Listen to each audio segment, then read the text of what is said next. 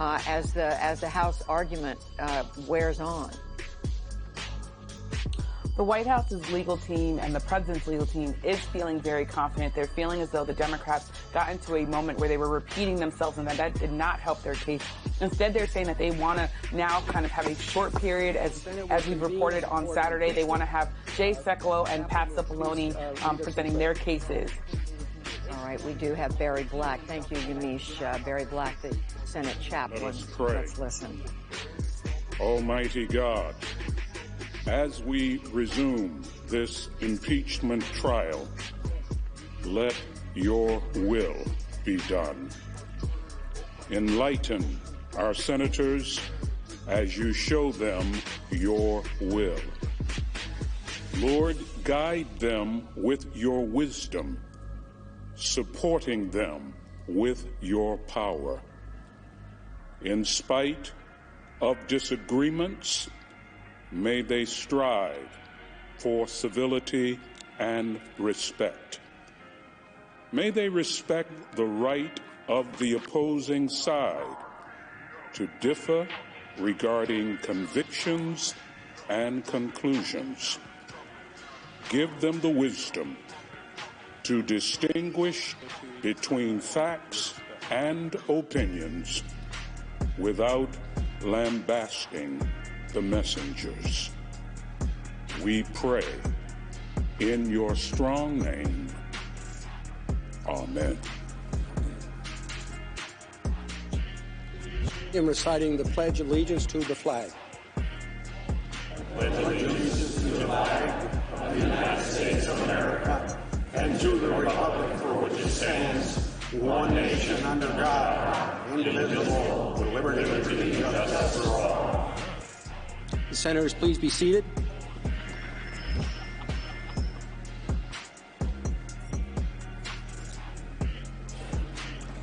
If there is no objection, the journal of proceedings of the trial are approved to date. Hearing no objection, so ordered. The Sergeant-at-Arms will make the proclamation. Hear ye, hear ye, hear ye. All persons are commanded to keep silent on pain of imprisonment while the Senate of the United States is sitting in the trial of the articles of impeachment exhibited by the House of Representatives against Donald John Trump, President of the United States.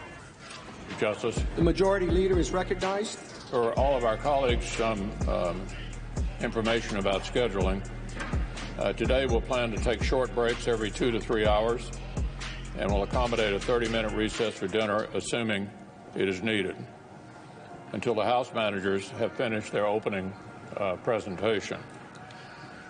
For scheduling purposes, we've organized tomorrow's session to convene at 10 a.m.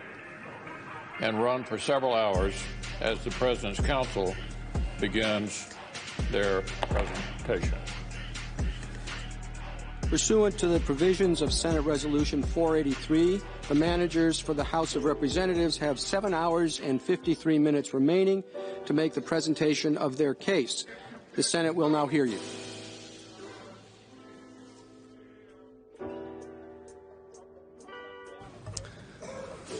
Mr. Chief Justice, Senators, distinguished counsel of the President, I keep wanting to say good morning, but good afternoon.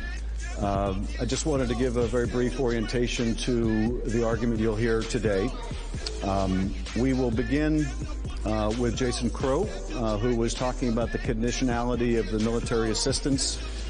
This is the latter part, although not the end of the argumentation on the application of the Constitution and law as it respects Article 1, the abuse of power. I'll have a presentation after Mr. Crow, and soon thereafter we will conclude the presentation on Article 1. We'll then begin the presentation on Article 2, once again applying the Constitution and law to the facts on the President's obstruction of Congress. We will then have some concluding thoughts, and then turn it over to the President's Counsel. And that is what you should expect for the day. And with that, I will now yield to Mr. Crow of Colorado.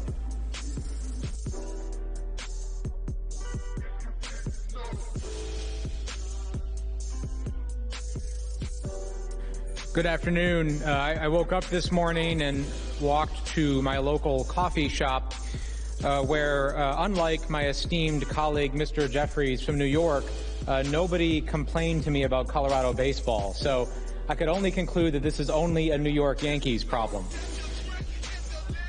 As Mr. Schiff mentioned, we talked last night about the July 25th call and the multiple officials who confirmed the intent of the president in withholding the aid. So now I'd like to turn to what happened around the time that the aid was lifted. And we know that the aid was lifted ultimately on September 11th, but it wasn't lifted for any legitimate reason. It was only lifted because President Trump had gotten caught. Now let's go through how we know that. On August 26th, the whistleblower complaint had been sent to the Director of National Intelligence. And public reports indicate that President Trump was told about the complaint by White House counsel Pat Cipollone. On September 5th, though, the scheme became public. An editorial in the Washington Post on that day, for the first time publicly, explicitly linked the military aid hold in the investigations that President Trump wanted. Now keep in mind that public scrutiny of the president's hold increased exponentially after this became public. And this is where things start moving really fast. A few days later, on September 9th, the House Investigative Committees publicly announced their investigation of President's conduct in Ukraine. Lieutenant Colonel Vindman testified that the National Security Council and others at the White House learned about the investigation when it was announced. And a colleague of his said that it might have the effect of releasing the aid. And on that same day, the House Intelligence Committee learns that the administration had withheld the whistleblower complaint from Congress. The scheme was unraveling. And what happens 2 days later? President Trump released the military aid. He only released it after he got caught. But there's another reason we know the president lifted the aid only because he got caught. Because there's no other explanation. The testimony of all of the witnesses confirmed it. Both Lieutenant Colonel Vindman and Ms. Williams testified that they were not provided any reason for lifting the hold. Vindman testified that nothing on the ground had changed in the 2 months of the hold. And Mark Sandy of the OMB also confirmed that. And Ambassador Taylor, too, testified that, quote, "I was not told the reason why the hold had been lifted." Now let me take a moment to address another defense I expect you will hear. That the aid was released and the investigations were never announced, so therefore, no harm, no foul, right? Well, this defense would be laughable if this issue wasn't so serious. First, I've spoken over the past 3 days about the real consequences of inserting politics into matters of war. Real people, real lives are at stake. Every day, every hour matters. So no, the delay wasn't meaningless. Just ask the Ukrainians sitting in trenches right now. And to this day, they are still waiting on $18 million of the aid that hasn't reached them. Jennifer Williams, who attended the Warsaw meeting with Vice President Pence, described President Zelensky's focus during this time. And you testified in your deposition that in that conversation, President Zelensky emphasized that the military assistance, the security assistance, was not just important to assist Ukraine in fighting a war against Russia, but that it was also symbolic in nature. What did you understand him to mean by that? President Zelensky explained that more than, or just equally with the financial and physical value of the assistance, that it was the symbolic nature of that assistance that really was the show of U.S. support for Ukraine and for Ukraine's sovereignty and territorial integrity. And I think he was stressing that to the Vice President to really underscore the need for the security assistance to be released. And that if the United States was holding the security assistance, is it also true then that Russia could see that as a sign of weakening U.S. support for Ukraine and take advantage of that? I believe that's what the President Zelensky was indicating, that any signal or sign that U.S. support was wavering would be construed by Russia as potentially an opportunity for them to strengthen their own hand in Ukraine. This is an important point, particularly when the president and his attorneys try to argue no harm, no foul. The financial assistance itself was really important to Ukraine, no question about it. But the aid was equally important as a signal to Russia of our support for Ukraine. And regardless of whether the aid was ultimately released, the fact that the hold became public sent a very clear signal to Russia that our support for Ukraine was wavering. And Russia was watching very closely for any sign of weakness. The damage was done. Now, any possible doubt about whether the aid was linked to the investigations has been erased by the president's own chief of staff. And we've seen this video before during the trial, but there's a really good reason for this. It's a complete admission on national TV that the military aid was conditioned on Ukraine helping the president's political campaign. Here, once again, is what Mulvaney said. Did he also mention to me in the past the corruption related to the DNC server? Absolutely. No question about that. But that's it. That's why we held up the money. And when pressed that he had just confessed to the very quid pro quo that President Trump had been denying, Mulvaney doubled down. But to be clear, what you just described is a quid pro quo. It is funding will not flow unless the investigation into the Democratic server happen as well. We do that all the time with foreign policy. If you read the news reports and you believe them, what did McKinney say yesterday? Well, McKinney said yesterday that he was really upset with the political influence in foreign policy. That was one of the reasons he was so upset about this. And I have news for everybody. Get over it. There's going to be political influence in foreign policy. I'm talking to Mr. Now remember, at the time he made these statements, Mulvaney was both the head of OMB and the acting chief of staff at the White House. He knew about all of the legal concerns. He also knew about the president's so-called drug deal, as Ambassador Bolton called it. He knew exactly what was going on in the Oval Office and how OMB implemented the president's illegal order to hold the aid. Mulvaney confirmed why the president ordered the hold. It was not to develop further policy to counter Russian aggression. It was not to convince the Ukrainians to implement additional anti-corruption reforms, and it was not to pressure our allies to give more to Ukraine. Now, since we won't have an opportunity to respond to the president's presentation, I'm going to take a minute to respond to some of the arguments that I expect them to make. You will notice, I'm sure, that they will ignore significant portions of the evidence while trying to cherry-pick individual statements here and there to manufacture defenses. But don't be fooled. One defense you may hear is that the aid was held up to allow for a policy review. This is what the administration told the GAO at one point. But the evidence shows the opposite. The evidence shows that the administration didn't conduct a review at any time after the president ordered the hold.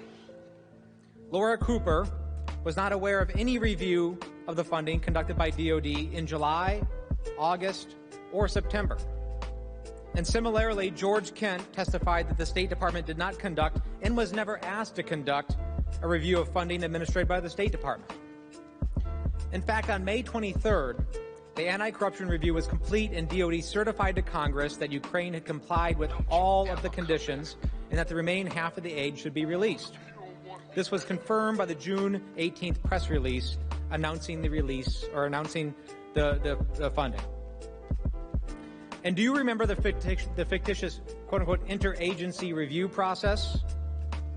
Well, that was made up, too. So no review was necessary because it had already been done. Next, the President's Counsel keeps saying this was about corruption in Ukraine. President Trump was not concerned with fighting corruption. It's difficult to even say that with a straight face. The president never mentioned corruption on either call with President Zelensky. But let's go through the evidence.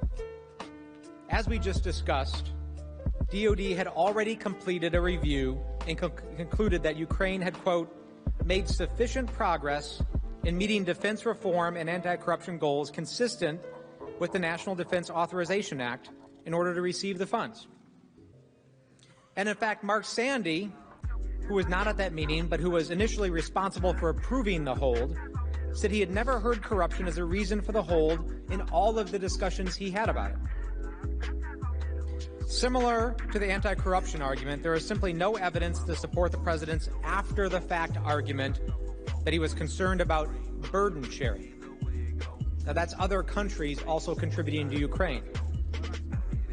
I imagine the president may cite the emails in June about what other countries provided to Ukraine, the reference to other countries' contributions in the July 25th call, and testimony from Sandy about a request for information about what other European countries give to Ukraine.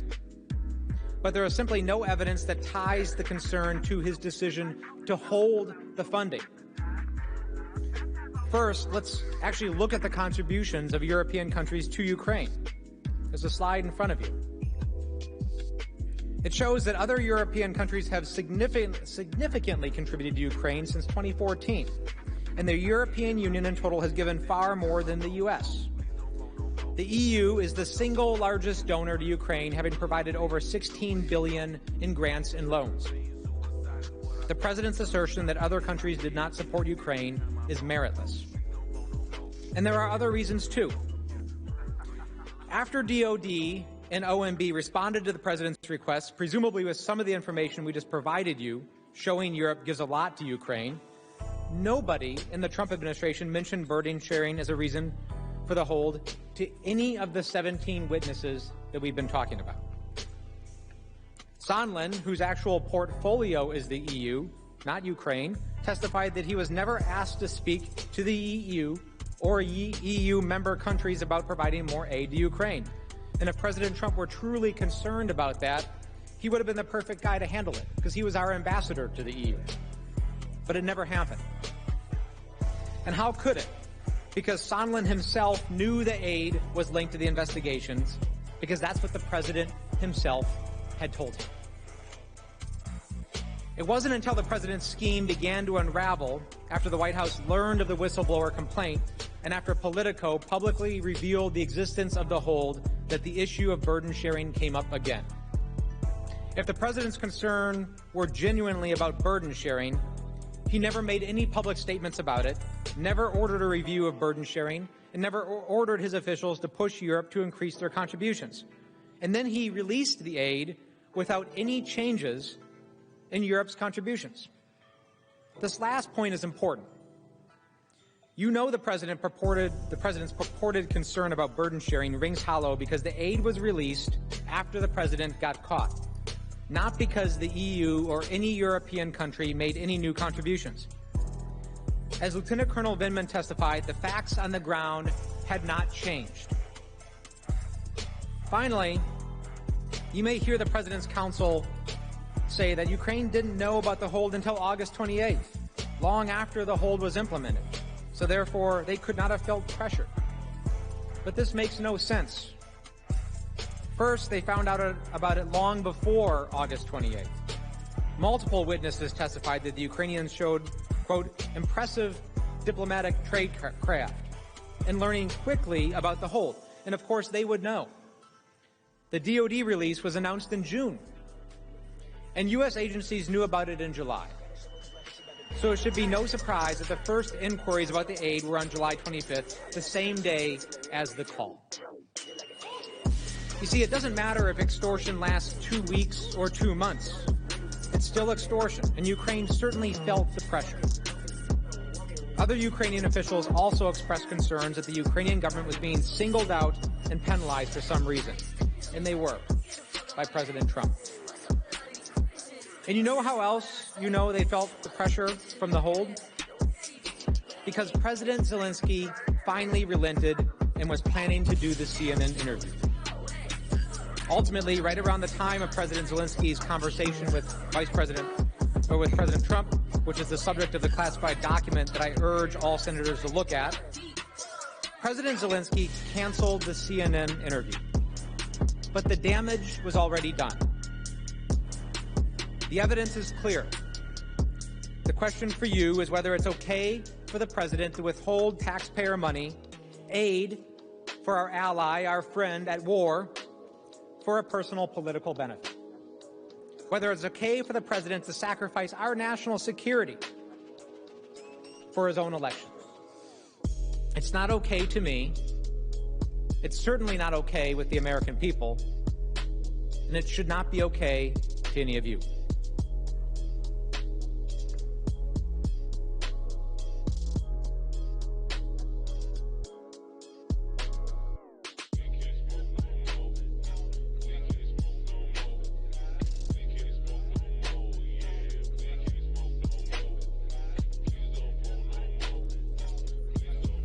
Chief Justice, distinguished members of the Senate, President's Council, the American people. Once again, we are gathered here not as Democrats or Republicans, not as the left or the right, not as progressives or conservatives, but as Americans, doing our constitutional duty during this moment of presidential accountability.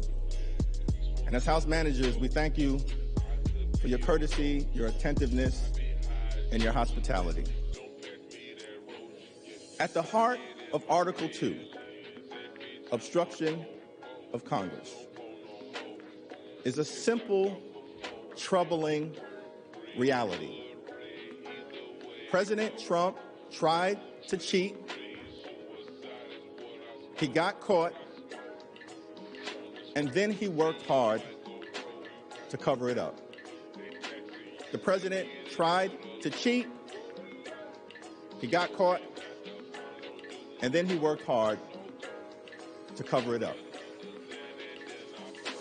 Patrick Henry, one of the nation's great patriots, once said that the liberties of a people never were, nor ever will be secure when the transactions of their rulers may be concealed from them. Let's now address the effort by President Trump and his team to cover up his wrongdoing. By July of 2019, White House officials were aware of serious allegations of misconduct by President Trump regarding Ukraine. But instead of halting the president's corrupt scheme, they worked overtime to conceal it from the American people. As additional evidence of the president's wrongdoing mounted, White House lawyers redoubled their efforts to prevent Congress and the American people from learning of the president's misconduct. At the same time, top administration officials, including Secretary of State Pompeo, Secretary of Defense Esper, and National Security Advisor John Bolton, tried to convince President Trump to lift the hold on the security assistance. They failed. President Trump was determined to carry out his corrupt scheme. The military and security aid was only released on September 11th, after the hold became public, after the House launched an investigation, and after Congress learned about the existence of a whistleblower complaint. The $391 million in security aid was only released because President Trump was caught red-handed. The actions of President Trump and high-level White House officials allowed his abuse of power to continue beyond the watchful eye of Congress and, most importantly, the American people. As we have discussed at length, on July 10th, Ambassador Sondland told the Ukrainians and other U.S. officials that he had a deal with Acting Chief of Staff Mick Mulvaney to schedule the White House meeting President Zelensky wanted if the new Ukrainian leader committed to the phony investigations that President Trump sought. As you've seen in testimony shown during this trial, following that meeting, National Security Council officials Dr. Fiona Hill and Lieutenant Colonel Alexander Vindman immediately reported this information to John Eisenberg, the legal advisor for the National Security Council and a deputy counsel to the president.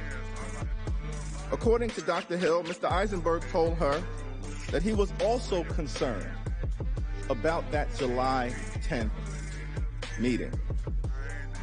On the screen is Dr. Hill's deposition testimony, where she explains Mr. Eisenberg's reaction, saying, he wasn't aware that Sondland, Ambassador Sondland, was kind of running around doing a lot of these meetings and independently.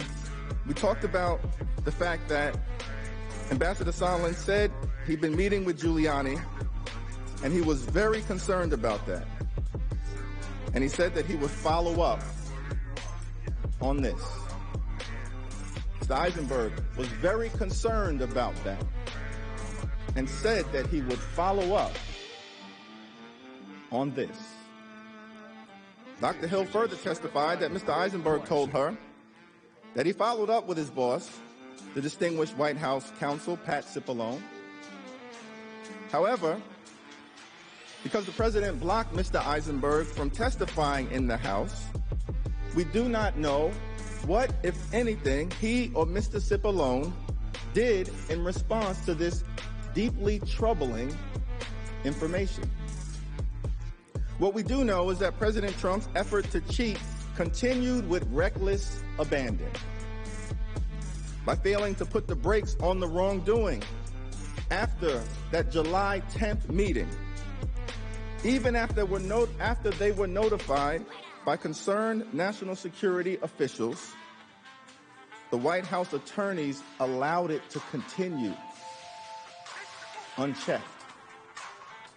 Right around the same time that the July 10th meetings at the White House took place, the Office of Management and Budget began executing President Trump's illegal order to withhold all security assistance from Ukraine. On July 12th, Robert Blair, an assistant to the president, communicated the hold to the acting director of the Office of Management and Budget, Russell Vought. On July 18th, an Office of Management and Budget official communicated the hold to other executive branch agencies, including the Department of State and the Department of Defense. And a week later, on July 25th, President Trump had his imperfect telephone call with President Zelensky and directly pressured the Ukrainian leader to commence phony political investigations as part of his effort to cheat and solicit foreign interference in the 2020 election.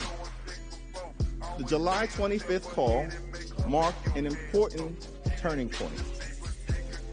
If there was any question among senior White House officials and attorneys about whether President Trump was directly involved in the Ukraine scheme, as opposed to just a rogue operation being led by Rudolph Giuliani or some other underlings, after July 25th, there can be no mistake. The President of the United States was undoubtedly calling the shots. Thereafter, the complicity of White House officials with respect to the cover-up of the president's misconduct intensified.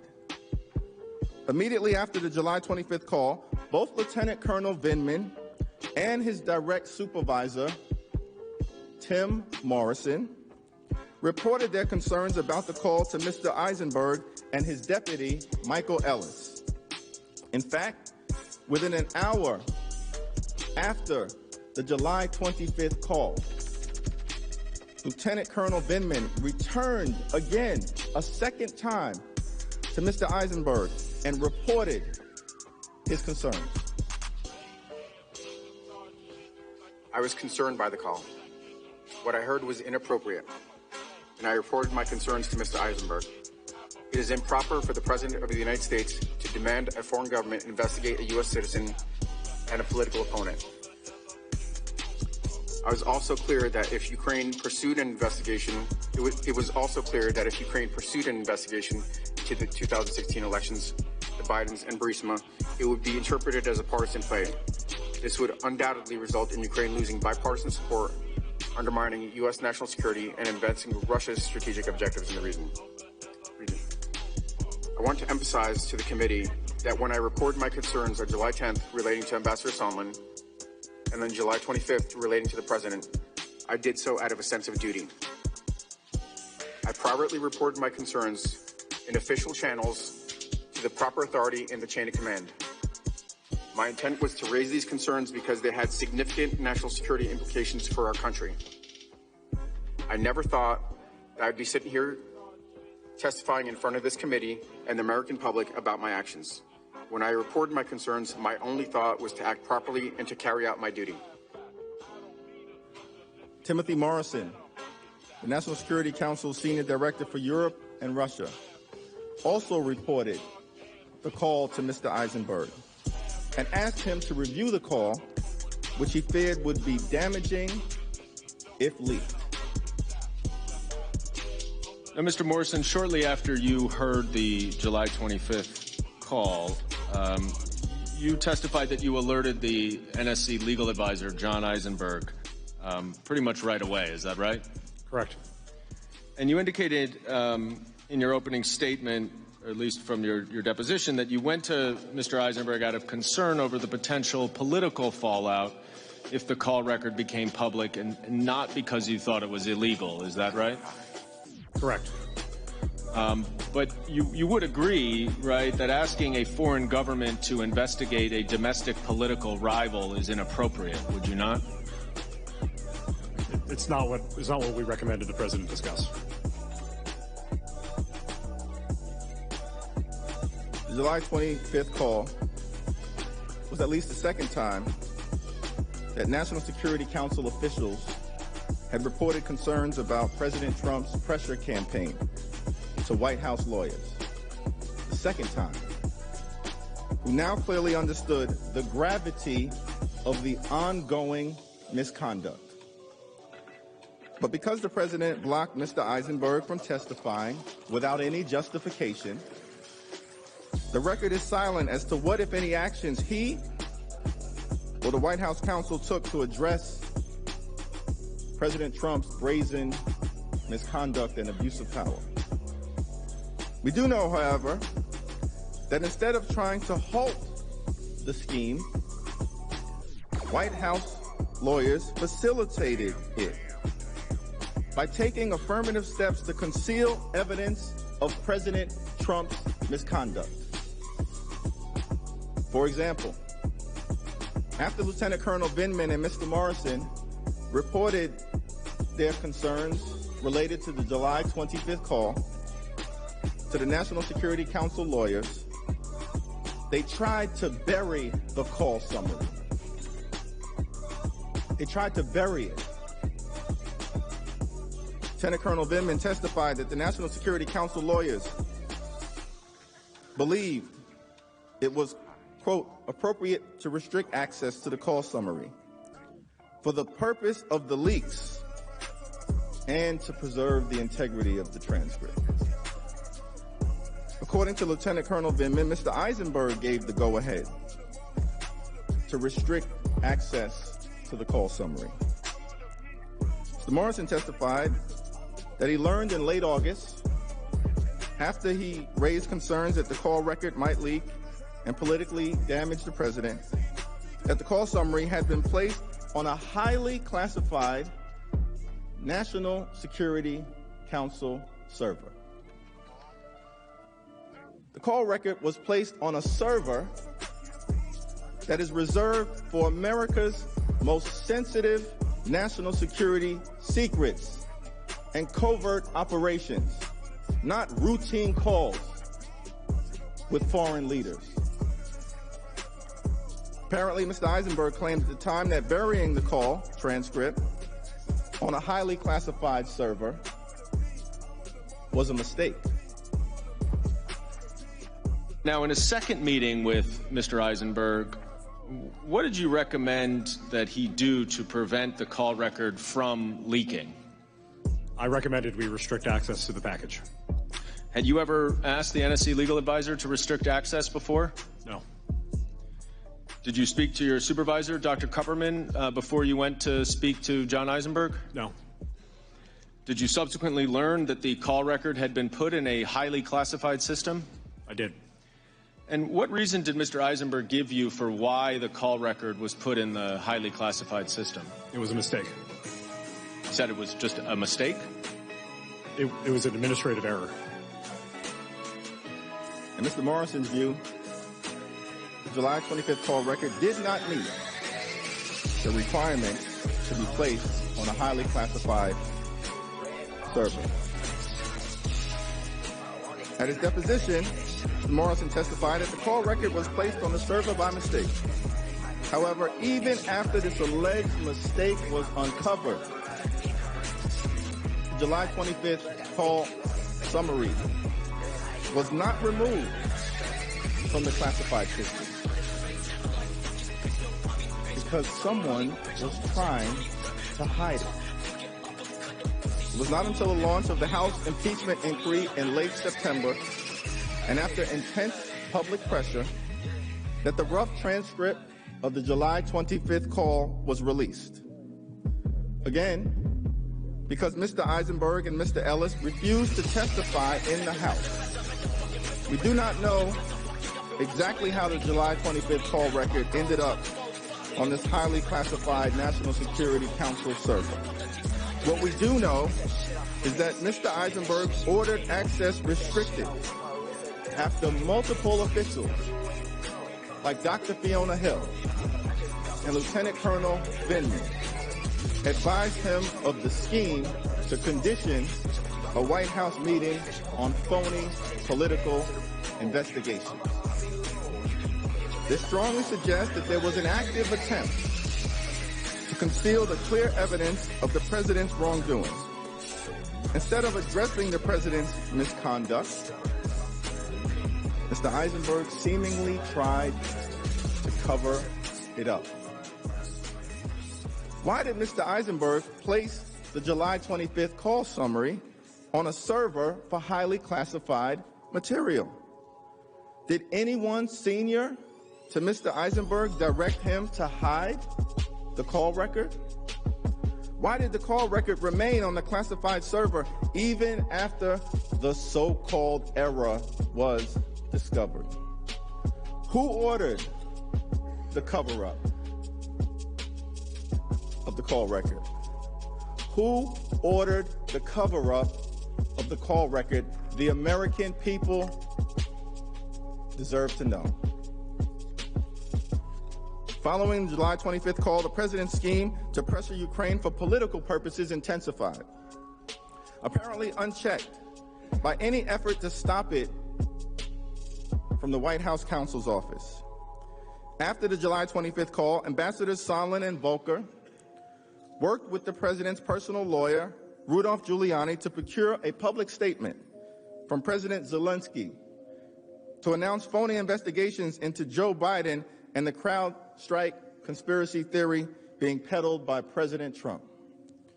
At the same time, President Trump continued to withhold a White House meeting and security assistance from Ukraine in a manner that broke the law. As these efforts were ongoing, White House attorneys reportedly received yet another warning sign that the president was abusing his power. According to a published report in the New York Times, the week after the July 25th call, an anonymous whistleblower reported concerns that the president was abusing his office for personal gain. The whistleblower complaint landed in the CIA General Counsel's office.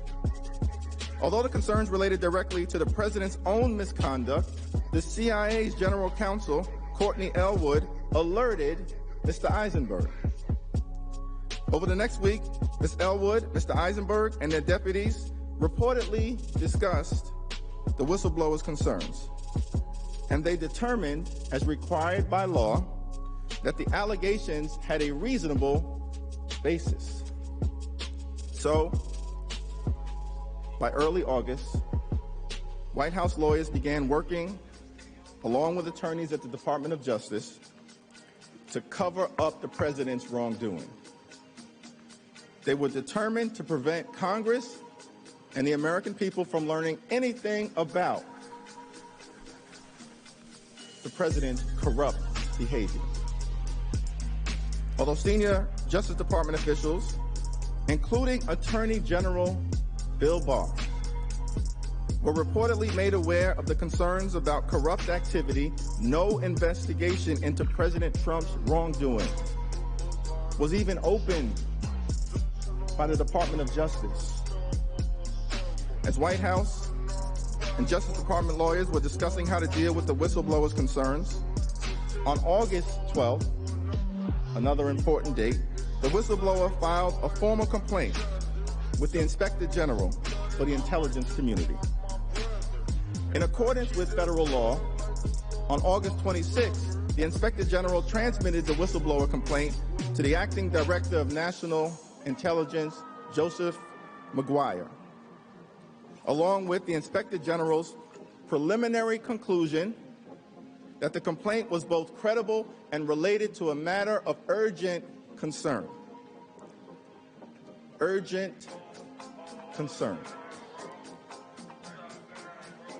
But instead of transmitting the whistleblower complaint to the House and to this Senate's Distinguished Intelligence Committee, as required by law, the Acting Director of National Intelligence notified the White House. Well, Dirk, I'm still trying to understand the chronology. So you first went to the Office of Legal Counsel, and then you went to White House counsel? We went, and then to the, repeat that, please, sir. I'm just trying to understand the chronology. You first went to the Office of Legal Counsel, and then you went to the White House counsel? No, sir. No, sir. No, we went to the White House first to determine, to ask the question. That's all I wanted to know is chronology. So you went to the White House first. So you went to the subject of the complaint for advice first about whether you should provide the complaint to Congress. There were issues within this, a couple of things. One, it did appear that it has executive privilege. If it does have executive privilege, it is the White House that determines that. I cannot determine that as the Director of National Intelligence. Under federal law, the Acting Director of National Intelligence was required to share the whistleblower complaint with Congress. Period. Full stop. If that had occurred, the president's scheme to withhold security assistance in a White House meeting being sought by the new Ukrainian leader to pressure Ukraine for his own personal political gain would have been exposed. To prevent that from happening, the president's lawyers and top-level advisors adopted a two-pronged cover-up strategy. First, block Congress and the American people from learning about the whistleblower complaint. Second, try to convince President Trump to lift the hold on the security assistance before anyone can find out about it and use that evidence against them. As to the first prong, sometime after the Acting Director of National Intelligence told the White House counsel's office about the complaint on August 26, Mr. Cipollone and Mr. Eisenberg reportedly briefed the president. They likely discussed with President Trump whether they were legally required to give the complaint to Congress. They stated that they were consulting with the Office of Legal Counsel at the Department of Justice. The Acting Director of National Intelligence testified that he and the Inspector General consulted with the Office of Legal Counsel, who opined without any reasonable basis that he did not have to turn over the complaint to Congress. On September 3rd, the day after the statutory deadline for the Director of National Intelligence to provide the complaint to this body and to the House, the Office of Legal Counsel issued a secret opinion concluding that contrary to the plain language of the statute. The acting director of national intelligence was not required to turn over the complaint. The cover-up was in full swing. The Office of Legal Counsel opined that the whistleblower complaint did not qualify as an urgent concern and therefore did not have to be turned over.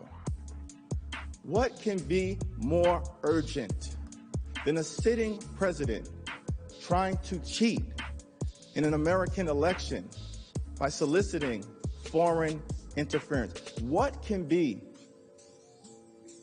more urgent than that? That's a constitutional crime in progress. But they concluded it wasn't an urgent matter. Acting Director of National Intelligence McGuire testified that the Office of Legal Counsel opinion did not actually prevent him from turning over the complaint to Congress. Instead, based upon his testimony, it is clear that he withheld it on the basis that the complaint might deal with information that he believed could be covered by executive privilege. But President Trump never actually invoked executive privilege. He never actually invoked executive privilege. Nor did he inform Congress that he was doing so with respect to this complaint. Instead, the White House secretly instructed the acting director of national intelligence to withhold the complaint based on the mere possibility that executive privilege could be invoked. By doing so, the White House was able to keep the explosive complaint from Congress and the American public without ever having to disclose the reason why it was withholding this information. But truth crushed to the ground will rise again. There's a toxic mess at 1600 Pennsylvania Avenue. And I humbly suggest that it's our collective job on behalf of the American people to try to clean it up. President Trump tried to cheat. He got caught. And then he worked hard to cover it up.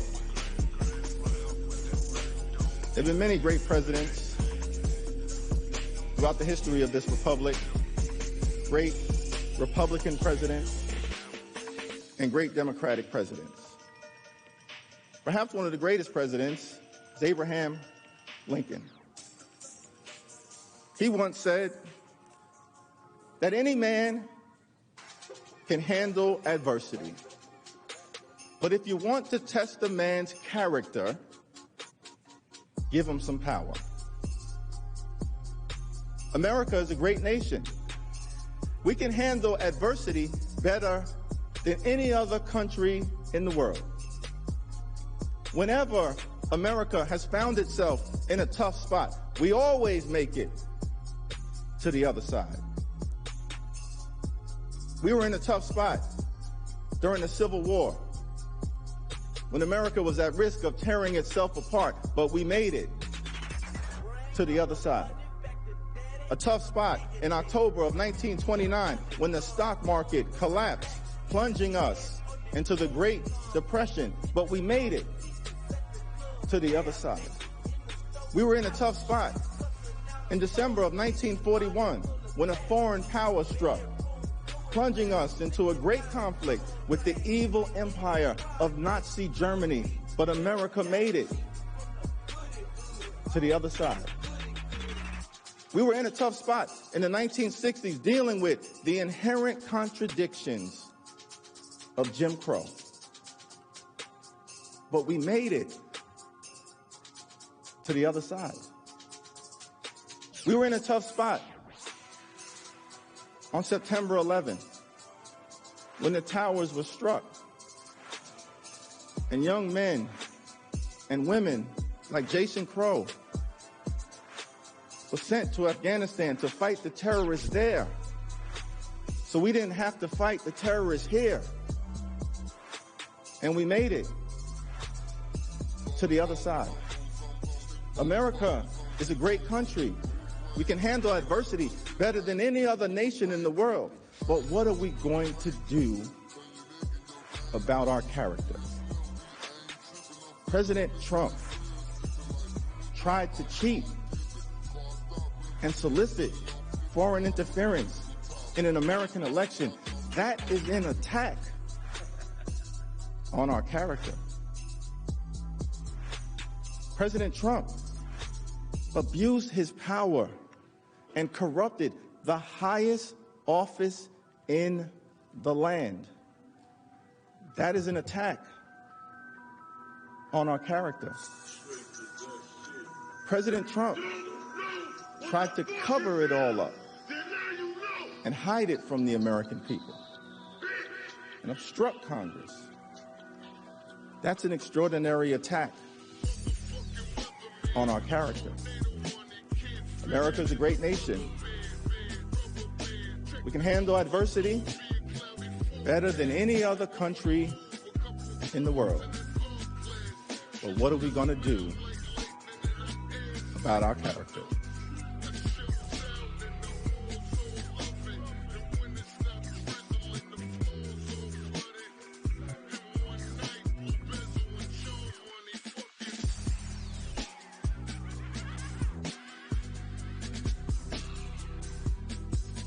Crisis around the president's hold deepened throughout our government. The president's own top advisors redoubled their efforts to lift the hold on military aid and stem the fallout in case it went public. And it did go public. On August 28th, Politico publicly reported that the president was withholding the military aid. And as you've heard, the public disclosure of the president's hold in late August caused deep alarm among Ukrainian officials. It also caused U.S. officials to redouble their efforts once again. At the end of August, Secretary of State Pompeo, Defense Secretary Esper, and Ambassador Bolton reportedly tried to convince President Trump to release the aid, but they failed. The president wanted the hold to remain. That prompted Duffy, the political appointee charged with implementing the hold, to send an email on August 30th to the DOD stating, and I quote, "Clear direction from POTUS to hold." Now, this is consistent with Laura Cooper's deposition testimony when she said that they were, quote, hopeful this whole time that Secretary Esper and Secretary Pompeo would be able to meet with the president and just explain to him why this was so important and get the funds released. But instead, the president held firm. And even as the president's own cabinet officials were trying to convince him to lift the hold, White House lawyers were receiving new reports about their president's abuse. On September 1st, Vice President Pence met with President Zelensky in Warsaw, and immediately after, Sondland had a side conversation with the top Ukrainian presidential aide. Morrison was privy to these conversations, and when he returned from Warsaw, he reported to Eisenberg the details. What did Ambassador Sondland say to tell you that he told Mr. Yermak? That the Ukrainians would have to have the Prosecutor General make a statement with respect to the investigations as a condition of having the aid lifted. You testified that you were not comfortable with what Ambassador Sondland had told you. Why not? Well, I was concerned about what I saw as essentially an additional hurdle to accomplishing what I had been directed to help accomplish, which was giving the president the information he needed to determine that the security sector assistance could go forward. So now there's a whole other wrinkle to it, right? There was the appearance of one based on what Ambassador Sondland represented. And you told Ambassador Taylor about this conversation as well, is that right? I promptly reached out to Ambassador Taylor to schedule a secure phone call.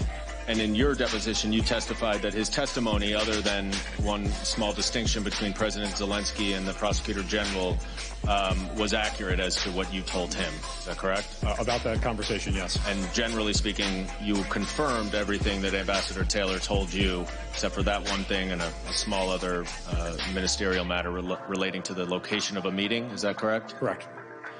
Now, did you tell Ambassador Bolton about this conversation as well? I reached out to him as well and requested his availability for a secure phone call. And what was his response when you explained to him what Ambassador Sondland had said? Tell the lawyers. Did you go tell the lawyers? When I returned to the States, yes. And did he explain to you why he wanted you to tell the lawyers? He did not. Al, this wasn't the first time, and it wouldn't be the last, that Ambassador Bolton instructed other government officials to report details of the president's scheme to White House lawyers. Now, let's be clear.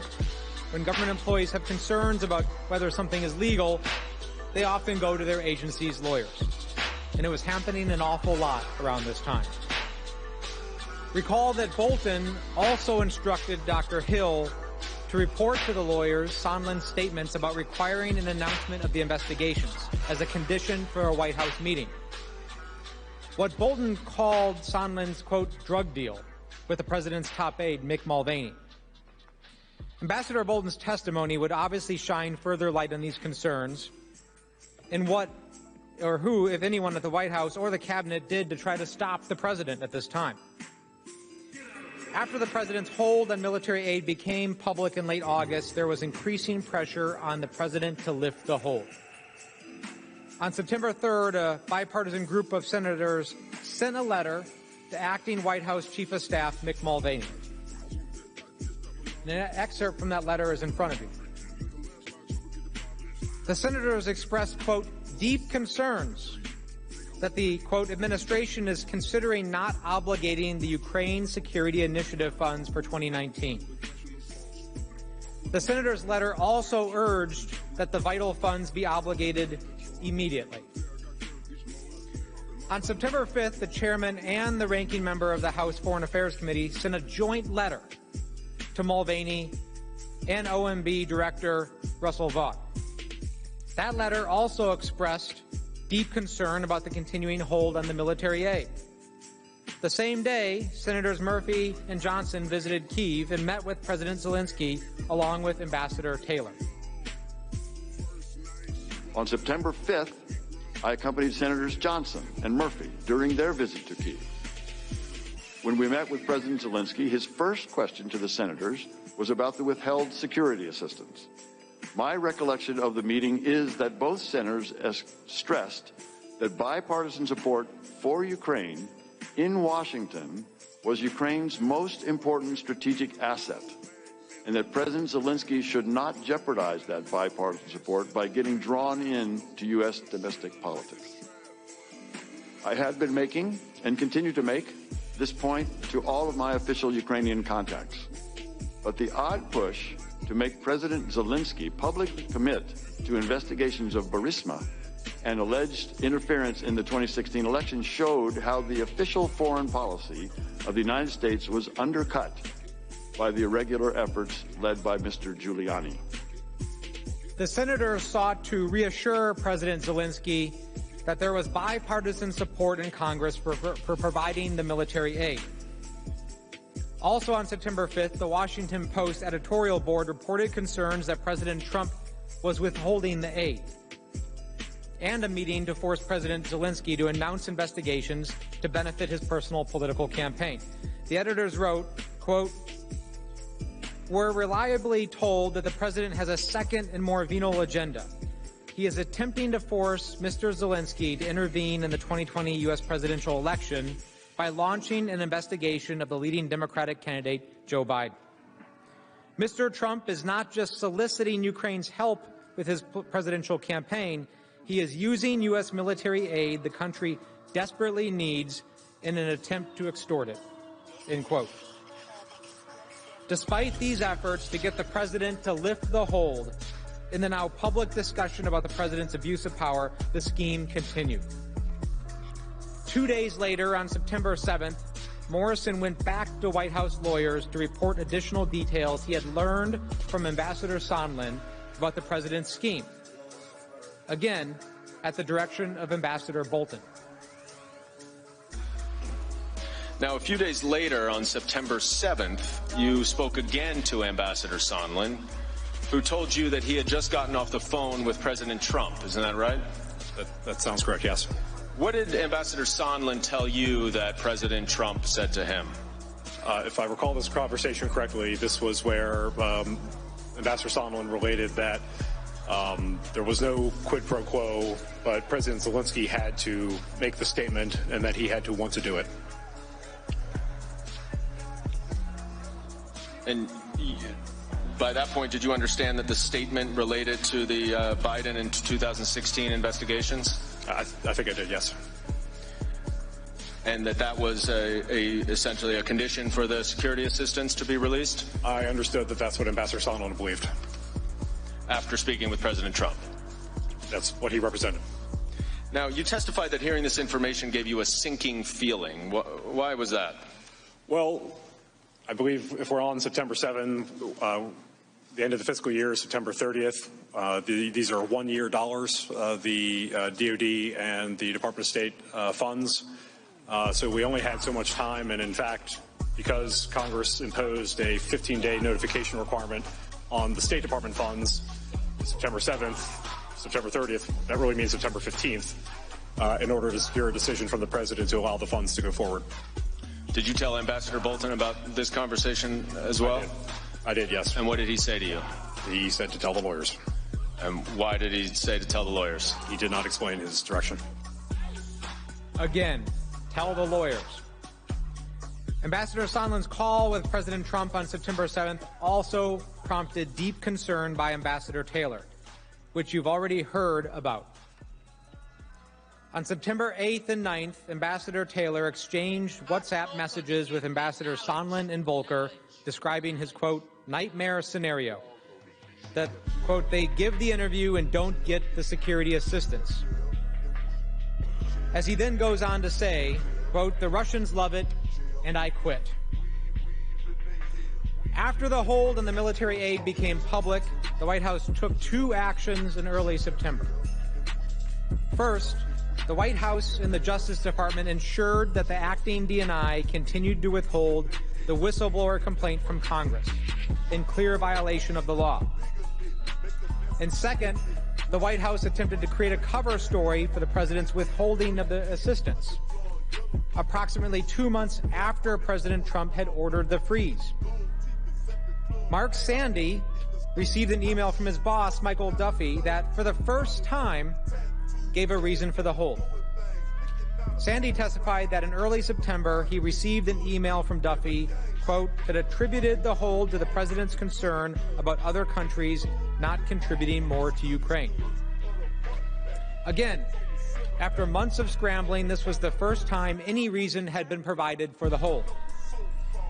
And according to Sandy, it was also only in early September, again after the White House learned of the whistleblower complaint and the hold became public, that the White House requested data from OMB on other countries' assistance to Ukraine. So let's recap why we know the concern about burden sharing was bogus. First, for months, no reason was given to the very people executing the military aid, who had been actively searching for answers about why the aid was being held. Second, remember the supposed interagency process performed by OMB? Well, it was fake. And third, after the hold went public and the White House became aware of the whistleblower, they started scrambling to develop another excuse. Public reports confirm this. A November 24th news report, for instance, revealed that in September, Mr. Cipollone's lawyers conducted an internal records review. The review reportedly, quote, turned up hundreds of documents that reveal extensive efforts to generate an after-the-fact justification for the decision in a debate over whether the delay was legal. The president's top aides were trying to convince the president to lift the hold in late August and early September. And White House officials were actively working to develop an excuse for the president's scheme and devise a cover story in the event that it was exposed. And soon it would be. On September 9th, the chairs of the House Intelligence Committee, the Committee on Foreign Affairs, and the Committee on Oversight and Reform publicly announced the joint investigation of President Trump and Mr. Giuliani's scheme. And this is when the music stops and everyone starts running to find a chair. Word of the committee's investigation spread quickly through the White House to the NSC. Morrison recalled seeing and discussing the letter with NSC staff. Lieutenant Colonel Vindman also recalled discussions among NSC staff members, including Morrison's deputy John Arath, about the investigation. The same day, there were efforts at OMB to create a paper trail to try to shift the blame for the president's hold on security assistance away from the White House.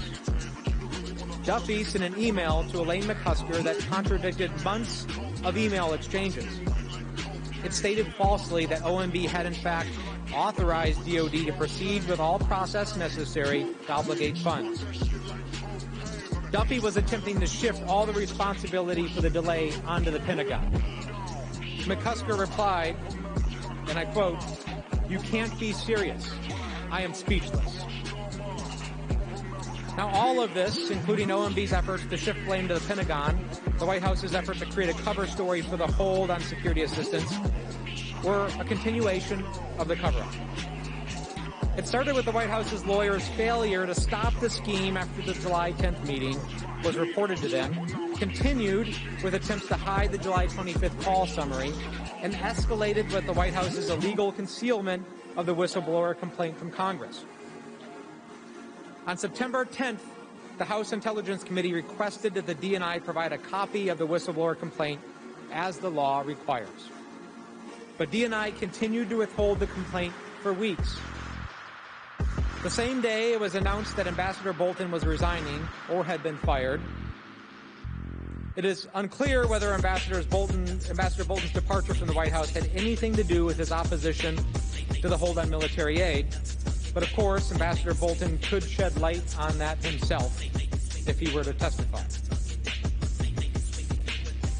The next day, on September 11th, President Trump met with Vice President Pence, Mulvaney, and Senator Portman to discuss the hold. Later that day, the president relented and lifted the hold after a scheme had been exposed. The president's decision to release the aid, just like his decision to impose the hold, was never explained. Cooper testified that President Trump's lifting of the hold, quote, really came out of the blue. It was quite abrupt. The only logical conclusion based on all of this evidence is that the president lifted the hold on September 11th because he got caught. The president's decision to lift the hold without any explanation is also very telling. If the hold was put in place for legitimate policy reasons, why lift it arbitrarily with no explanation? By lifting the hold only after Congress had launched an investigation, when, as Lieutenant Colonel Vindman testified, none of the facts on the ground had changed since the hold had been put into place, the president was conceding that there was never a legitimate purpose. Since the hold was lifted, the president has paid lip service to purported concerns about corruption and burden sharing. But the administration has taken no concrete steps before or since those statements were made to show that it really cares. The record is clear. Before he got caught, the president had no interest in anti-corruption reforms in Ukraine. And as you've already learned, those people who really were concerned about these issues, like Congress, this Senate, the DOD, and the State Department, had already gone through the process to address them. As Ambassador Sondland testified, at no point did the president ask him to discuss additional contributions to Ukraine from EU countries, nor did President Trump push Ukraine to undertake any specific anti-corruption reforms. Now, the President's Council will likely say that his lifting of the hold shows his good faith. They will say that because Ukraine ultimately received the aid without President Zelensky having to announce the sham investigations, that there was no abuse of power. As a legal matter, the fact that the president's corrupt scheme was not fully successful makes no difference. Trump's abuse occurred at the moment he used the power of the presidency to assist his re-election campaign, undermining our free and fair elections and our national security. But importantly, President Trump almost did get away with it. As discussed earlier, President Zelensky agreed during his September phone call with Ambassador Sondland to do a CNN interview during which he denounced the investigations. On September 12th, Ambassador Taylor personally informed President Zelensky and the Ukrainian foreign minister that President Trump's hold on military assistance had been lifted. And on September 13th, Ambassador Taylor and David Holmes met with President Zelensky and his advisors and urged them not to go forward with the CNN interview. It was not until September 18th and 19th, around the time that President Zelensky spoke with Vice President Pence, that the Ukrainians finally canceled the CNN interview. The president has also repeatedly pointed to President Zelensky's public statements that he did not feel pressured by Trump. Not only unsurprising, it's also irrelevant. The question is whether President Trump used the power of the presidency to coerce President Zelensky into helping him win a political campaign. But we know that President Zelensky was pressured. He kept delaying and delaying because he did not want to be a pawn in U.S. domestic politics. In fact, President Zelensky remains under pressure to this day. As Holmes testified, there are still things the Ukrainians want and need from the United States, including a meeting with the president in the Oval Office, which has still not been scheduled. And yes, Ukraine remains at war and needs U.S. military aid, including aid that is still delayed from last year. For these reasons, Mr. Holmes explained, quote, I think the Ukrainians are being very careful. They still need us now going forward. In fact, right now, President Zelensky is trying to arrange a summit meeting with President Putin in the coming weeks, his first face-to-face meeting with him to try to advance the peace process. He needs our support. He needs President Putin to understand that America supports Zelensky at the highest levels. So this doesn't end with the lifting of the security assistance hold. Ukraine still needs us, and as I said, still fighting this war this very day. When President Trump, for his own personal political gain, asked for a favor from President Zelensky, he did exactly what the framers feared most. He invited the influence of a foreign power into our elections. He used the power of his office to secure that advantage and jeopardize our national security. Yet President Trump maintains that he was always in the right and that his July 25th call with President Zelensky was perfect. President Trump has made it clear that he believes he is free to use his powers the same way, to the same ends, whenever and wherever he pleases. And even more troubling, he's even doubling down on his abuse, inviting other countries to interfere in our elections. What does all of this tell you? It tells you that Ambassador Sondland was correct when he told Holmes after hanging up with President Trump on July 26th that the president doesn't care about Ukraine. He only cares about the, quote, big stuff, meaning stuff that helps him personally. The bottom line is that the president used the powers of his office for personal political gain. He did so knowingly, deliberately, and repeatedly. And his misconduct continues to this day.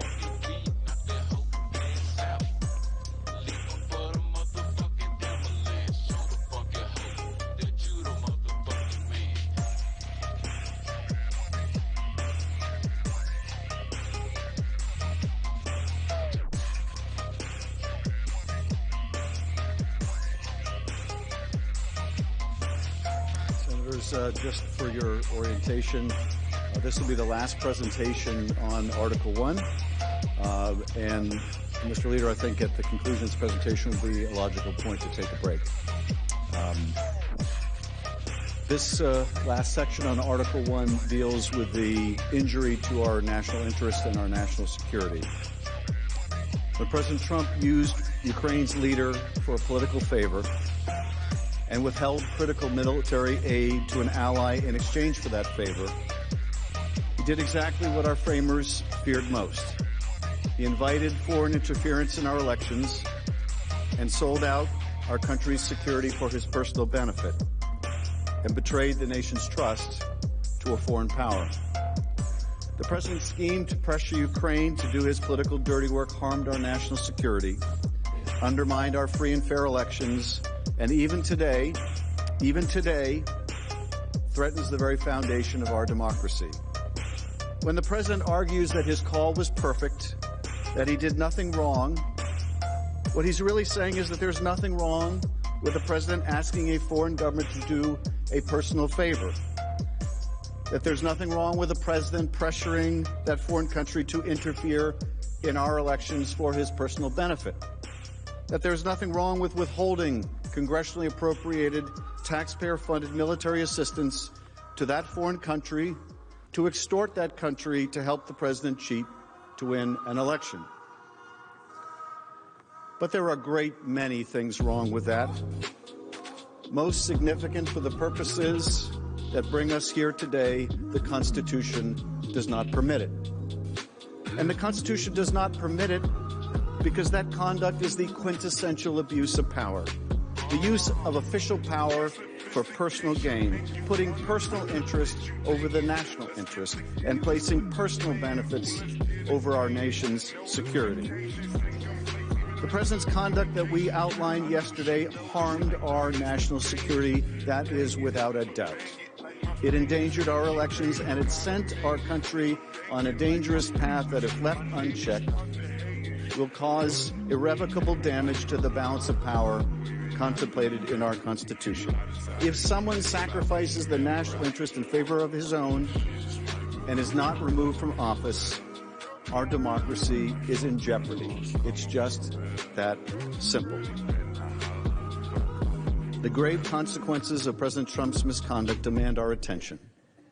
Let me take these issues in turn, beginning with this harm to national security. First, the president's abuse of power had immediate consequences to our security. Ukraine is a burgeoning democracy entangled in a hot war with Russia. By withholding military aid, President Trump not only denied Ukraine much-needed military equipment, but also weakened Ukraine's position in negotiations over the end of the war with Russia.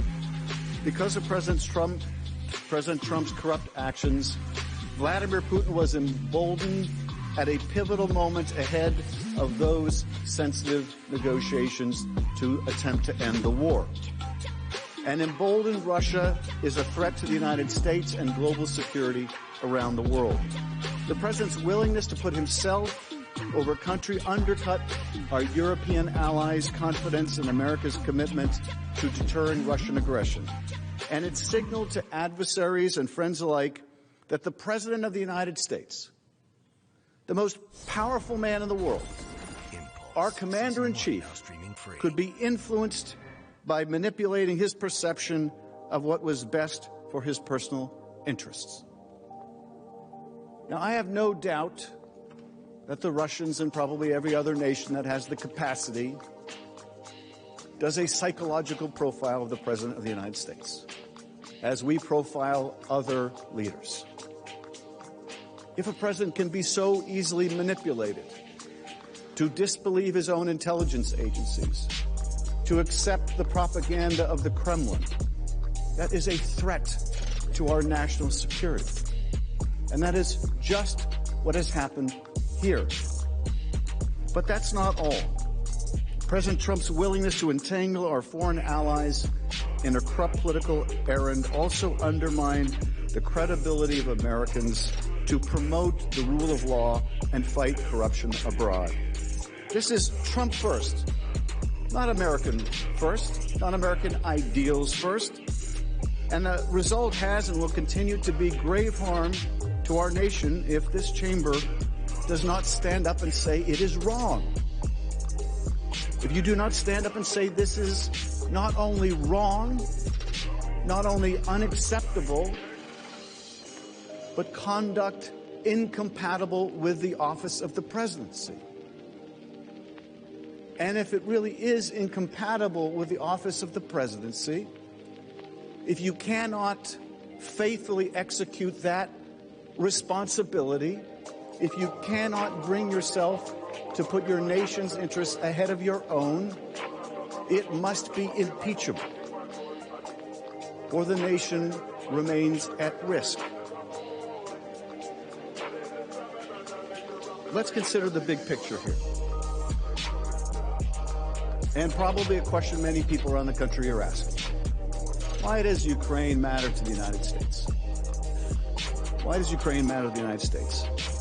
Because we're talking about a small country many people know very little about. Well, this small country, this ally of ours, is a country hungry for reform and eager for a stronger relation with its most powerful, important ally, the United States. And we're talking about ourselves and what it means to the strength of our own democracy and democracies around the world when countries like Ukraine are fighting our fight against authoritarianism. At least that used to be our fight. And God help us if it's not our fight still. Russian President Putin declared the collapse of the Soviet Union to be the greatest geopolitical catastrophe of the 20th century. Ukraine's vote for independence in December 1991 was the final nail in the Soviet Union's coffin. That made Ukraine's greatest moment Putin's greatest tragedy. When it declared independence from Soviet domination, Ukraine inherited roughly 1,900 Soviet nuclear warheads, enough firepower to level every major American city several times over. 1,900 Soviet nuclear warheads.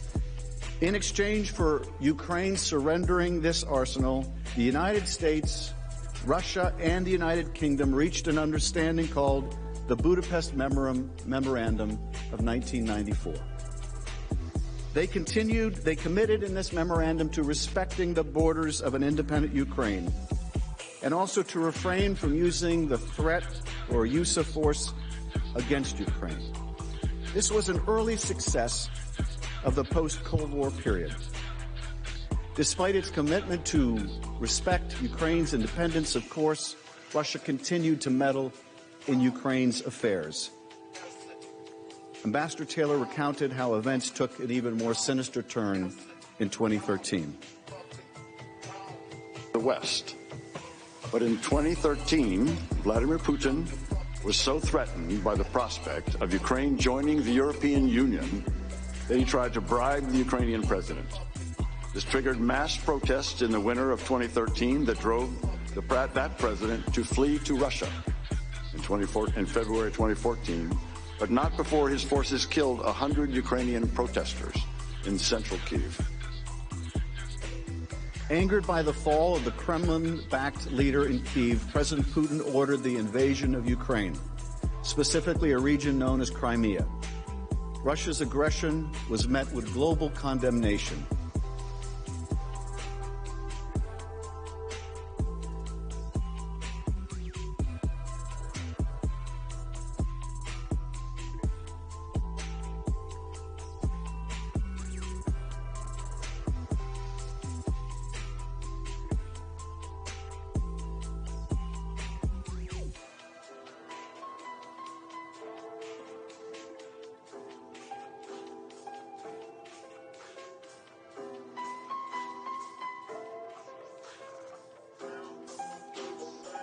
We lack the sound there, but you can see the images of that conflict on the screens before you.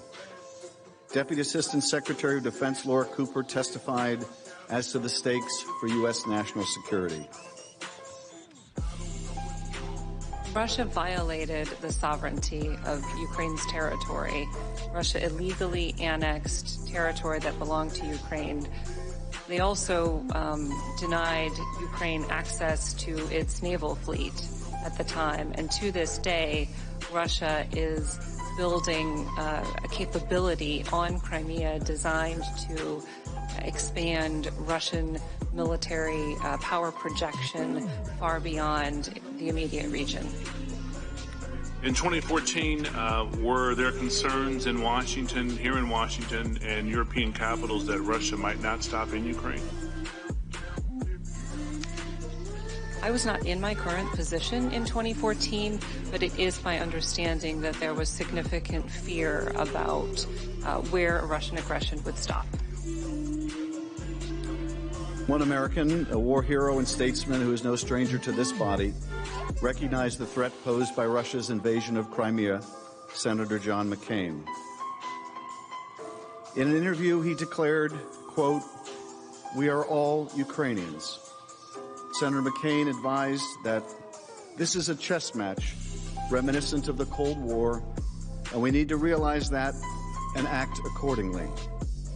He was, of course, absolutely right. Consistent with the commitments made to Ukraine in 1994, the United States and Europe responded to Russia's invasion by imposing significant sanctions on Russia. We joined Europe in providing Ukraine billions of dollars in economic support to help it resist Russian influence. And the Senate approved by an overwhelming bipartisan majority vital security assistance to help rebuild Ukraine's military, which the former Russian-backed leader of Ukraine had starved of resources. This strong bipartisan support for Ukraine reflected what Senator McCain said was an opportunity for the United States to undermine Russian leverage in Eastern Europe by building, quote, a success in Ukraine. Senator McCain outlined this vision. Putin also sees, here's this beautiful and large and magnificent country called Ukraine. And suppose Ukraine finally, after failing in 2004, gets it right, democracy, gets rid of corruption, economy's really improving, and it's right there on the border of Russia. And so I think it makes him very nervous if there were a success in Ukraine in bringing about a free and open society and economic success, which is not the case in Russia, as you know, which is propped up by energy. Achieving the Ukrainian success that Senator McCain and many of us hoped for proved to be a daunting task. But several witnesses who testified before the House said Vladimir Zelensky's landslide election in April 2019 was a game changer. Here is how U.S. diplomat David Holmes explained the, quote, historic opportunity created by his election. Despite the Russian aggression over the past 5 years, Ukrainians have rebuilt a shattered economy, adhered to a peace process, and moved economically and socially closer to the West, toward our way of life.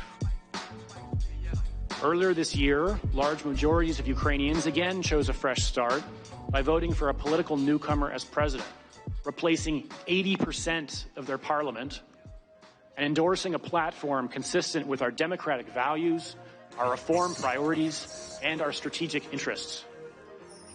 This year's revolution at the ballot box underscores that despite its imperfections, Ukraine is a genuine and vibrant democracy and an example to other post-Soviet countries and beyond, from Moscow to Hong Kong. Support for Ukraine's security and reform is critical not only to our own national security, but that to other allies and emerging democracies around the world. The widely accepted fact of Ukraine's importance to our national security makes President Trump's abuse of power and withholding of vital diplomatic and military support all the more disturbing. First, witnesses assessed that withholding the military aid likely helped to prolong the war against Russia. When wars drag on, more people die. Ambassador Taylor testified to this sober reality. I take it if the provision of U.S. military assistance would save Ukrainian lives, that any delay in that assistance may also cost Ukrainian lives. Is that true? Mr. Chairman, of course, it's hard to draw any direct lines between any particular element of security assistance and any particular death on the battlefield. But it is certainly true that that assistance had enabled Ukrainian armed forces to be effective and deter and to be able to take countermeasures to the attacks that the Russians had. And I think you said that a Ukrainian soldier lost their life while you were visiting Donbass. We keep very careful track of the casualties, and I noticed on the next day the information that we got that one was killed, 4 soldiers were wounded on that day. And indeed, Ukrainians lose their lives every week. Every week. David Holmes also testified that prolonging the war in Ukraine results in additional casualties. As we sit here today, Ukrainians are fighting a hot war on Ukrainian territory against Russian aggression. This week alone, since I have been here in Washington, 2 Ukrainian soldiers were killed and 2 injured by Russian-led forces in eastern Ukraine, despite a declared ceasefire. I learned overnight that 7 more were injured yesterday. Withholding the aid has real consequences to real soldiers with real families. And bear in mind that U.S. aid is fully 10% of Ukraine's defense budget. 10%. That's not an extra bonus. That's necessary aid for Ukraine to defend itself on the front line. Now, a second consequence of President Trump's withholding of military assistance was that it emboldened Russia, our adversary. Here is Laura Cooper, a Pentagon official who oversaw the military aid. What about today? If the U.S. were to withdraw its military support of Ukraine, what would effectively happen? It is my belief that if we were to withdraw our support, it would embolden Russia. It would also validate Russia's violation of international law. And which country stands to benefit the most? Would stand to benefit the most from such a withdrawal? Russia. Russia was not only emboldened on the battlefield. Ambassador Taylor testified that President Trump's corrupt withholding of military assistance and his failure to host President Zelensky in the Oval Office was, quote, a sign of weakness to Moscow. And it harmed Ukraine's negotiating position even as recently as December 9, when Zelensky and Putin met to discuss the conflict in the East, shown in this photo. Ambassador Taylor explained. I think you also testified that Russia was watching closely to gauge the level of American support for the Ukrainian government. Why is that significant? This is significant, Mr. Chairman, because the Ukrainians, in particular under this new administration, are eager to end this war. And they are eager to end it in a way that the Russians leave their territory. These negotiations, like all negotiations, are difficult. Ukrainians would like to be able to negotiate from a position of strength, or at least more strength than they now have. Part of that strength, part of the ability of the Ukrainians to negotiate against the Russians, with the Russians for an end to the war in Donbass, depends on the United States and other international support. If we withdraw or suspend or threaten to withdraw our security assistance, that's a message to the Ukrainians, but it's at least as important as your question indicates, Mr. Chairman, to the Russians, who are looking for any sign of weakness or any sign that we are withdrawing our support for Ukraine. And so when the Ukrainians learned of the suspension of the military aid, either privately or when others learned publicly, the Russians would be learning also. And they would take that as a lack of robust U.S. support for Ukraine. Is that right? That's correct, sir. And that would weaken Ukraine in negotiating an end to the war in Donbass. It would. Indeed, the aid doesn't just supply much-needed weapons to Ukraine. It is a symbol of support, a signal of strength, a signal of the backing of the United States. And withholding that aid, even for a period of time, undermined all of those things. President Trump's actions towards Ukraine also undercut worldwide confidence in the United States as a reliable security partner. Maintaining that confidence is crucial to the strength of our alliances in Europe, to deterring Russia, and ultimately protecting and projecting democracy around the world. The United States has roughly 68,000 troops stationed in Europe. They serve alongside troops from 28 other countries that comprise the North Atlantic Treaty Organization, or NATO. They are holding the line against further Russian aggression. It was U.S. leadership that led to the creation of NATO 70 years ago, as the Iron Curtain was descending across the heart of Europe. And it is American leadership that makes NATO work today. NATO is also effective because other countries, friends and foes alike, know that we are committed to our collective defense, that an attack against one nation is an attack against all of us. That principle deterred a Russian invasion of Europe during the Cold War. It's only been invoked once by NATO in the aftermath of the September 11th terrorist attacks.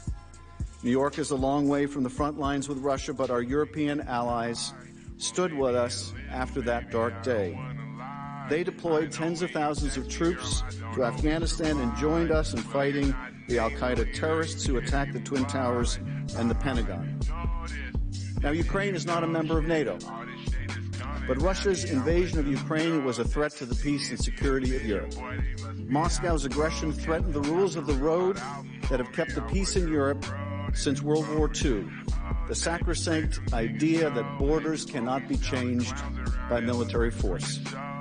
If we had not supported Ukraine in 2014, if members of this body had not voted overwhelmingly on a bipartisan basis for military assistance to rebuild Ukraine's military, there is no question it would have invited further Russian adventurism in Ukraine and perhaps elsewhere in the heart of Europe.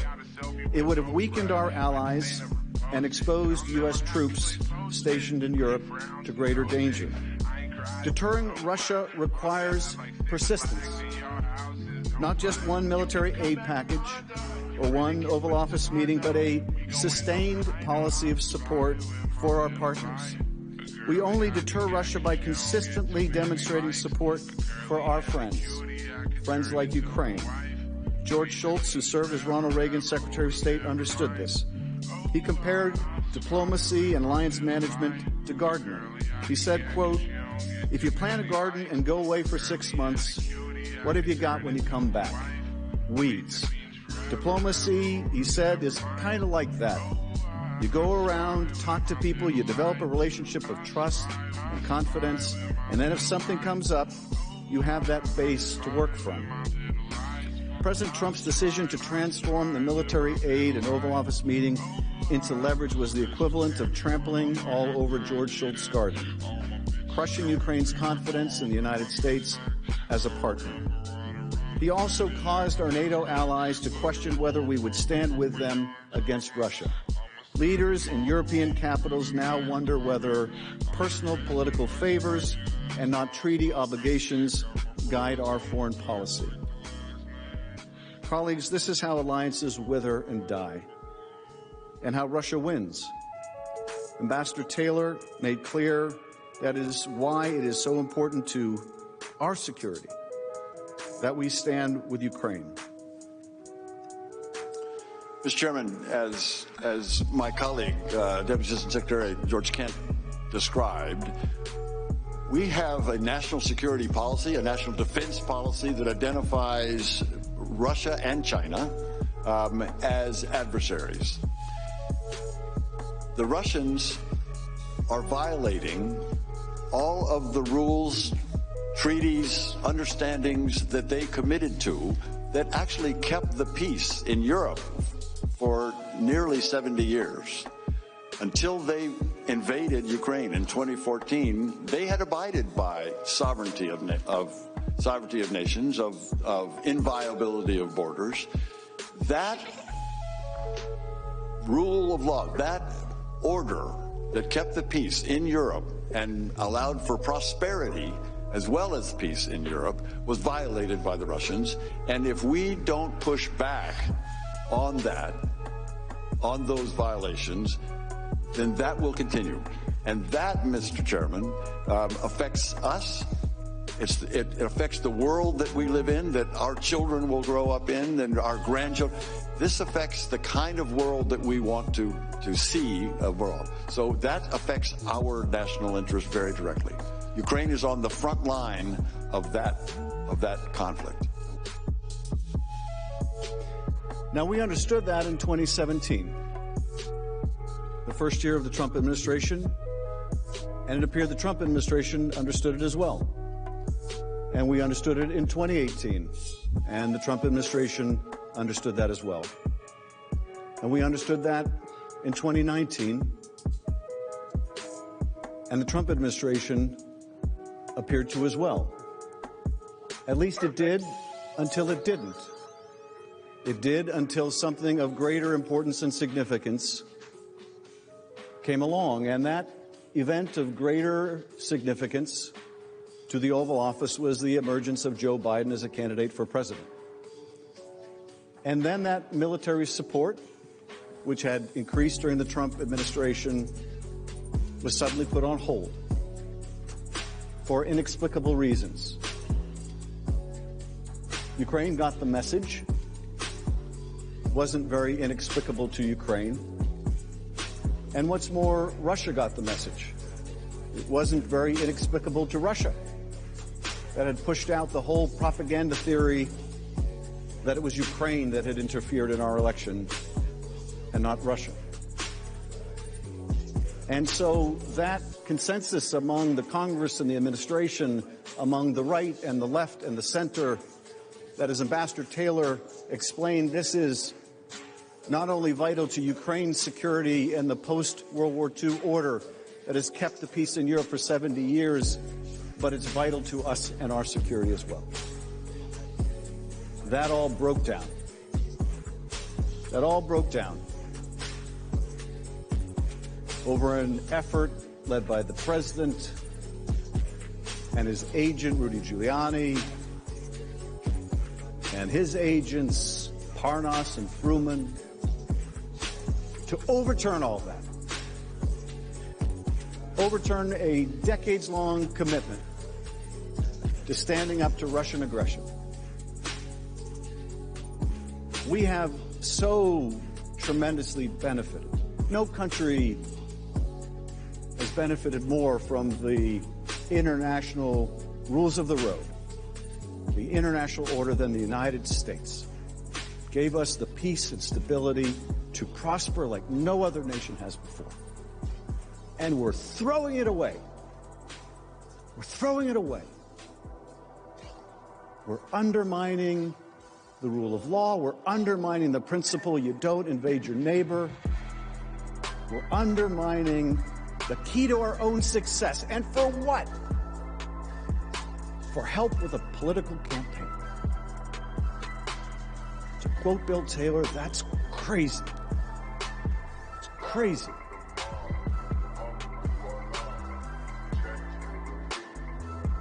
If our allies can't trust us to stand behind them in a time of need, we will soon not have a single ally left.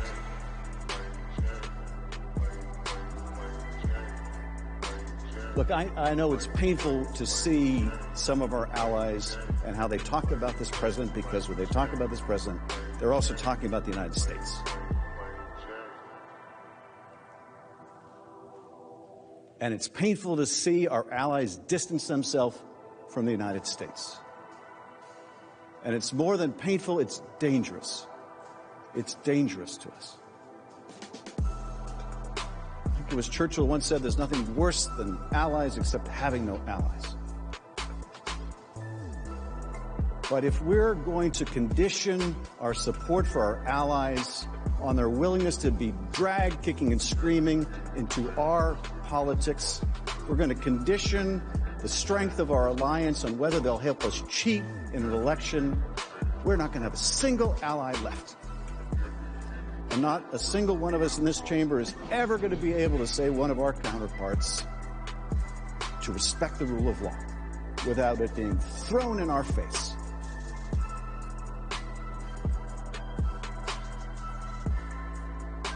Promoting the rule of law and fighting corruption is central to our foreign policy. It distinguishes U.S. global leadership from the transactional approach favored by authoritarian adversaries. The inherently corrupt nature of the president's demand that Ukraine investigate his political opponent undermined the credibility of efforts to promote the rule of law and combat corruption in Ukraine and around the world. Indeed, the president engaging in the very conduct at home that our policy fights abroad sabotages long-standing bipartisan pillars of American diplomacy.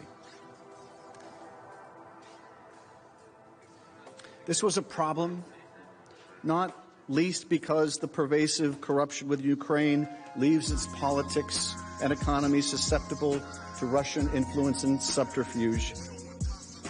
Ambassador Yovanovitch emphasized that U.S. policy in Ukraine has long recognized that the struggle against corruption and defending against Russia are in fact two sides of the very same coin. Corruption makes Ukraine's leaders ever vulnerable to Russia, and the Ukrainian people understand that. That's why they launched the Revolution of Dignity in 2014, demanding to be a part of Europe, demanding the transformation of the system, demanding to live under the rule of law. Ukrainians wanted the law to apply equally to all people, whether the individual in question is the president or any other citizen. It was a question of fairness, of dignity. Here again, there is a coincidence of interest. Corrupt leaders are inherently less trustworthy, while an honest and accountable Ukrainian leadership makes a U.S.-Ukrainian partnership more reliable and more valuable to the United States.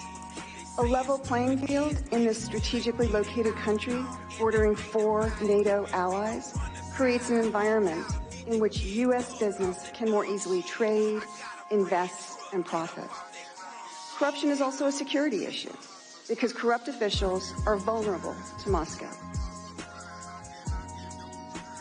During that conversation that we related in the past, when Ambassador Volker urged his Ukrainian counterpart, Andrei Yermak, not to investigate the past president of Ukraine, and Yermak threw it back in his face. You remember the conversation. No, you mean like the investigation you want us to do of the Clintons and the Bidens.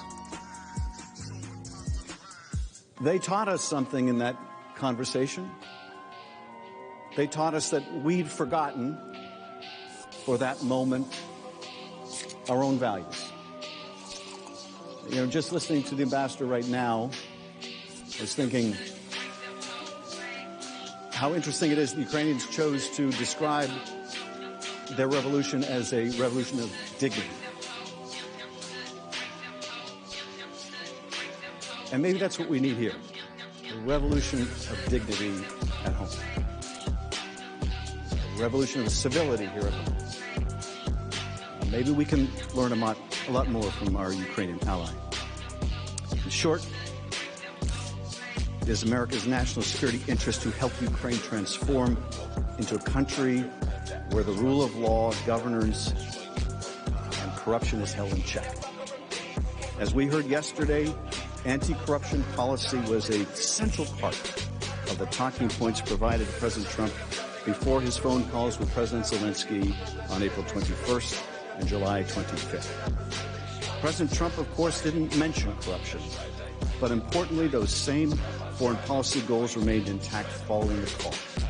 As Tim Morrison testified, anti-corruption reforms, institutional reforms remain a top U.S. priority to help Ukraine fight corruption. President Zelensky was swept into office on an anti-corruption platform. Immediately, he kept his promise and introduced numerous bills in Ukraine's parliament. In a sign that he intended to hold himself accountable, Zelensky even introduced a draft law on presidential impeachment. He also introduced a bill to restore punishment of top officials found guilty of illicit enrichment. President Trump's self-serving scheme threatened to undermine Zelensky's anti-corruption work. Zelensky's successful anti-corruption reforms would have advanced U.S. security. Instead, President Trump's demands undermined that effort to bring about reform to Ukraine. Here's George Kent, a rule of law and corruption expert at the State Department. U.S. efforts to counter corruption in Ukraine focus on building institutional capacity so that the Ukrainian government has the ability to go after corruption and effectively investigate, prosecute, and judge alleged criminal activities using appropriate institutional mechanisms. That is, to create and follow the rule of law. That means that if there are criminal nexuses for activity in the United States, U.S. law enforcement should pursue the case. If we think there's been a criminal act overseas that violates U.S. law, we have the institutional mechanisms to address that. It could be through the Justice Department and FBI agents assigned overseas, or through treaty mechanisms, such as the Mutual Legal Assistance Treaty. As a general principle, I do not believe the United States should ask other countries to engage in selective, politically associated investigations or prosecutions against opponents of those in power, because such selective actions undermine the rule of law, regardless of the country. And so it's clear what President Trump did when abusing his office and demanding Ukraine open an investigation into Joe Biden was not fighting corruption. It was not part of established U.S. anti-corruption policy. That corrupt-pressured campaign for his own personal political benefit, in fact, subverted U.S. anti-corruption efforts in Ukraine and undercut our national security. President Trump was not fighting to end corruption in Ukraine. As my colleague in the House, Mr. Himes, pointed out during one of our hearings, he was trying to aim corruption in Ukraine at Vice President Biden and our 2020 election. Selective, politically motivated prosecutions of political opponents undercut governance in Ukraine.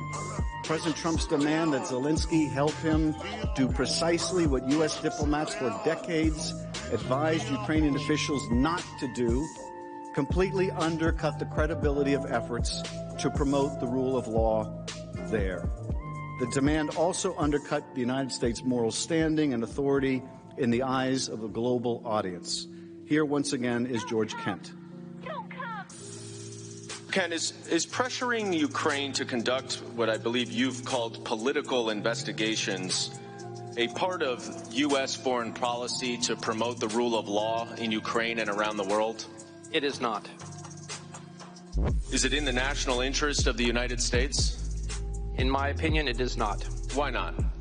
Because our policies, particularly in promoting the rule of law, are designed to help countries, and in Eastern Europe and Central Europe, that is overcoming the legacy of communism.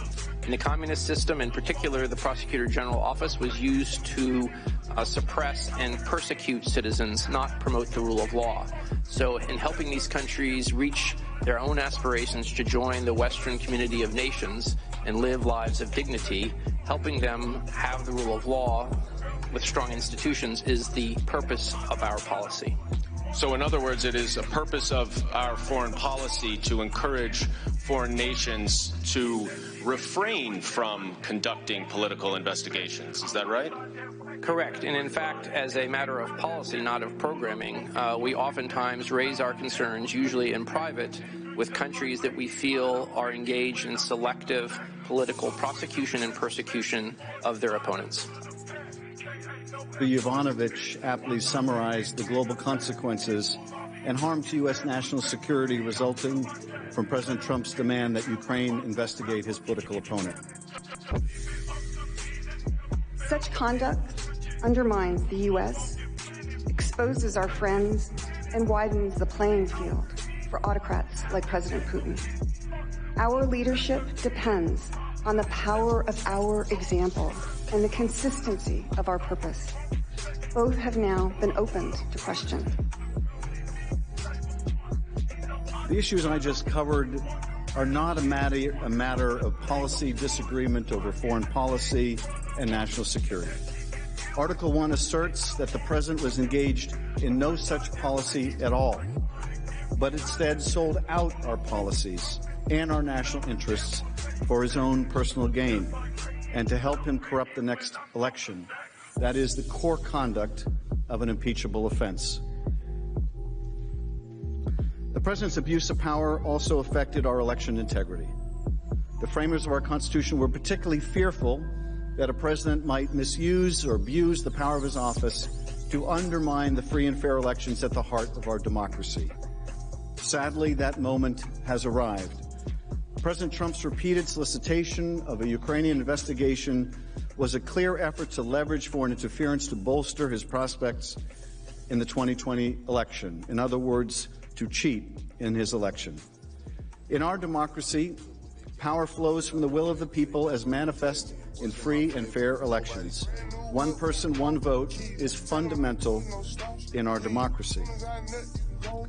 President Trump's invitation of foreign interference in the 2020 election for the purposes of helping him win an election undercut the Constitution's commitment to popular sovereignty. Americans are now left to wonder if their vote matters, or if they're simply pawns in a system being manipulated by shadowy foreign forces working on behalf of corrupt interests of a lawless president. Over the long term, this weakens our democratic system's capacity for self-governance by encouraging apathy and non-participation. Cynicism makes it easier for enemies to influence our politics and undermine the national good. Indeed, this is precisely what Vladimir Putin intended when he meddled in the 2016 election, for us to become more cynical, for us to lose faith in the notion that the American system of government is superior to the corrupt, autocratic model of government that he has erected in Russia and sought to export to places like Ukraine. These are not the free and fair elections Americans expect or demand if foreign powers are interfering. How can we know that our elections are free from foreign interference, whether by disinformation or hacking or fake investigations? We must not become numb to foreign interference in our elections. Our elections are sacred. If we do not act to put an end to the solicitation of foreign interference in our election by the President of the United States, the effect will be corrosive to our elections and our values. Future presidents may believe that they, too, can use the substantial power conferred on them by the Constitution in order to undermine our system of free and fair elections. That they, too, can cheat to obtain power or keep it. That way lies disaster for the great American experiment in self-governance. As you have seen, there is powerful evidence that President Trump will continue to betray the national interest to a foreign power and further undermine both our security and democracy. This creates an urgent need to remove him from office before the next election. To explain the nature of that continuing threat, let me describe Russia's ongoing efforts to harm our elections. The president's corrupt refusal to condemn or defend against those attacks. His statements confirming that he welcomes foreign interference in our elections, so long as this is meant to help him, and his conduct proving that he will persist in seeking to corrupt elections at the expense of our security and at the expense of those elections. Let's start with Russia's ongoing attacks on our democracy. At the heart of the president's Ukraine scheme is his decision to subscribe to that dangerous conspiracy theory that Ukraine, not Russia, was responsible for interfering in 2016. President Trump and his men pressured Ukraine into investigating this bogus piece of Russian propaganda, and in doing so, they aided Putin's concerted plot to undermine our security and democracy. Special Counsel Mueller warned that Putin's plot was ongoing. Is this, in your investigation, did you think that this was a single attempt by the Russians to get involved in our election, or did you find evidence to suggest they'll try to do this again? No, it wasn't a single attempt. They're doing it as we sit here. And they expect to do it during the next campaign. Not a single attempt. They're doing it as we sit here, and they expect to do it in the next campaign. That was Special Counsel Mueller's stark warning. And we now know that Director Mueller was right. Just the other week, we saw public reporting that Russian hackers may be using phishing emails to attack Ukrainian gas company Burisma, presumably in search of dirt on Joe Biden. Those are the same tactics deployed by the same adversary, Russia, that Special Counsel warned about in the last election. It may be Russia once again attempting to sway our election for one candidate, this time through Ukraine.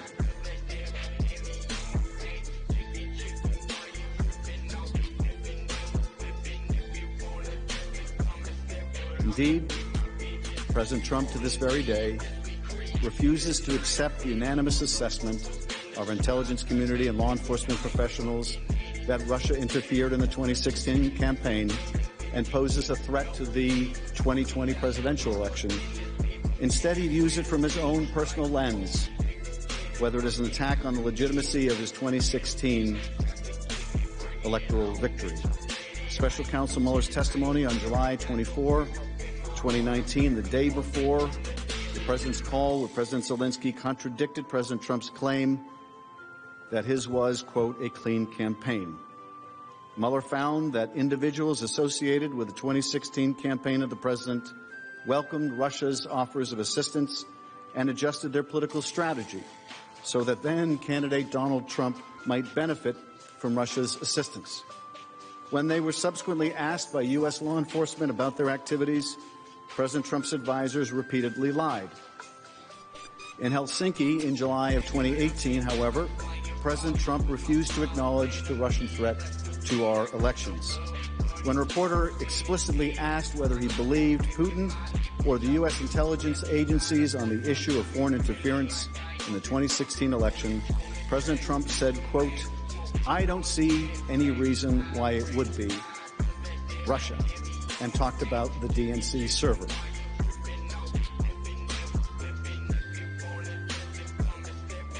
So let me just say that we have two thoughts. We have groups that are wondering why the FBI never took the server. Why haven't they taken the server?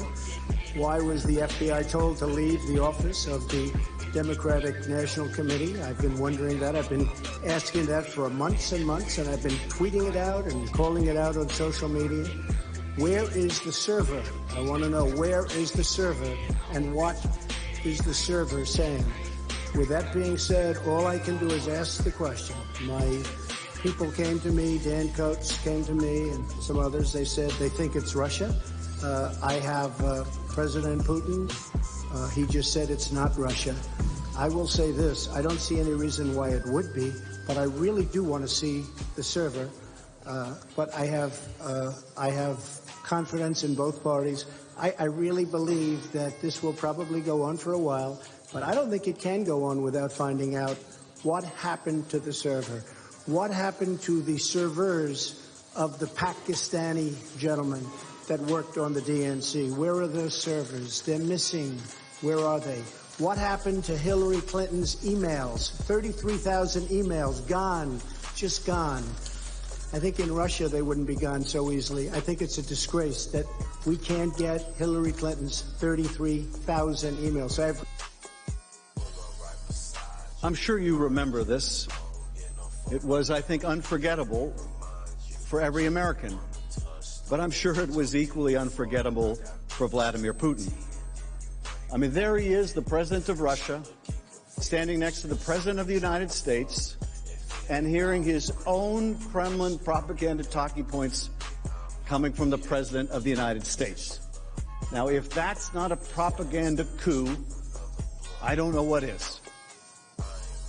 It's the most extraordinary thing.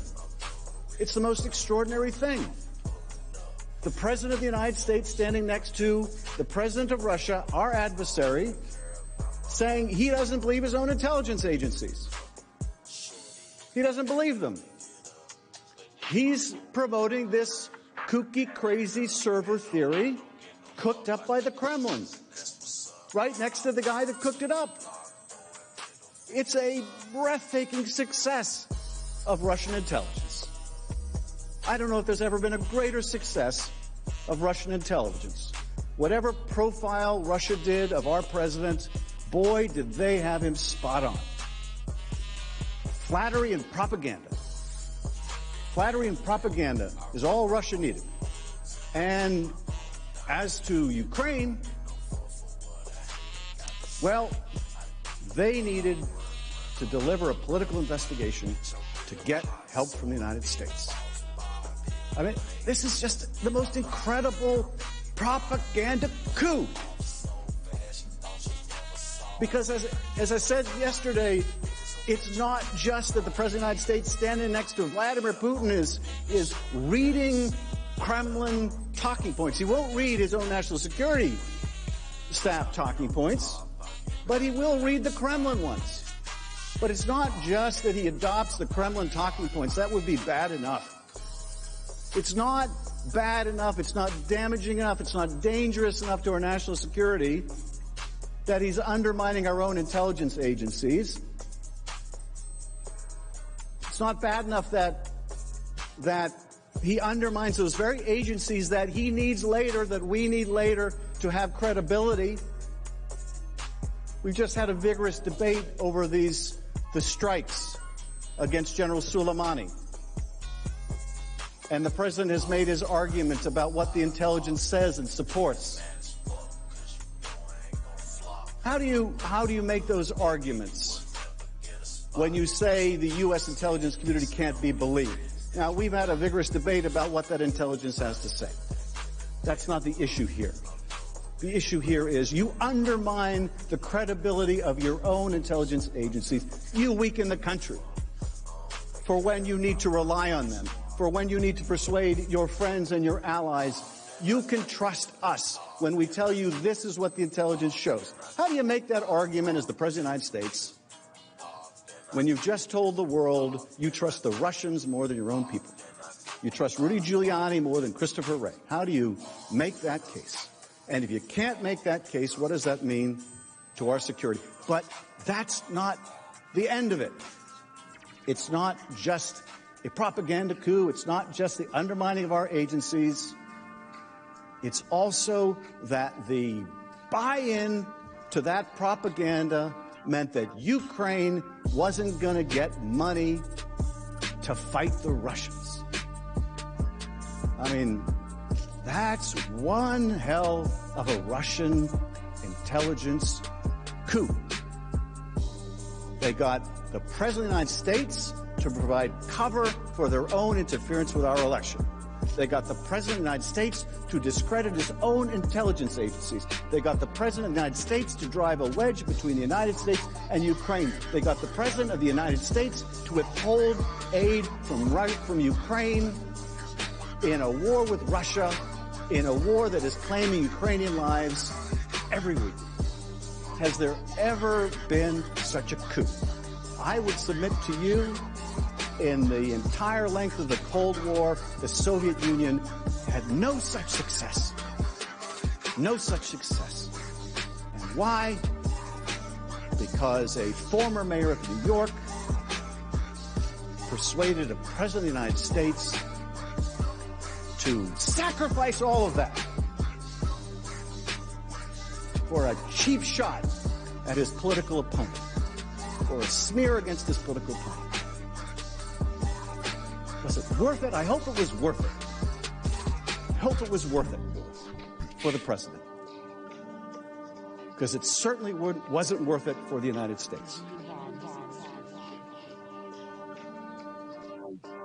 Now, you could see President Trump did not blame Vladimir Putin and the Russian intelligence agencies who interfered in our election for the questions surrounding his victory. He did not blame the people who worked for his campaign and were subsequently convicted of lying to our law enforcement agencies. No, he blamed the investigators. Special Counsel Mueller, the man charged with getting to the bottom of Russia's interference in 2016. And he chose to believe Vladimir Putin, a former Russian intelligence officer, rather than his own intelligence agencies. We can see a pattern here. President Trump solicited interference from Russia as a candidate in 2016, and then his campaign welcomed Russian interference in the election. In Helsinki, President Trump chose to believe Putin over his own agencies. I don't see any reason why it would be, referring to Russia. Instead of denouncing Russia's interference, he denounced those investigating Russia's interference. And he raised that now familiar DNC CrowdStrike server thing. I really do want to see the server. I don't think we can go on without finding out what happened to the server. That's the exact same server that President Trump demanded Ukraine investigate during his July 25th call to Zelensky. When the president talked about the DNC server in Helsinki with Vladimir Putin standing by his side, he was referencing the same discredited conspiracy theory about Ukraine interference in 2016 that Putin repeatedly promoted. Let's look at this Washington Post article from July 2018. In the end, Trump's performance alongside Putin in the Finnish capital seemed like a tour through his most controversial conspiracy theories. Tweets and off-the-cuff musings on Russia, except he did it all while abroad, standing just feet from Putin, the leader of one of America's greatest geopolitical foes. The spectacle in Helsinki also underscored Trump's eagerness to disregard his own advisors, his willingness to flout the conclusions of his own intelligence community that Russia interfered in the 2016 elections, and his apparent fear that pressing Putin on the subject might cast doubt on his electoral victory. White House officials told the Washington Post that President Trump's remarks in Helsinki were, quote, very much counter to the plan.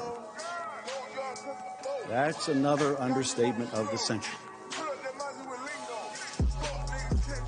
If that sounds familiar, it's because the witness who testified before the House as part of the impeachment inquiry, they all said the same thing about the July 25th phone call. The president ignored vital national security issues he was supposed to raise and instead raised disproven conspiracies about 2016 and the DNC server, the very same Russian propaganda he publicly endorsed in Helsinki. Do you think it's going to stop now? Do you think if we do nothing, it's going to stop now? All of the evidence is to the contrary. You know it's not going to stop. The president just told one of the members of this body he still wants Biden investigated. It's not going to stop unless the Congress does something about it. President Trump's betrayal began in 2016 when he first solicited Russian interference in our election. Russia, if you're listening, I hope you're able to find the 30,000 emails that are missing. That betrayal continued in Helsinki in 2018, when, as we saw, he rejected the intelligence community's assessment about Russian interference in that same election. When he criticized U.S. officials investigating the Russia interference and instead promoted Putin's conspiracy theory about Ukraine. The betrayal continued in 2019, when he carried out a scheme to cheat in the 2020 election by demanding that the leader of Ukraine, a U.S. partner under military attack by Russia, announce an investigation into the same baseless conspiracy theory about a DNC server and the bogus allegations about Vice President Biden. And the abuse of power continues. He is still trying to cheat in the next election. Even after the scheme came to light, even after it became the subject of an impeachment inquiry, it continued. And the false statements about it continued. President Trump repeatedly asserted that he had a prerogative to urge foreign nations to investigate U.S. citizens who dare to challenge him politically.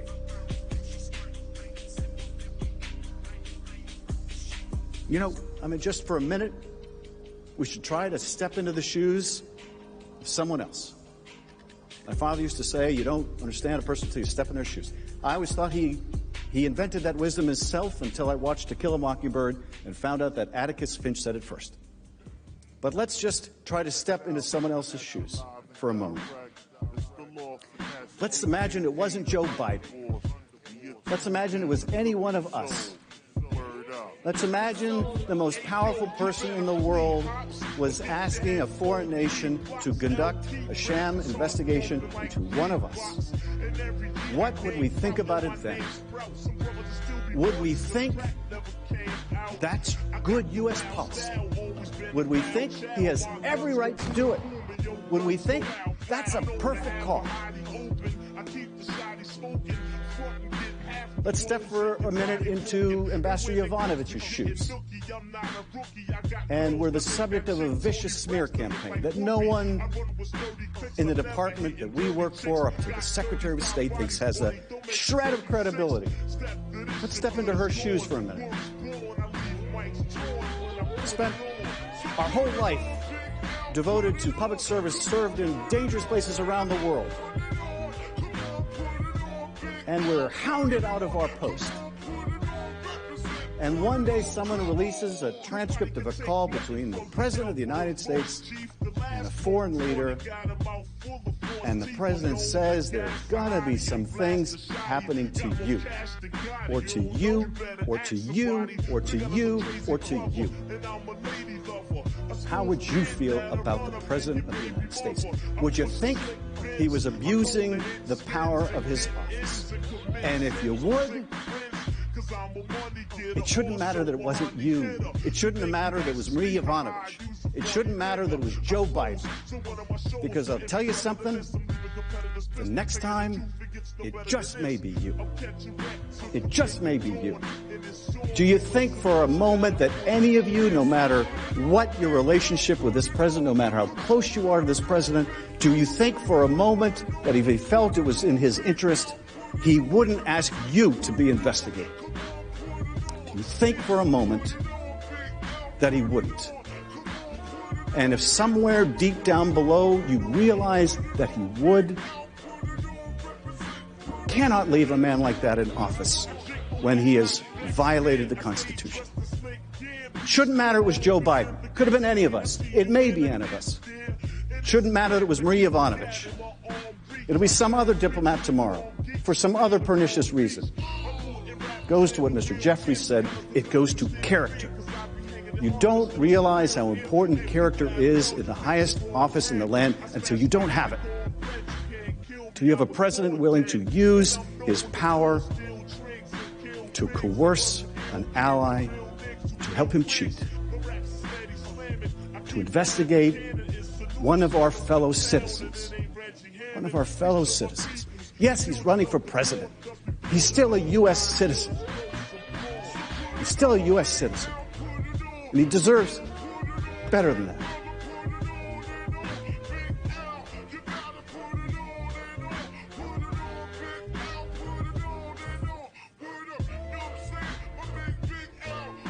Of course, it wasn't just Ukraine.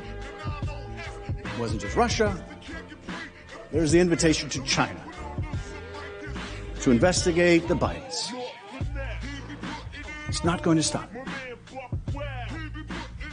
On September 19th, Rudy Giuliani was interviewed on Chris Cuomo and CNN.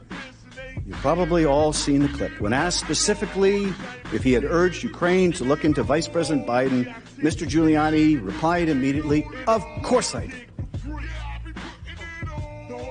Of course I did." It shouldn't matter that it was Joe Biden. Wasn't Hunter Biden there? It was Joe Biden. Wasn't Hunter Biden on that call? It was Joe Biden. But it shouldn't matter whether it's Hunter Biden or Joe Biden. We're talking about American citizens. It shouldn't matter to any of us which American citizens. And he hasn't stopped urging Ukraine to conduct these investigations. Mr. Giuliani hasn't. Donald Trump hasn't. To the contrary, and consistent with everything we know about the president, he has done nothing but double down. During his first week, the first week of December, Mr. Giuliani traveled to Ukraine and Hungary to interview the corrupt former Ukrainian prosecutors who had been pushing these false narratives about Vice President Biden and this kooky conspiracy about 2016. Mr. Giuliani met with current members of the Ukraine parliament who have advocated for that same fraudulent investigation. June of last year, President Trump told ABC News that he would take political dirt from a foreign country if he was offered it again. If he has learned anything from the tumult of the last 3 years, it is he can get away with anything. Do it again. Can't be indicted, can't be impeached. Can't, if you believe our Attorney General, even be investigated. Our founders worried about a situation just like this.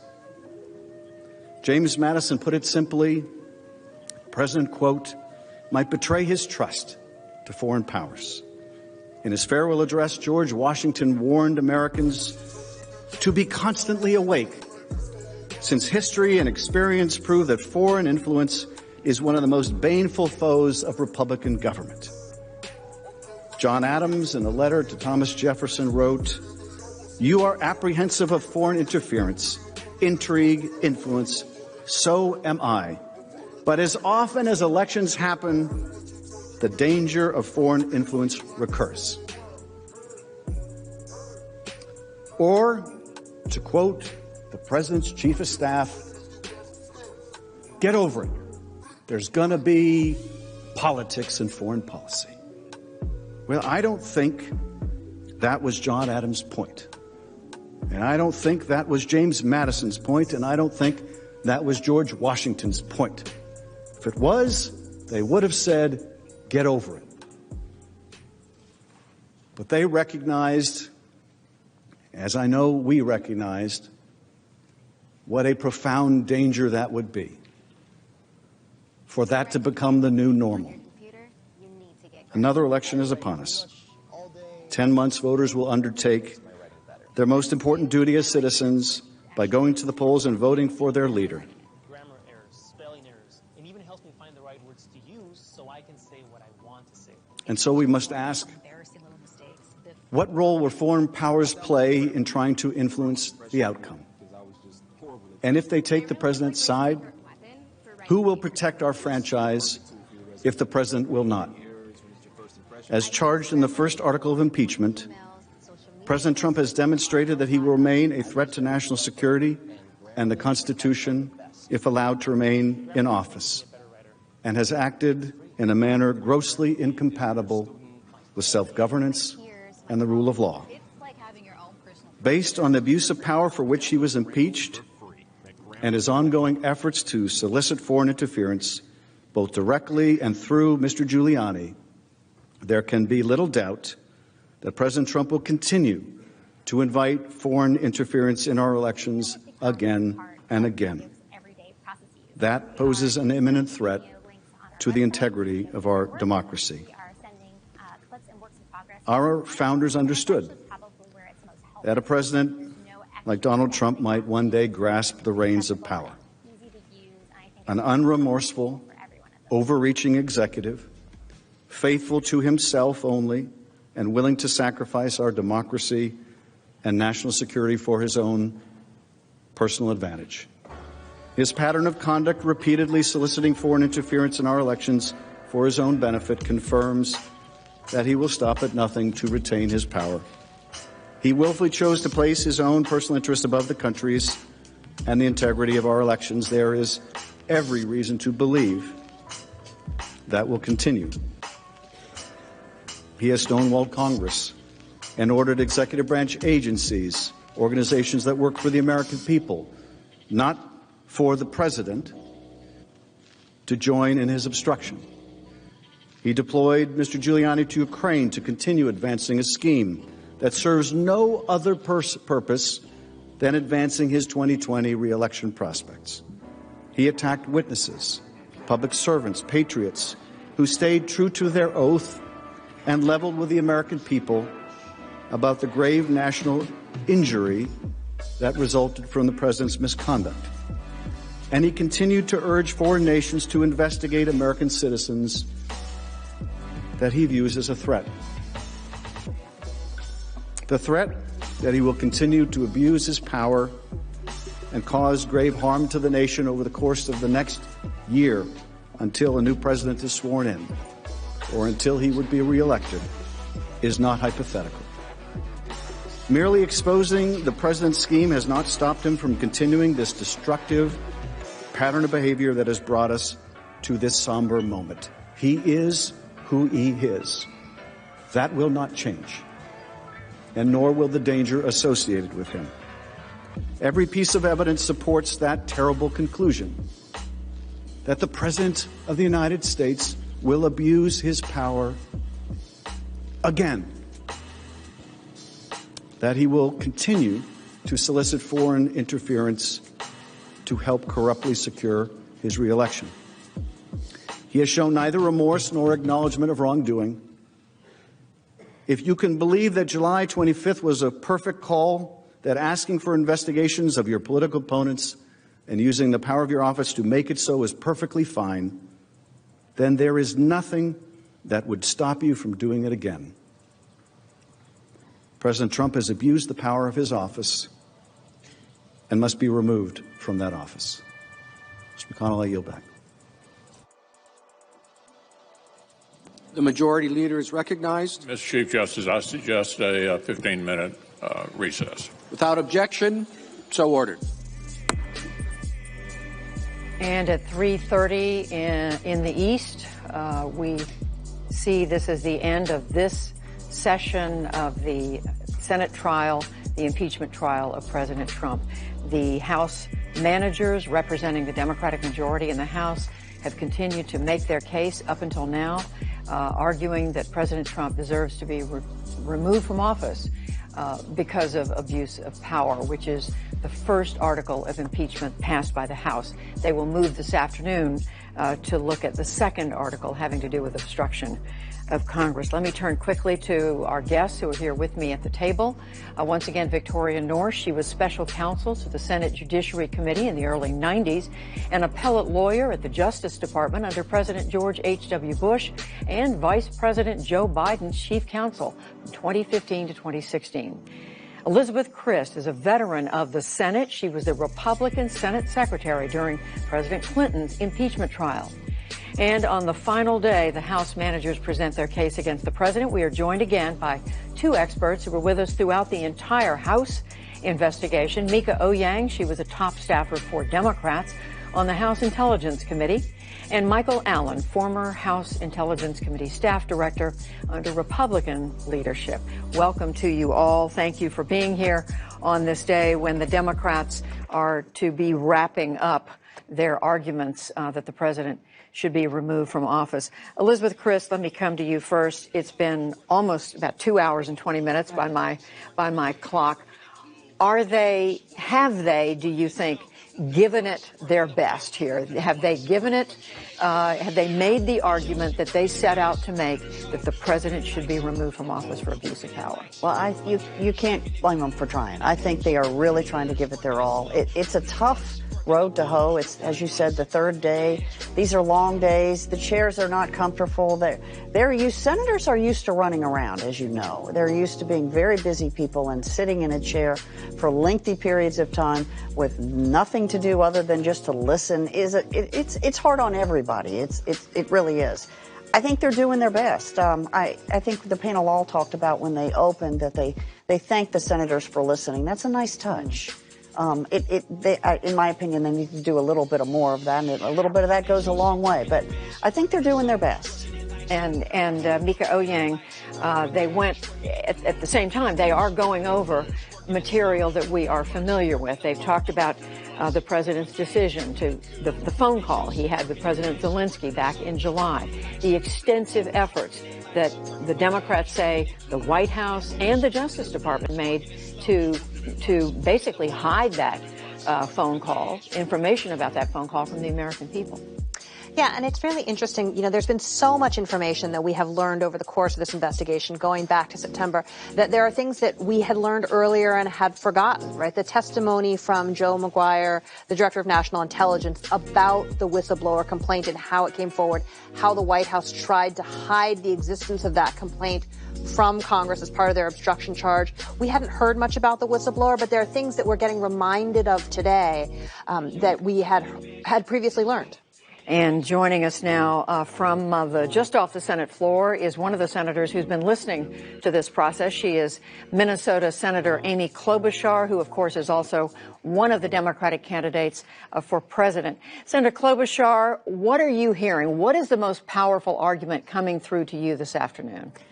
Well, it may not be what argument's coming through to me. It's what argument is coming through to my Republican colleagues. And I keep seeing them look down at their shoes every time the argument is made about national security. And so many of them have stood up against Russian expansionism, stood up for Ukraine.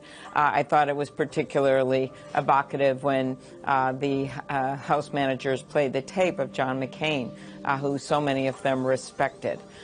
Talking about what it means when you let down a democracy like Ukraine and what message it sends to Russia.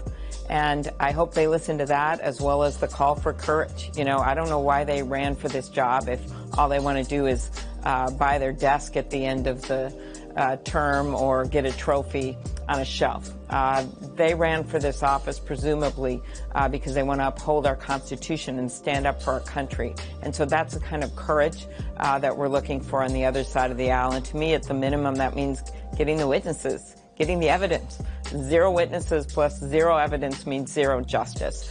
So that's what we are looking for, signs right now, not necessarily what their ultimate conclusion will be, but are they ready to join us in calling for witnesses? Well, do you think there's any signal, any sense you get that they may be willing to do that? I'm hearing from some of my NewsHour colleagues that some of them are appear to be taking very serious notes during this process. They've mentioned a couple of senators who are hunched over their desk writing. Mm-hmm. Well, I hope they wrote down right matters, which was Adam Schiff's closing argument last night, that right matters. Otherwise, why are we here? And I have only heard early on when Senator Romney, who I respect, said that he wanted to hear from John Bolton, who, of course, has voluntarily said he wants to testify. And a few others have said they would be open to witnesses here and there. But we need to hear them actually vote that way. It's not just what they say, it's how do they vote. As you know very well, Senator, so many of the Republicans, though, are saying they don't see anything wrong with the president asking the Ukrainian leader to investigate corruption, that this is something that an American president would do. Mm-hmm. Exactly. And, you know, one of the things that's been so disturbing here is just what this means for our allies. I thought the points made about NATO and our other allies, the world is watching. And asking for an investigation, asking for dirt on a foreign leader, that's not what you do when you put our country first. Senator, I also want to ask you about your own campaign for president. Being here in the Senate, of course, means you're not on the campaign trail. We are just days away from the Iowa caucuses, followed very shortly thereafter by the New Hampshire primary. How are you juggling that? As well as I can, Judy, and I'm as competitive as any other candidate in that race. And when I see people on their bus tours doing events, of course, I think about it. But what I've tried to do with this, I have the most endorsements of any legislators and former legislators in Iowa of any of the candidates. They're out there at the state capitol, but they're much more than that. They're in the grocery stores. They're in the cafes. They're talking to people for me. My daughter's out there, who's an incredible campaigner, as is my husband. We've done a teletown hall. We had 12,000 people on it, and we're doing similar things in New Hampshire, where I have 2 of the 4 leading legislative leaders in the House, New Hampshire House, supporting me. Those things matter. We're seeing an increase in the polls, and we're feeling good about the fact that I'm one of only 6 people on the debate stage for New Hampshire. And I think the people in these states, including South Carolina and Nevada, they understand. They get that we're doing our constitutional duty. And I just keep trying every way I can to get out there and make up for the fact that right now I'm doing my job. But do you believe that for Vice President Biden, because among the leading candidates, he is the one who is not part of this trial, he's not a sitting senator, does he have an advantage because he's able to continue campaigning nonstop? Well, actually, there's 2 of them that are out there campaigning all the time. You're right, Mayor Buttigieg. Yeah. Right. And, you know, that's just how it is. I'm the one that got the, one of two that got the New York Times endorsement this weekend, as well as the Quad City Times. Not 4, but 5 cities when you include East Moline. And that meant a lot to me. And I think people of Iowa are going to pay attention to those 2 endorsements. So that's something that I can carry with me beyond having to be in the state. That is how it is. Politics is what it is. And I never imagined that after a year of leading to this point where I am still on that debate stage, where we are growing every single day, that I would be here. That's just how it is. And I can't think of a more important thing to do right now than be here upholding our Constitution, especially someone like myself that has relations with people on the other side, that's able to talk to people on the other side and bring them in. That's the work I'm doing. Senator, finally, we have every expectation that the Republicans may bring up Vice President Biden's son, Hunter Biden, the fact that he served on a board in Ukraine. Will that ultimately, do you think, be a liability for Vice President Biden in this campaign? You know, I think right now I am focused on my own campaign, and that's going to be something that people will decide, but I think he's explained that. I can just say that in my own case, my daughter wouldn't be involved in any kind of business that would be a conflict, and I think the Vice President has said the same about his son going forward. Senator Amy Klobuchar, Minnesota, we're going to let you take a minute or two before you have to go back into the remainder of these arguments. Thank you very much. Okay, thank you very much, Judy. So we've heard from one of the Democrats, as you just heard. We're going to be hearing in a moment from Republican Deb Fischer of Nebraska. These are the individuals who, you know, we've been discussing how they have to stay in their seats. And listen, they are allowed to get up and go out of the room to get a drink of water or whatever. We know they can only bring water or milk and a pad of paper into the chamber. So it's a kind of a test of their at least their ability to be in one place without electronic devices, without their smartphones or other, certainly no computers. And I am told that Senator Fischer is now with us, Senator Deb Fischer of Nebraska. Thank you very much. So, Senator, what are you making today of the argument that Democrats are making, wrapping up this the case that the president should be removed from office because he abused the power of the office with this request to the Ukrainian leader? You know, I think what most of us are hearing are a repetition of what we've heard the last 2 days. We are paying attention, taking notes. continue to read the briefs and follow along with what the managers are presenting, but it is a repetition. There's a lot of talk about Joe Biden, which I found kind of amazing, the length of time that the managers spend on that, and also the history lesson we're hearing about Ukraine. I'm on the Armed Services Committee, and as most of my colleagues know, we do understand the history of the Ukraine. What about, let me just come directly to one of the points that Democrats have made, and that is it was wrong of the president to ask the president of Ukraine to conduct an investigation into Vice President Biden and his son. Do you accept their premise that that is what President Trump did? I don't. You know, I'm waiting to hear from the defense starting tomorrow.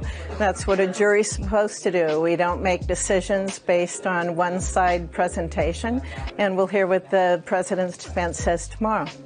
What would be another explanation for the president's request to the Ukrainians?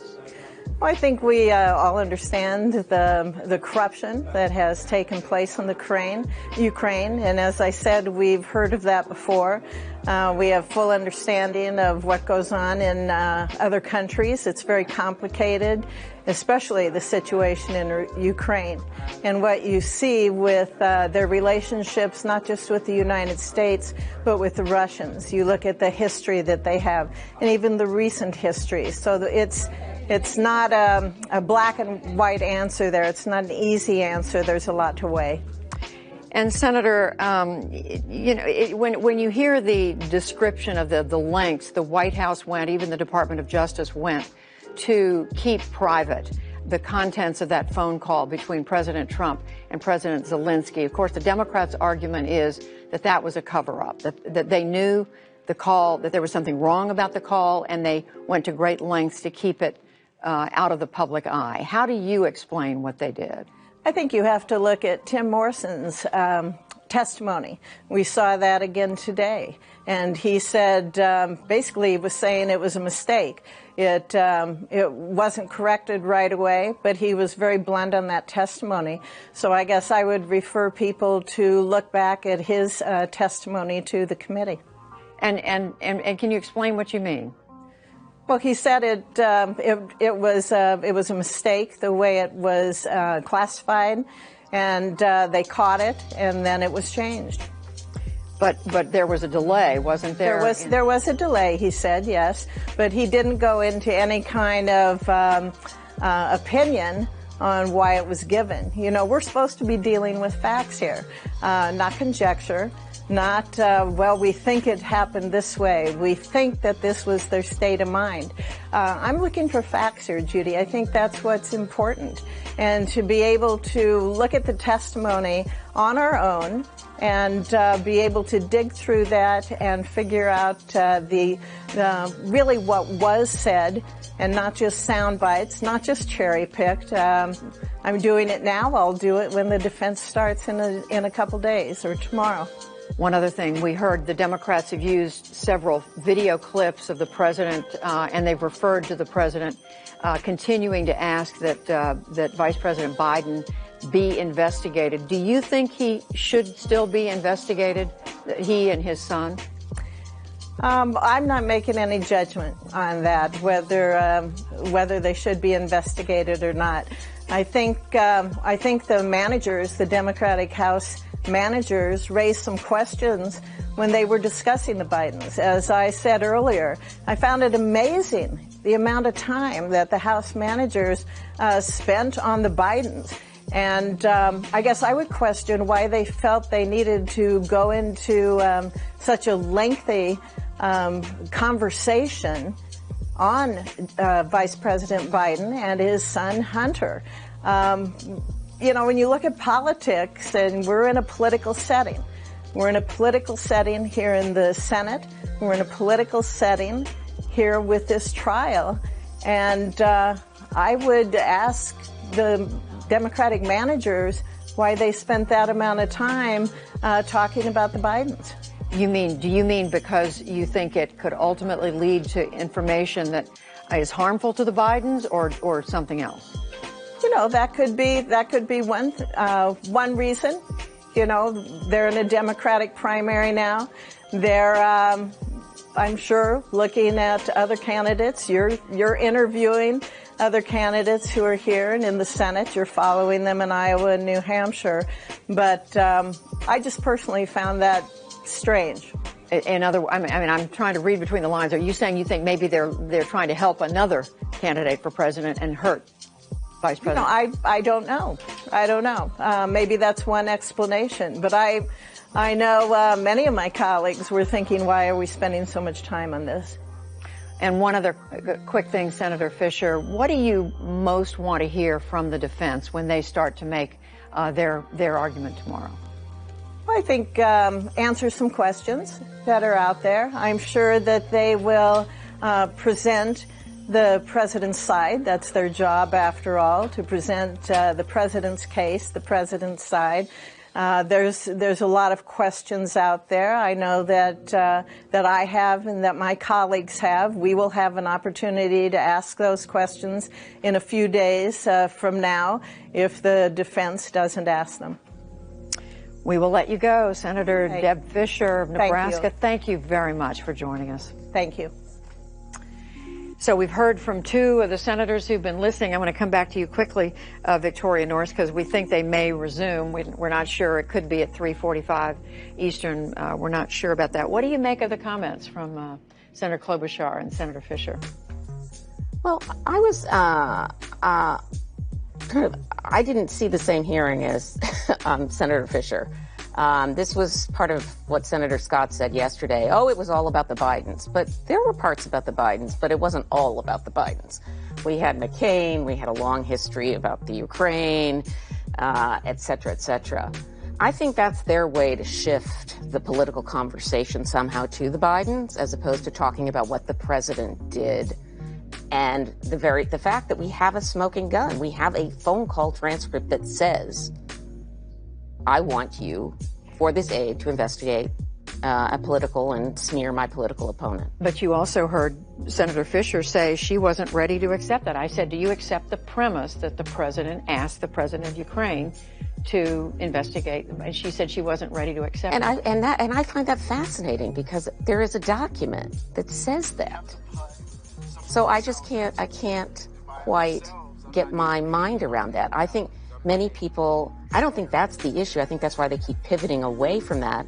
And I'm just going to tell you, if you read the lawyer's brief, many lawyers have been on the internet saying they think the lawyers should be subject to ethical sanctions. It is full of bluster. So I don't think we're going to get more fact discussions. Who should be subject to the president's attorneys? You mean? Or yeah, the people who filed the brief. Yeah, who filed the brief.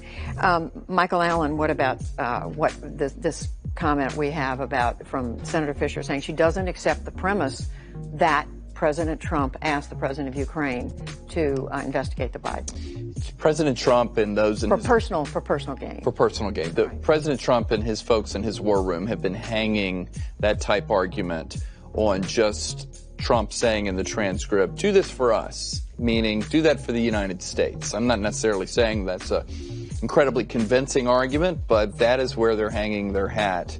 But you know what? I think overall what I've seen in the last few hours is they're getting ready for the big fight of next week, and that's the vote on witnesses.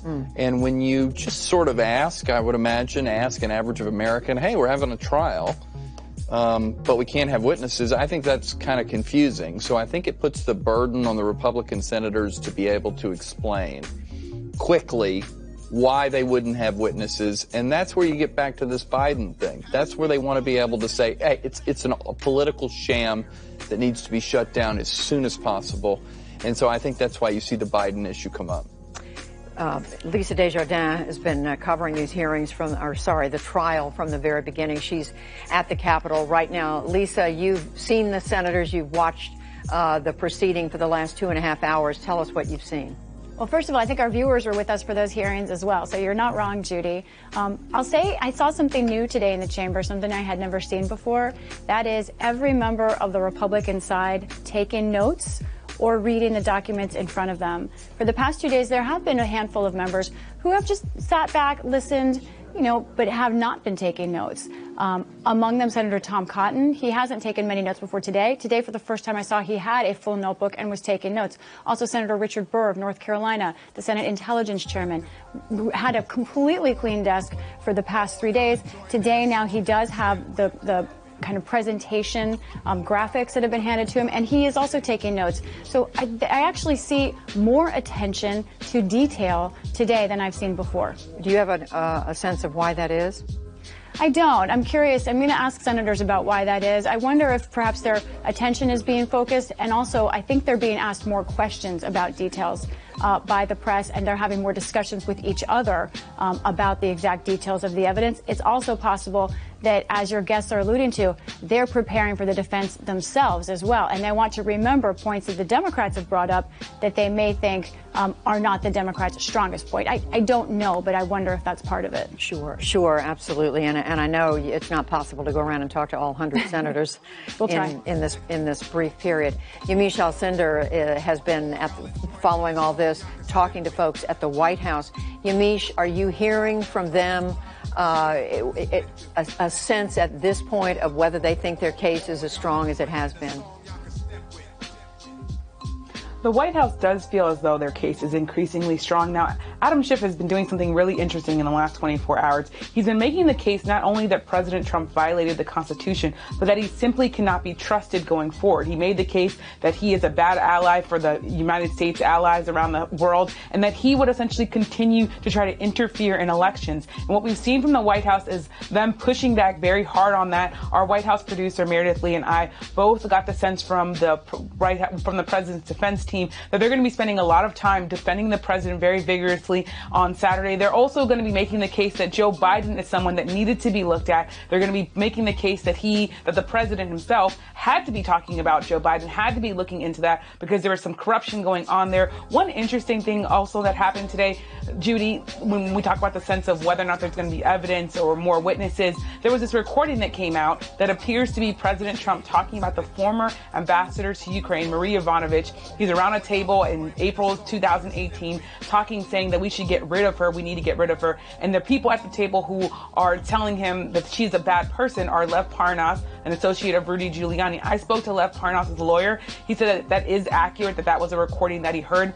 So what you have there is the president now having to contend with some new things. And that lawyer says this is why we need witnesses. This is why we need evidence, because more and more things are coming out. Of course, the White House is saying that this is not what needs to be happening, that instead the president is just essentially a target of a partisan attack. So they haven't said specifically anything about that recording, but it's interesting. It's an interesting development given that the Democrats are now wrapping up their case, and it's going to be time soon for the president's legal team to start defending him.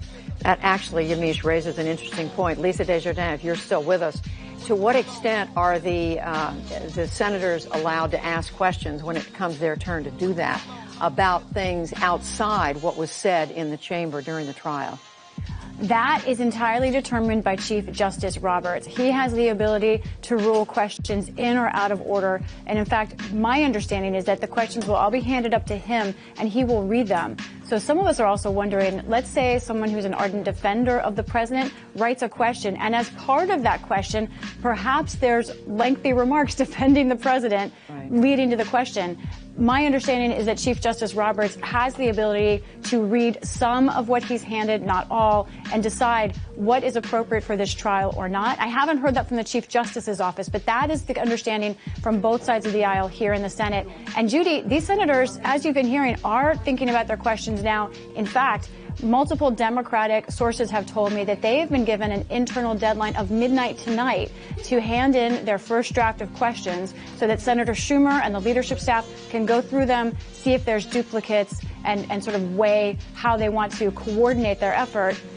However, in the Clinton impeachment trial, as some of your guests, I think, will be able to remark on, my understanding is that the duplicates were not a problem, that the Chief Justice was able to note that there were duplicate questions and just point that out. But that's interesting that they're asking for questions even before they've been able to hear the Republican defense. And not every Democratic senator is happy about that. I spoke to a senator today who said that they don't like that idea, that that they're likely to come up with other questions as well as what they submit tonight internally. As well as that. Well, I want to come back to our guests at the table and ask if any of you knows or can, I don't know, speculate in an informed way about whether the Chief Justice is likely to permit questions, I don't know, Michael, whether, I don't know, Elizabeth, about questions about matters that did not come up in the course of this trial. Of course, he would be able to rule on that. And let me just tell the viewers, the question card that they will fill out, they can't go on and on and on with endless comments, let's say, or editorial comments. There's only a few lines. They have to fill out their name, the question, and then there's a box in the corner where they would literally say which question. Here's what it looks like. Yeah, which question, which person they want to answer. The Chief Justice will call through them to a certain extent and decide how much is duplicative and how much is not. I think it is interesting, the fact that you see more of them taking notes. That tells me they are coming up with questions in their mind at the time they're hearing some of this. That, boy, maybe I need to ask a question dealing with that. But that did not happen in the Clinton trial, where the leadership asked for your questions in advance, and even before the particular side of the defense was able to say anything. It's interesting to know how those get gathered and who's asking for them. But just quickly to Mika or Victoria, this question of whether for example, if one of the senators wrote out on a card, I'd like to ask the president's counsel, why, how does he explain the president's comment, get rid of her, referring to former Ambassador Yovanovitch, if that didn't come up in the trial, and yet it's part of the story? I mean, I'm not sure what the sort of legal ruling on that would be, but I think one of the things that points to is this question that the senators are wrestling with in real time, which is whether or not to allow additional witnesses and additional information. That additional information has arisen after the record of the House has been transmitted to the Senate, I think raises questions about whether or not it's complete. And it puts the Republican senators in a bit of a catch-22 because it's very hard for them to both simultaneously argue the House managers haven't made their case, or we need to defend the president by putting an alternative story out there, and at the same time argue we can't have any additional witnesses, we can't have any additional facts. Those three things are inconsistent with each other. Well, Michael Allen, we have heard some, I believe we've heard some of the Democratic managers bring up some information that's come up. The Lev Parnas, the associate of Rudy Giuliani, some of that information was not part of the House impeachment consideration. I think the Chief Justice will be able to kind of devise his own definition of relevance. I remember spending several law school classes on this topic. I think neither side will just sort of put in a meat cleaver and try and ask a question like, what about Burisma, or what about this particular comment that ABC News has reported today? I think it's got to be very artful. They have to use a scalpel if they want to import one of these issues that's sort of out of the scope of the trial into the Q&A. So they'll have to make it directly relevant to something that's material or goes to the state of mind of one of the witnesses. We are just about 30 minutes into what we were told was going to be a 15-minute break that the Senate took, but it is understandable. They had gone on, Victoria, I guess it was 2.5 hours before they took a break. We can understand why it's going a little bit Well, let me just say this about the Chief Justice. He's happy to have a non-role, which he generally reads things given to him, because the Supreme Court has its own politics, right? And he has been under a certain amount of, the court has felt under attack by some parties after the controversy over the Kavanaugh appointment. And he has tried to show that he is moderate, that he is the umpire. He has been out there giving talks. He's going to want to avoid ruling on anything, in my opinion. Really? He did at the point about a year ago, however, when President Trump referred to Obama judges and Trump judges, he did push back and say there's no such thing. He made a point of making a statement saying we are all judges here to serve the country. He also doesn't want to be a potted plant, though. I mean, I agree he'll try to avoid having to rule, but at the end of the day, these senators have very smart staffers behind them trying to craft the right question that will be damaging, and so it's just not going to be an easy yes or no. Elizabeth, what if there were an objection from the floor, you're the expert, as to the relevance of the evidence, that this is new evidence coming in? Can they make objections at that stage? They can, and then that technically would become a vote on the Senate floor. Yes. So in essence, it's really not the chief ruling, and I think to overrule the chief. Yeah, basically, it's to overrule the chief. Correct. And so someone could raise an objection on the floor saying that's new evidence. Can't raise an objection to a question. Yes. Is that what you mean? Right. Yes. Not to a ruling. Right. Chief. No, that did not happen in the Clinton impeachment. But it could happen. Right. If the chief were to allow a certain question, that a certain party would decide they don't believe that should be allowed. That's relevant. That might happen. Right. That's going to get interesting. The questions are going to have say everything in the world about the argument that each side is trying to make, aren't they? I mean, they're all written with a purpose. I think so. Presumably, which again I find a little interesting that the Democratic leader is giving their side a deadline and they want to see what they're going to ask and are they going to call through them? Are they going to proof them? Just a little interesting. That's what I'm wondering. Who makes that decision about what do all of the questions go to the Chief Justice, or does Chuck Senator Schumer and for that matter Majority Leader McConnell get to weigh in? In the Clinton trial, we literally collected them on the floor, culled through them, handed them to our respective leaders, and that's Marty Peone and myself. They looked through them to make sure they weren't all about the same thing. They being the two leaders. Okay. The leaders did look. Okay. Yes, but then we literally just carried them up to the Chief Justice, and he read them.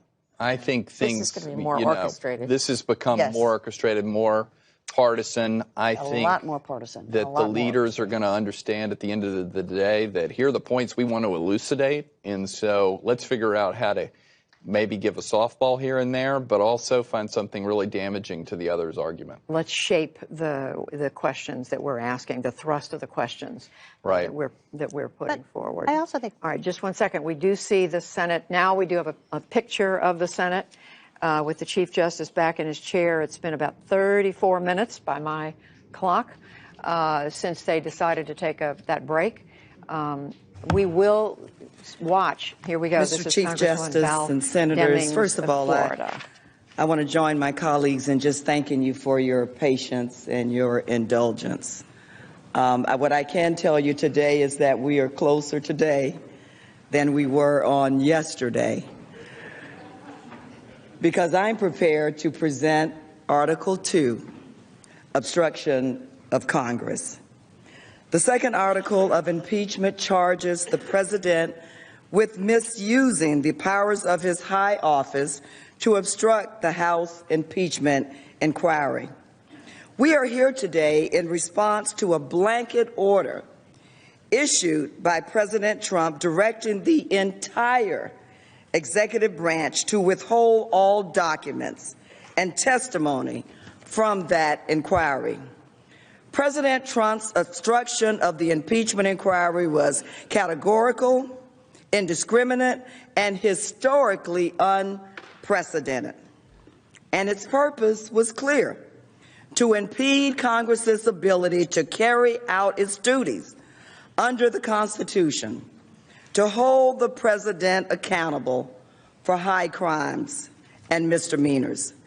As part of his effort to cover up evidence of his scheme to solicit foreign interference in the upcoming election, President Trump did something no president has ever dared to do in the history of our republic. President Trump directed the entire executive branch not to cooperate with the House's impeachment inquiry. President Trump blocked every person who works in the White House and every person who works in every department, agency, and office of the executive branch from providing information to the House as part of the impeachment inquiry. This was not about specific, narrowly defined security or privacy issues, nor was it based on potential privileges available to the executive branch. Indeed, President Trump has not once asserted executive privilege during this process. This was a declaration of total defiance of the House's authority to investigate credible allegations of the president's misconduct and a wholesale rejection of Congress's ability to hold the president accountable. The president's order, executed by his top aides, substantially interfered with the House's constitutionally authorized power to conduct an impeachment inquiry. At President Trump's direction, the White House itself refused to produce a single document or record in response to a House subpoena that remains in full force and effect, and it continues to withhold those documents from Congress and from the American people. But it is not just the White House. Following President Trump's order, the Office of the Vice President, the Office of Management and Budget, the Department of State, the Department of Energy, and the Department of Defense all continued to refuse to produce a single document or record in response to 71 specific requests, including 5 subpoenas. Additionally, following President Trump's order, 12 current or former administration officials continued to refuse to testify as part of the House's impeachment inquiry. Not only current administration officials, but former administration officials as well. 9 of those witnesses, including senior officials with direct firsthand knowledge of the president's actions, continue to defy subpoenas for testimony because of the president's order. And yet, despite President Trump's obstruction, as you have heard and seen throughout the House manager's presentation of the facts of the president's scheme, the House gathered overwhelming evidence of his misconduct from courageous public servants who were willing to follow the law, comply with subpoenas, and tell the truth. On the basis of that formidable body of evidence, the House adopted the first article of impeachment. These witnesses also testified with great specificity about extensive documents, communications, and records in the possession of the White House and other agencies regarding the president's scheme to coerce Ukraine's leader to help his re-election. As you have heard over the past few days, the House was therefore able to develop an extensive catalog of specific documents and pertinent communication that go to the heart of the president's wrongdoing and which the president has ordered be concealed from Congress and the American people. Revelations of evidence harmful to the president have only continued since the House compiled its investigative reports. Recent court-ordered releases under the Freedom of Information Act, as well as disclosures to the media, have further demonstrated that the White House, OMB, State Department, and other agencies are actively withholding highly relevant documents that could further implicate the president and his subordinates.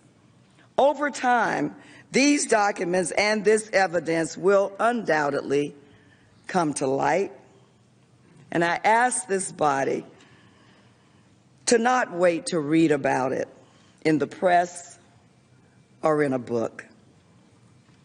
You should be hearing this evidence now. Hearing this evidence now. Now, there is one point that I would like to make very clear. President Trump's wholesale obstruction of Congress strikes at the very heart of our Constitution and our democratic system of government. The President of the United States could undertake such comprehensive obstruction only because of the exceptional powers entrusted to him by the American people. Only one person in the world has the power to issue an order to the entire executive branch. That person, senators, as you know, is the president. And President Trump used that power not to faithfully execute the law, but to order agencies and employees of the executive branch to conceal evidence of his misconduct. Now, I know that no other American could seek to obstruct an investigation into his or her wrongdoing in this way. We all know that no other American could use the vast powers of our government to undertake a corrupt scheme to cheat to win an election and then use those same powers to suppress the evidence of his constitutional crime. We would not allow, I am convinced that we would not allow any member of our state or local governments to use the official powers of their office to cover up crimes and misdeeds. As this body is well aware, mayors and governors have gone to jail for doing so. Sheriffs and police chiefs are certainly not immune.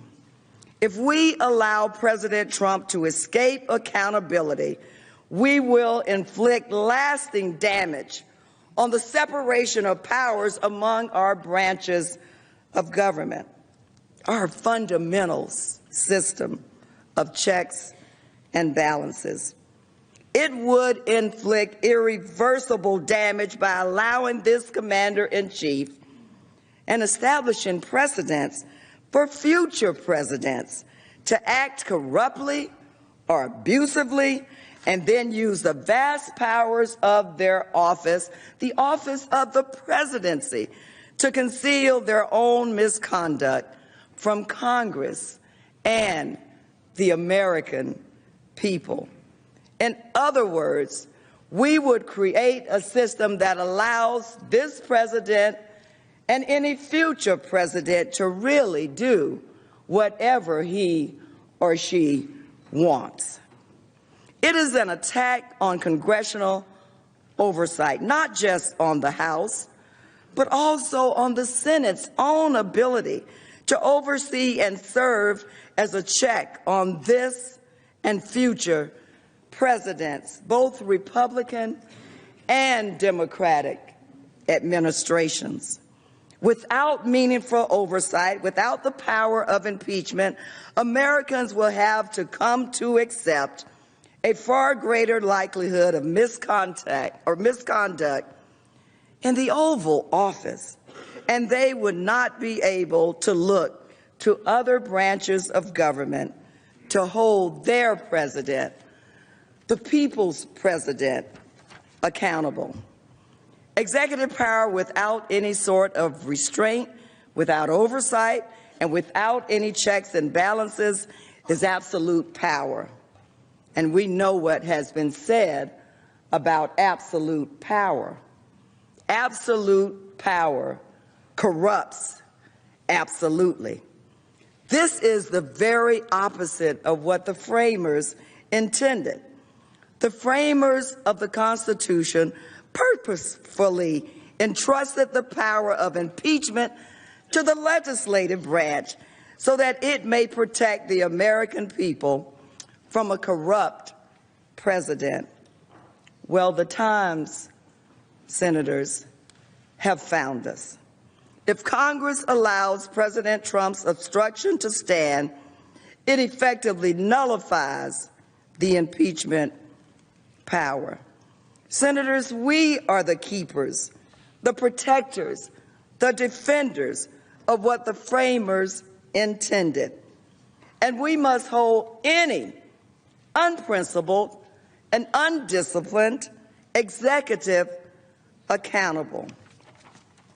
Senators, I know that this is not easy.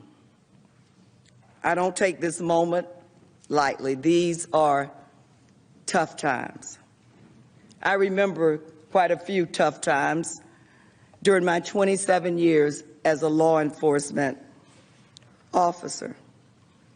But we must stop this president. Today, we will explain why. First, we will review key facts regarding the scope and breadth of President Trump's unprecedented actions to stop the House's impeachment inquiry. As you well know, we covered many of these facts on Tuesday when we explained in depth what evidence the president had blocked from Congress. We addressed documents we know the White House and other agencies are concealing, and we addressed testimony the president's aides would provide if they testified under oath. We will therefore review the documents and witnesses briefly. Second, after surveying relevant history and constitutional law, we will explain why obstruction of Congress in and of itself warrants impeachment and removal from office.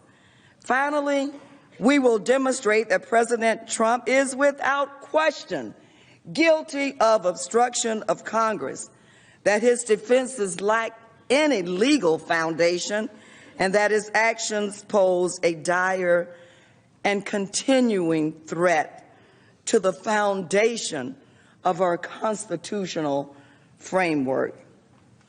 This is very simple. It's simple. The president abused the powers entrusted in him by the American people in a scheme to suppress evidence, escape accountability, and orchestrate a massive cover-up. And he did so in plain sight. And his obstruction remains ongoing.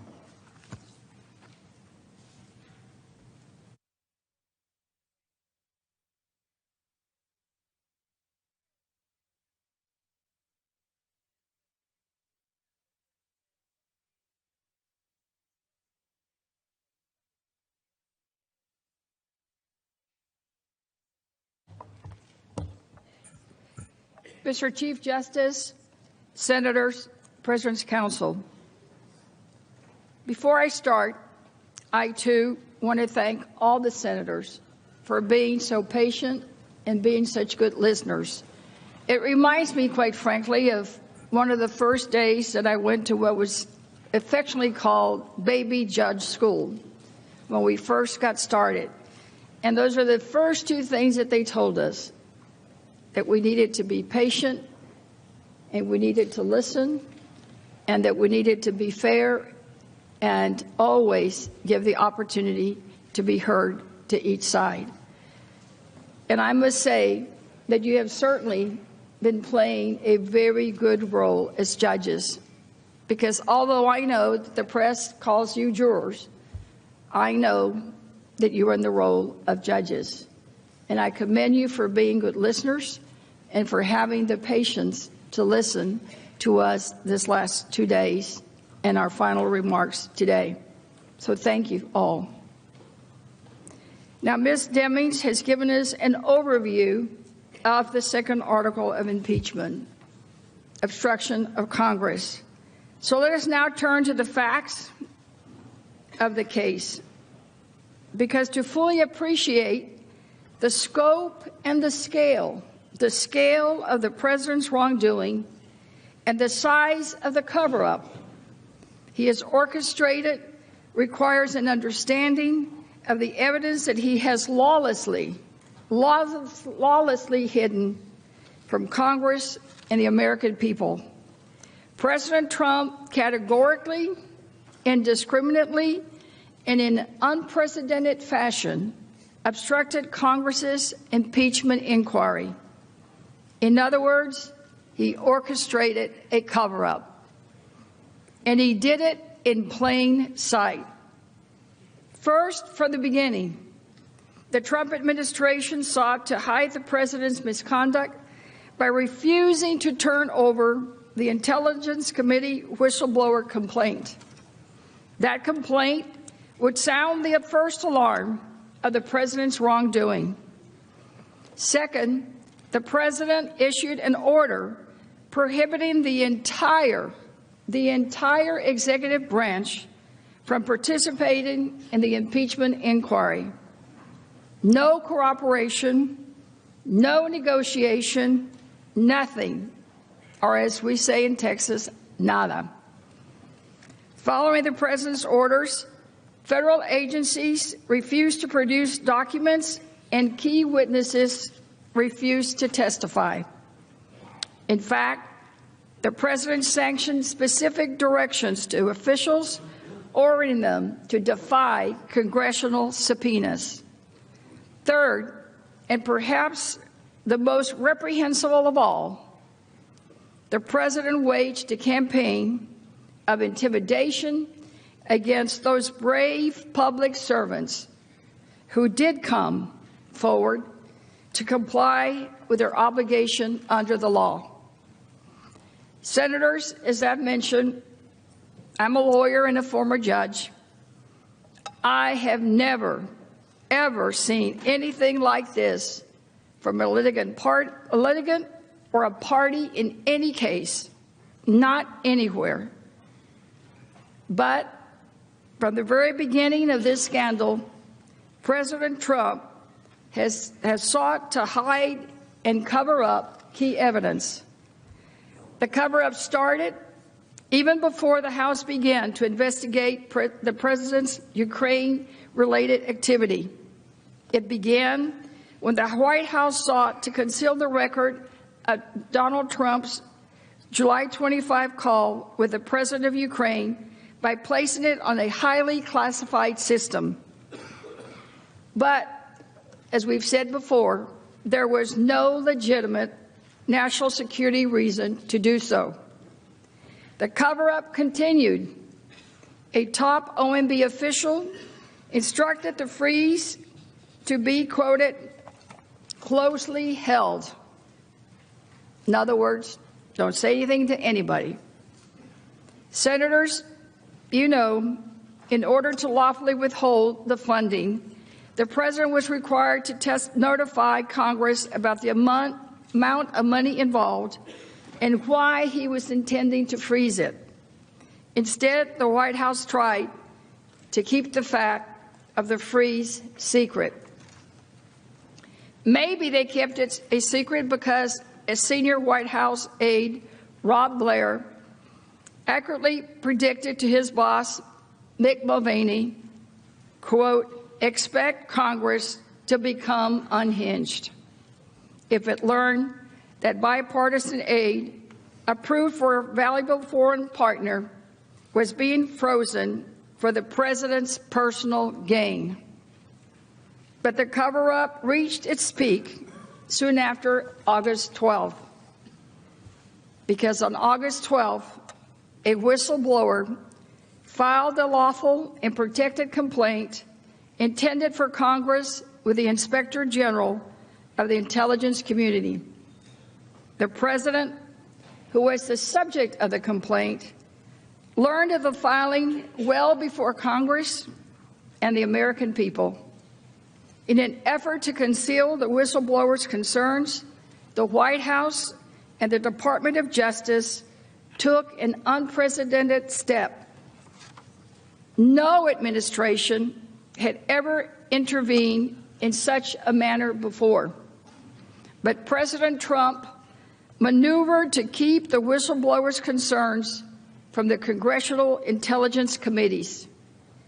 In the history of the Intelligence Community Whistleblower Protection Act, no credible and urgent complaint had ever been withheld from Congress, not ever before.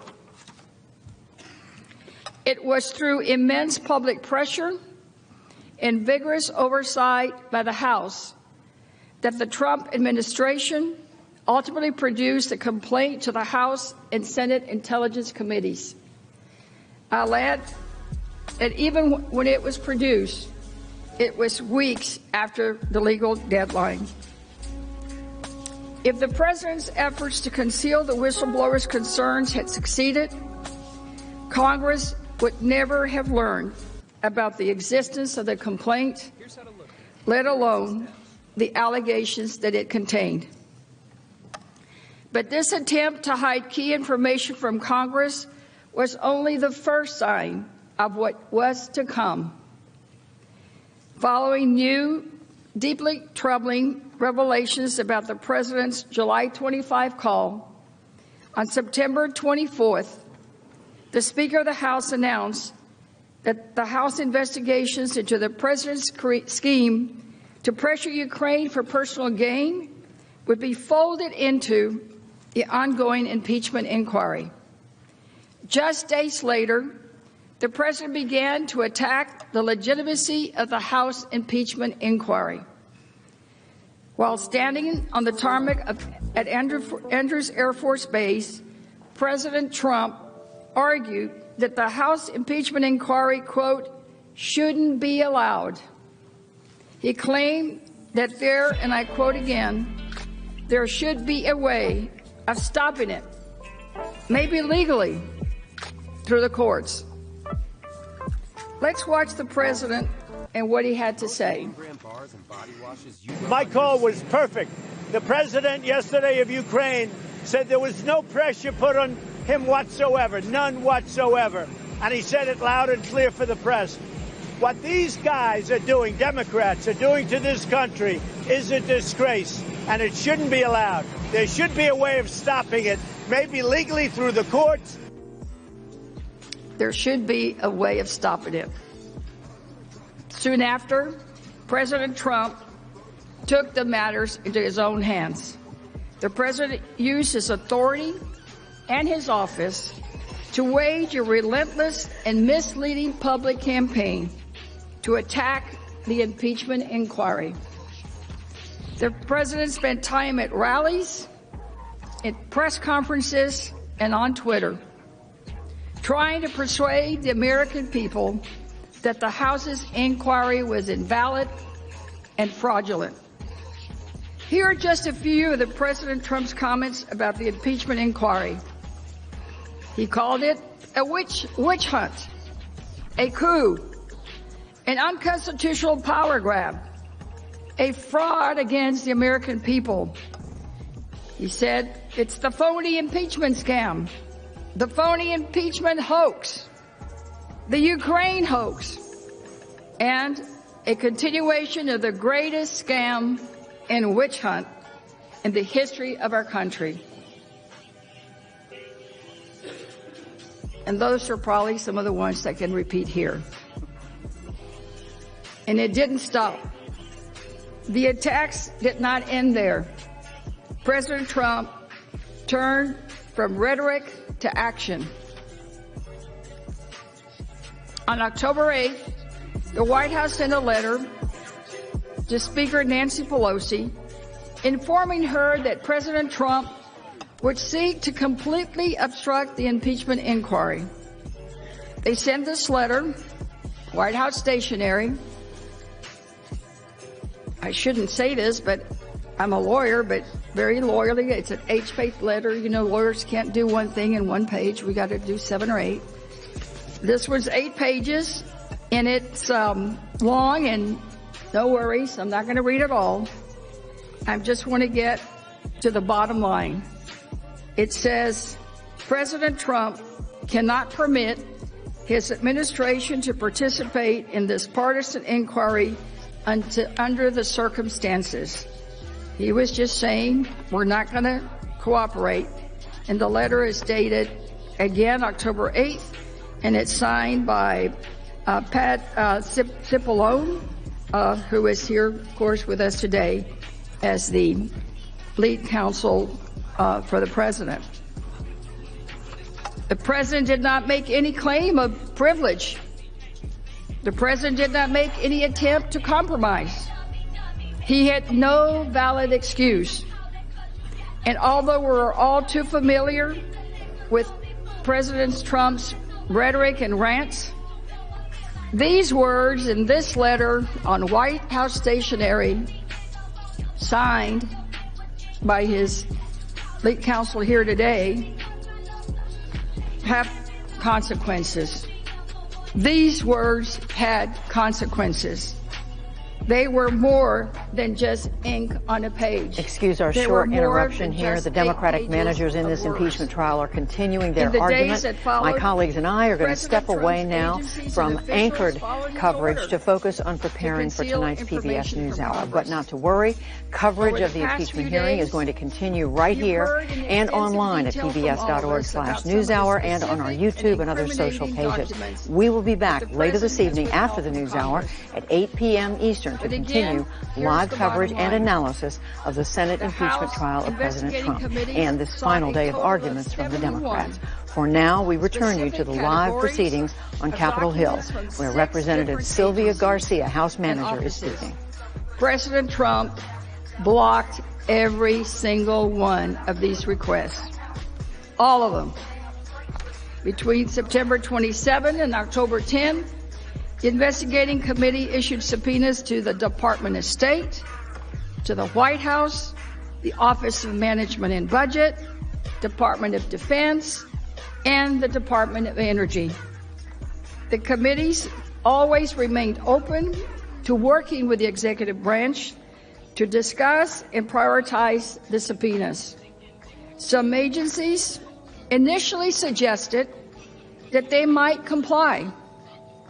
For example, a few days after receiving the subpoena, the Department of State sent staff and reached out to the committee to, quote, discuss accommodations. As you all know, the accommodation process is when Congress and the executive branch discuss priorities and concerns so that the committee gets what it needs most efficiently while minimizing any burden to the agency. So on October 7th, the committee staff met with State Department officials. During that conversation, the committee made a good faith attempt to engage the department in negotiations. To start, the committees requested that the department prioritize the production of a narrow set of non-privileged documents. The department representatives stated that they would take the request back to senior State Department officials. But that was the end. That was the end. Those priority documents were never provided to the committees. In addition to the State Department, the Department of Defense also showed an initial interest in cooperating. During an October 13 television appearance, Secretary of Defense Mark Esper stated repeatedly the Department of Defense would seek to comply. He said on air on TV that they would seek to comply with the subpoenas. In an exchange on Face the Nation, he was specifically asked, question, very quickly, are you going to comply with the subpoena that the House provided you and provide documents to them regarding the halt to military aid to Ukraine? Answer from the Secretary, yeah, we will do everything we can to cooperate with the Congress. Just in the last week or two, my general counsel sent out a note, as we typically do in these situations, to ensure documents are retained. But again, the question is that a yes? Answer by the Secretary, that's a yes.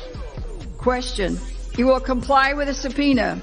Answer again by the Secretary, we will do everything we can comply. These are his very own words. We can comply. We can comply.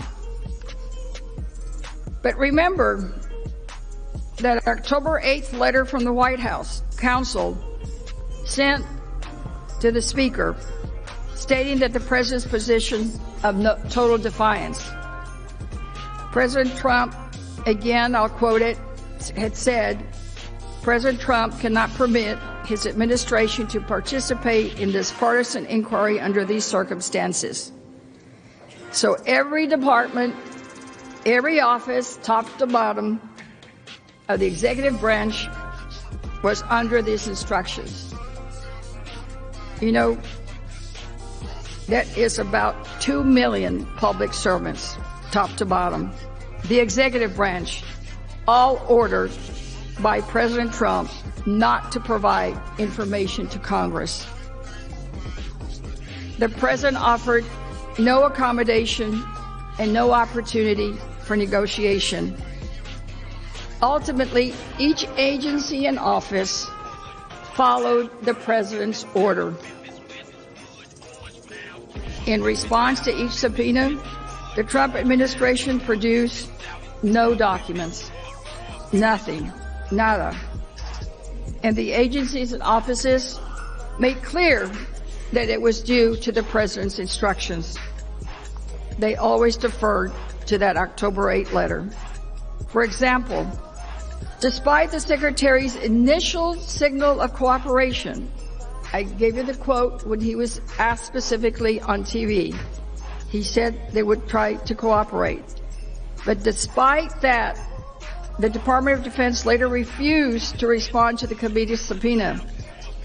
In a letter to the committees, the Department of Defense echoed many of the White House's unsupported legal arguments and concluded, and I quote, in light of these concerns and in view of the President's position as expressed in the White House counsel's October 8th letter, and without waiving any other objections to the subpoena that the department may have, the department is unable to comply with your request for documents at this time. Again, on a TV interview on Face the Nation, they tried to ask him again. So when asked by Chris Wallace on Fox News, question, but do you feel Congress has the right to oversight and to be able to see documents from the Pentagon about a program that was approved by Congress? Answer, well, they do, but provided it's done in the right way and proper way. And I think that was the issue. Again, I think my reputation is pretty good in terms of being very transparent. I like to communicate with members of Congress, but in this case, my recollection is that they were technical and legal issues that prohibited us from doing exactly what was requested by Congress. So he said he would try to cooperate, to seek to comply, but now they're backpedaling. But senators, there was no valid technical or legal arguments.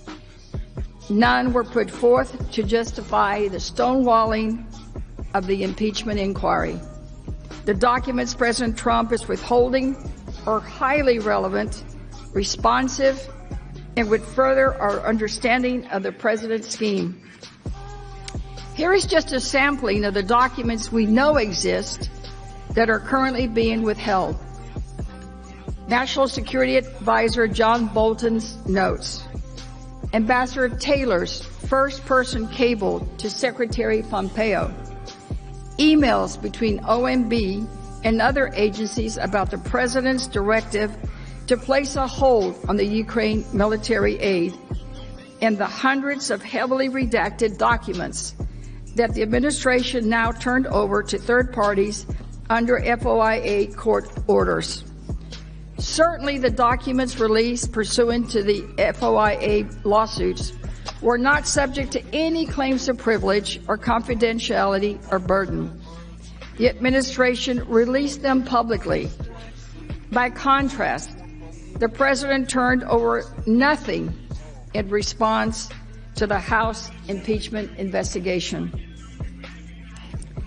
Now, senators, there still is another component of the president's obstruction that I want all of us to focus on. Not only did the president block agencies and offices from producing documents, his administration also blocked current and former officials from identifying, producing, or even reviewing relevant documents. First, the Trump administration actively discouraged its employees from even identifying documents responsive to the committee's requests. Deputy Assistant Secretary George Kent testified in his deposition that he informed the State Department attorney about additional responsive records that the department had not collected. According to Kent, the department attorney, quote, got very angry and, quote, objected to Kent raising of the additional information. He, quote, made clear that he did not think it was appropriate for Kent to make the suggestion. So here's a lawyer telling the witness, don't say that. I just, frankly, as a lawyer and former judge, I just can't believe something like this would happen. But Kent responded that he was just trying to, quote, make sure that the department was being fully responsive. Second, the Trump administration refused to permit individual witnesses to produce relevant documents themselves. After the State Department failed to respond to voluntary requests for documents at the beginning of the investigation, the committee sent document requests to 6 individual State Department employees. Secretary Pompeo objected to the committee's request to state officials, calling them, quote, "It's an act of intimidation and an invitation to violate federal court laws." He also claimed that the House inquiry, quote, "an attempt to intimidate, bully, and treat improperly the distinguished professionals of the Department of State." Now, we were the bullies. But let's be clear. His statement has been contradicted by actual State Department professionals from whom the committee sought documents. Kent testified that he, quote, "had not felt bullied, threatened, and intimidated by the House." In fact, Kent said that the language in Secretary Pompeo's letter, which had been drafted by a State Department attorney, was without consulting Mr. Kent. He said, quote, "It was inaccurate." Inaccurate. Then the State Department ordered witnesses to withhold documents from Congress. For example, on October 14, the department sent a letter to Kent's personal attorney warning, quote, "Your client is not authorized to disclose to Congress any records relating to official duties." Certain witnesses defied these orders and produced the substance of key documents, providing critical insight into the president's scheme. Other witnesses produced documents to the Trump administration so they could be turned over to Congress. But now the administration is also sitting on those documents and is refusing to turn them over. Ambassador Taylor testified that he turned over documents to the Trump administration, but to his knowledge, they had not been produced to the House. Let's watch. But has any of the documents that you turned over, to your knowledge, been turned over to the committee? No.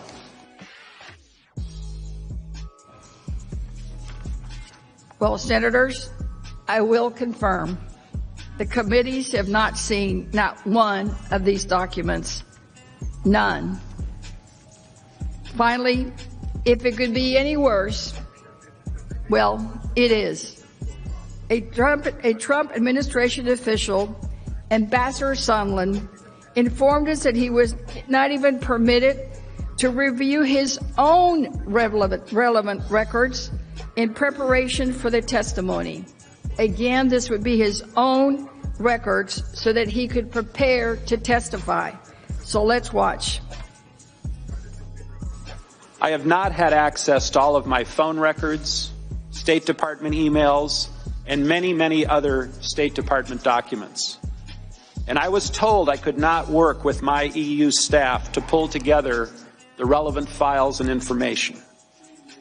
Having access to the State Department materials would have been very helpful to me in trying to reconstruct with whom I spoke and met and when and what was said. My lawyers and I have made multiple requests to the State Department and the White House for these materials. Yet these materials were not provided to me, and they have also refused to share these materials with this committee. These documents are not classified, and in fairness, should have been made available. Of course, we agree. At President Trump's order, agencies and offices refused to produce documents in response to the committee's requests, and they refused to allow individual witnesses to do so either. So let's recap. No documents, zero, goose egg, nada, in response to over 70 requests and 5 subpoenas. no attempt to negotiate, no genuine attempt to accommodate, categorical, indiscriminate, and unprecedented stonewalling. Again, never in my time as a lawyer or as a judge have I seen this kind of total disrespect and defiance of a lawfully issued subpoena, and all on President Trump's orders. And it could continue because this obstruction of Congress is real and it's beyond comparison. This president should be removed.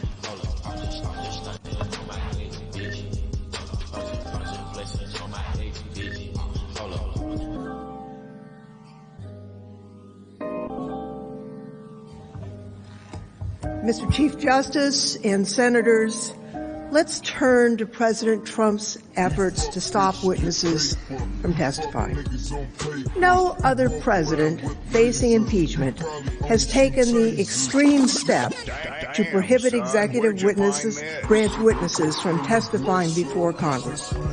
Even President Nixon, who famously attempted to defy a subpoena for tape recordings of his conversations, he let his most senior staff testify before Congress. Now, I remember listening on TV as John Dean testified before the Senate Watergate Committee. He was the president's lawyer. President Nixon didn't block him. Not only did President Nixon allow his staff to testify before Congress, he publicly directed them to testify and without demanding a subpoena. Actually, with the Senate Watergate investigation, President Nixon said, and this is a quote, "All members of the White House staff will appear voluntarily when requested by the committee. They will testify under oath, and they will answer fully all proper questions." Now compare to President Trump. He publicly attacked the House's impeachment inquiry, calling it, quote, "constitutionally invalid." And he ordered every single person working in the executive branch to defy the House impeachment inquiry. As just discussed, in the letter to the Speaker of the House, the White House counsel said that President Trump, quote, "cannot permit his administration to participate." No president ever used the official power of his office to prevent witnesses from giving testimony to Congress in such a blanket and indiscriminate manner. There's no telling how many government officials would have come forward if the president hadn't issued this order. Let's look at some of the witnesses who followed the president's orders. The House issued subpoenas to compel the testimony of 3 officials at the Office of Management and Budget: Acting Director Russell Vought, Associate Director Michael Duffy, and Associate Director Michael McCormick. Now, according to the testimony in the House, which was reinforced by emails recently revealed through the Freedom of Information Act lawsuits, OMB was just central to the president's hold on security assistance to Ukraine. Its officials served as conduits for the White House to implement the hold without directly engaging the agencies that actually supported release of the aid. President Trump directed these 3 OMB officials to violate their legal obligation by defying lawful subpoenas, and they followed his orders. This isn't just an argument. It's a fact. In response to House subpoenas, the OMB sent a letter to Chairman Schiff refusing to comply. And this is what the letter said. As directed by the White House counsel's October 8, 2019 letter, OMB will not participate in this partisan and unfair impeachment inquiry. In that simple statement, OMB admitted several key points. First, Mr. Ceppolini's letter of October 8th was an official directive from the White House. Second, President Trump's blanket order applied to OMB and the 3 officials subpoenaed by the House. Third, President Trump's blanket order not only directed them to refuse to participate voluntarily, it also directed them to defy House subpoenas. Fourth, President Trump's blanket order directly prevented the 3 OMB officials from providing testimony to the House. There's no question about the scope of President Trump's order. It was total. There's no question about the intent of the order. It was clearly understood by administration officials as shown by OMB. And there's no question the order had an impact. It directly prevented the House from getting testimony from the 3 senior officials at OMB. So here we are. The President of the United States issued an official order forbidding every single person who works for the executive branch of our government from giving testimony to the House as part of an impeachment investigation. That order prevented the House from getting testimony from witnesses who knew about the President's conduct. The matter is simple. It's plain to see. The question we here in Congress must ask is whether we're prepared to turn a blind eye to a president's obstruction. Obstruction not only of oversight, but also the power to determine whether Congress may gather evidence in an impeachment proceeding. If the Senate is prepared to accept that, it will mean that not only President Trump, all presidents after him will have veto power over Congress's ability to conduct oversight and the power of impeachment. The House was not prepared to accept that, and that's why the House approved Article 2. As you consider what you think about this, please know that President Trump's blanket order was not the end of his campaign to obstruct the impeachment inquiry. Actually, it was just the beginning. In addition to his total ban of government witnesses, President Trump also sent specific explicit orders. He directed key witnesses to defy subpoenas and to refuse to testify as part of the House's impeachment inquiry. As you know, the House subpoenaed acting White House Chief of Staff Mick Mulvaney. We wanted his testimony. As at a White House press briefing in October, I know you've seen it before, Mr. Mulvaney confirmed what we had suspected. Mr. Mulvaney admitted that President Trump withheld the aid to pressure Ukraine into announcing an investigation into the conspiracy theory that Ukraine interfered in the 2016 elections. Here's his words. Did he also mention to me in the past the corruption related to the DNC server? Absolutely. No question about that. But that's it. And that's why we held up the money. After this really stunning admission, the House issued a subpoena to require Mr. Mulvaney to testify. But on the day of Mr. Mulvaney's scheduled deposition, the White House sent a letter to his personal attorney.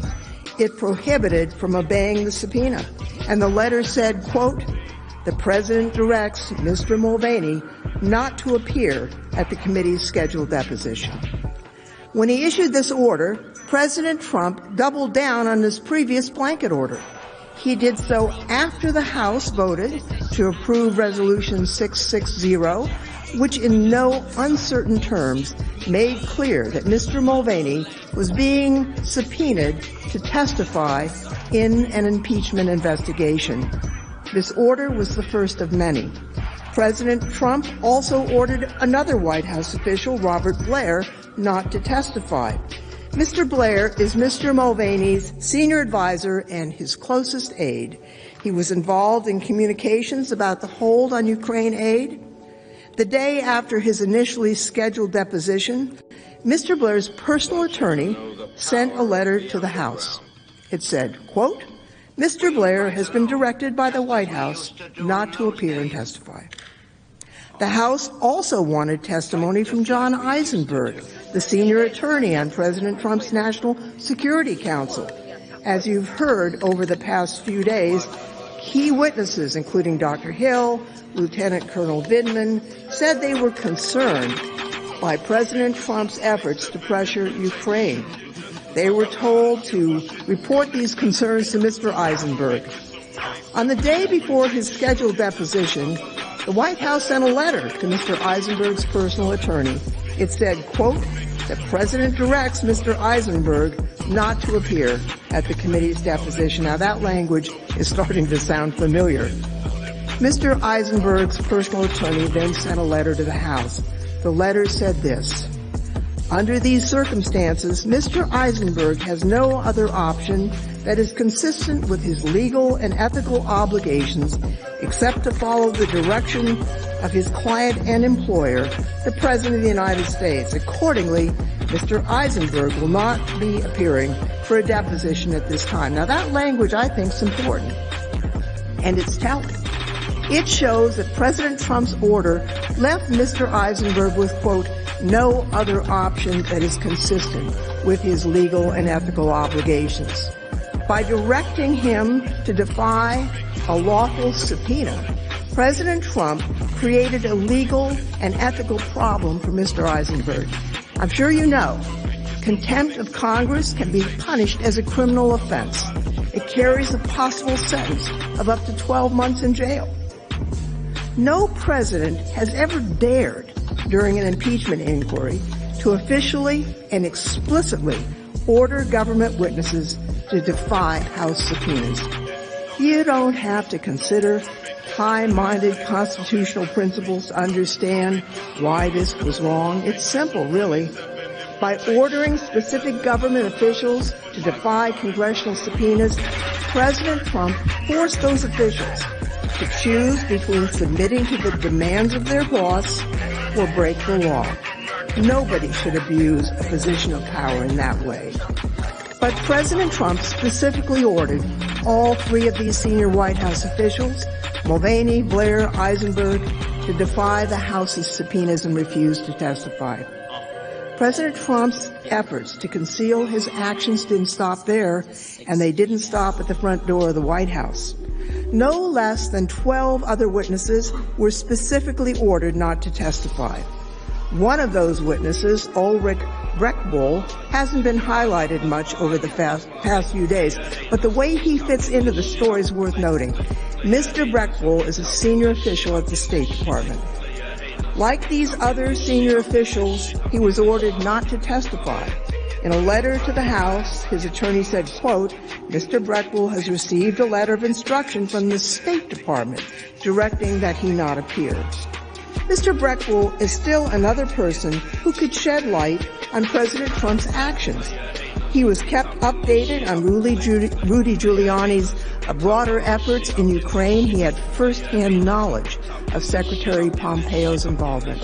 For one thing, he handled Ambassador Yovanovitch's recall from Ukraine, though he refused to meet with her in the aftermath.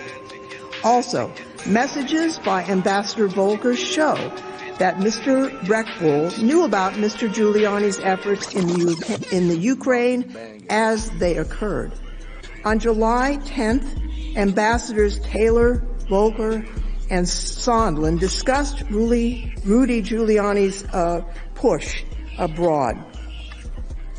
While discussing the problems Rudy was creating by meddling in official U.S. foreign policy, Ambassador Taylor noted that he, quote, briefed Ulrich this afternoon.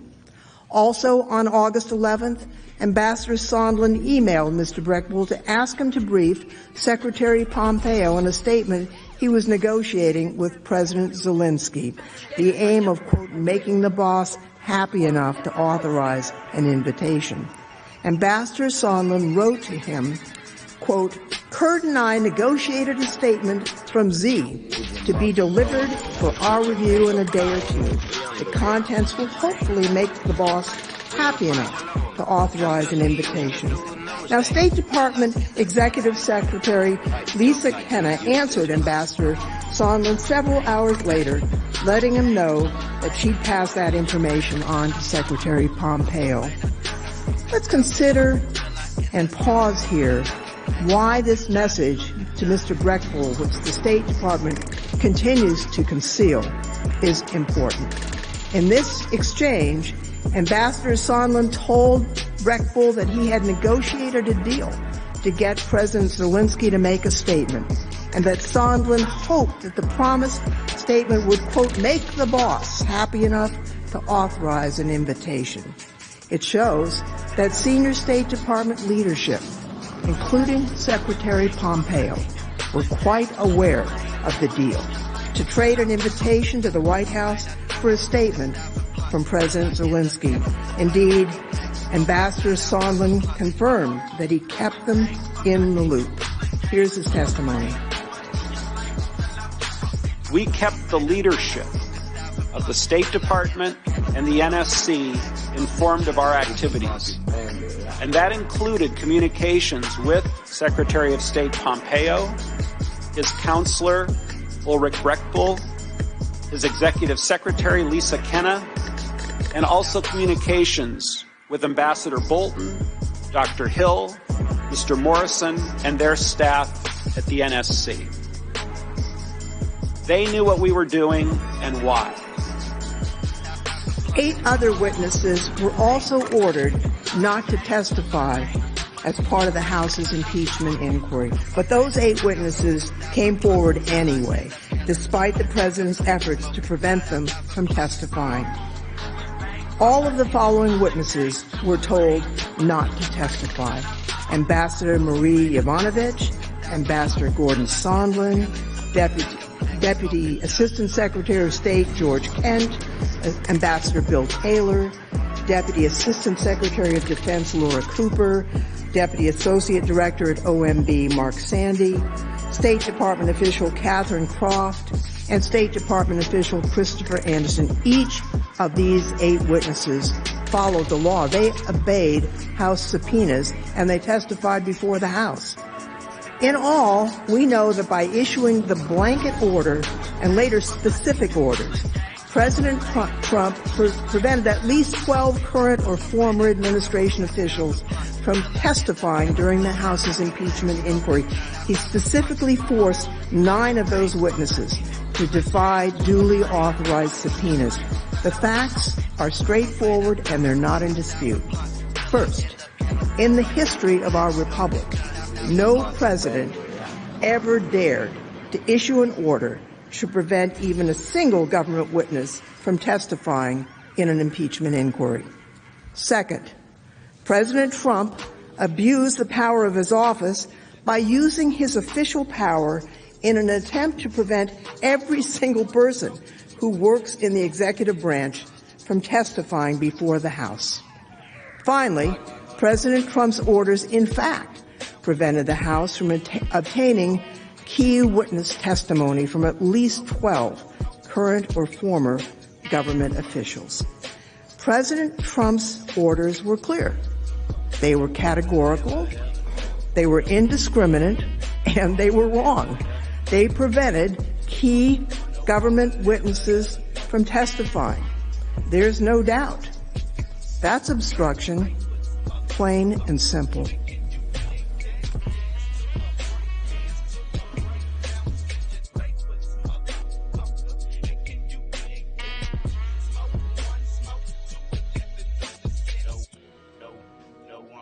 Now let us turn to some final set of facts. In a further effort to silence his administration, President Trump engaged in a brazen effort to publicly attack and intimidate the dedicated public servants who came forward to testify. To be clear, these witnesses didn't seek the spotlight in this way.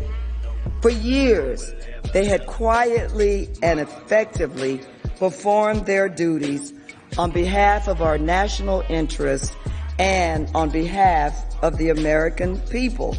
Why would they seek the spotlight in this way, knowing that the President of the United States would lead the chorus of attacks against them?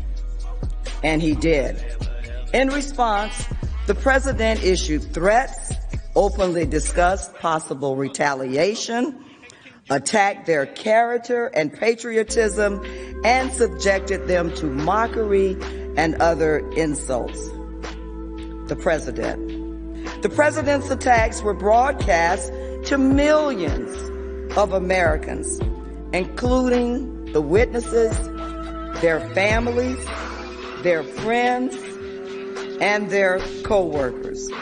This campaign of intimidation risks discouraging witnesses from coming forward voluntarily or complying with mandatory subpoenas for documents and testimonies.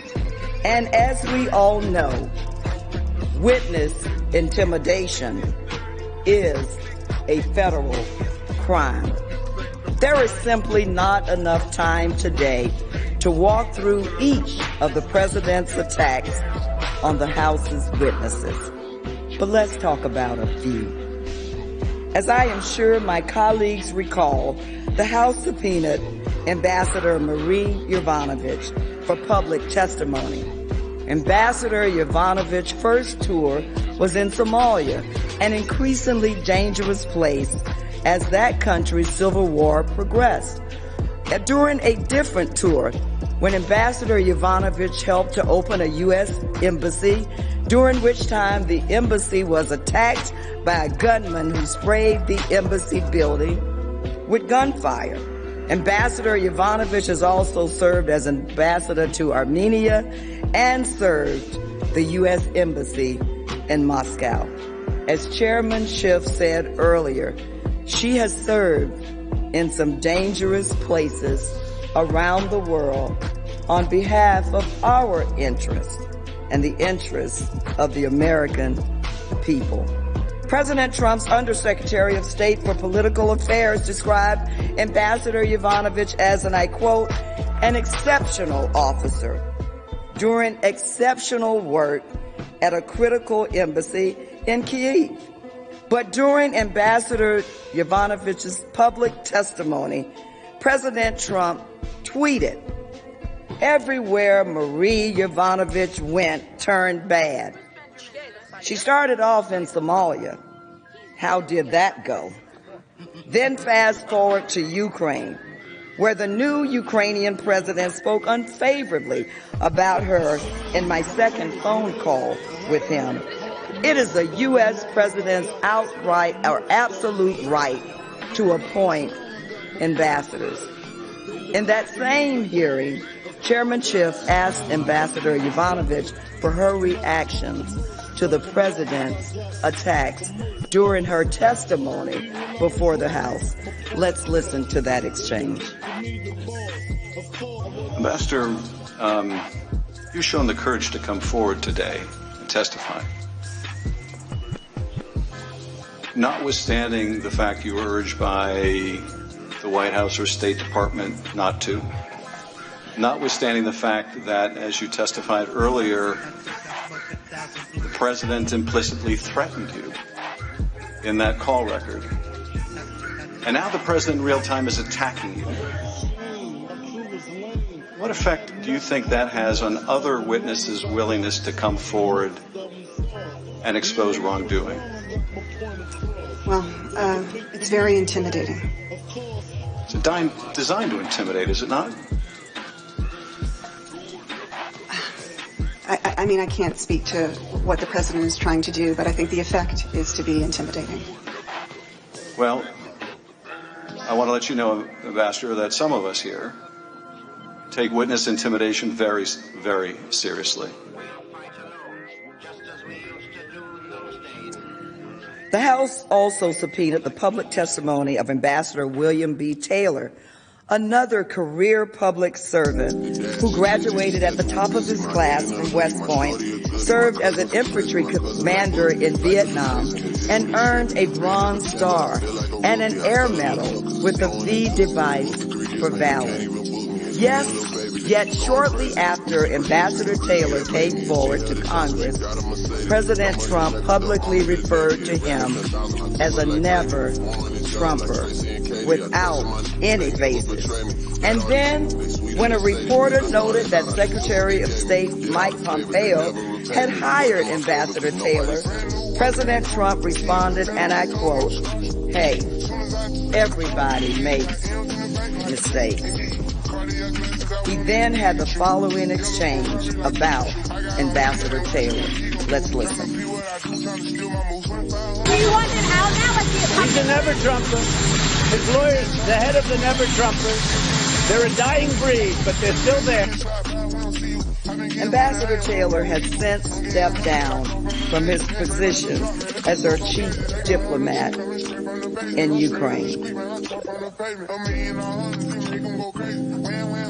In addition to his relentless attack on witnesses who testified in connection to the House's impeachment inquiry, the president also repeatedly threatened and attacked the member of the intelligence community who filed the anonymous whistleblower's complaint.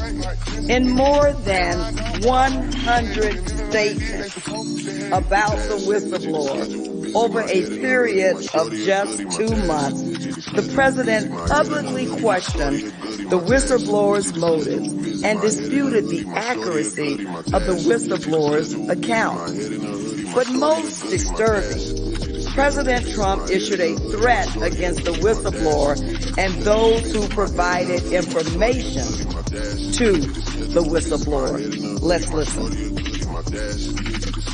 I want to know who's the person who gave the whistleblower? Who's the person who gave the whistleblower the information?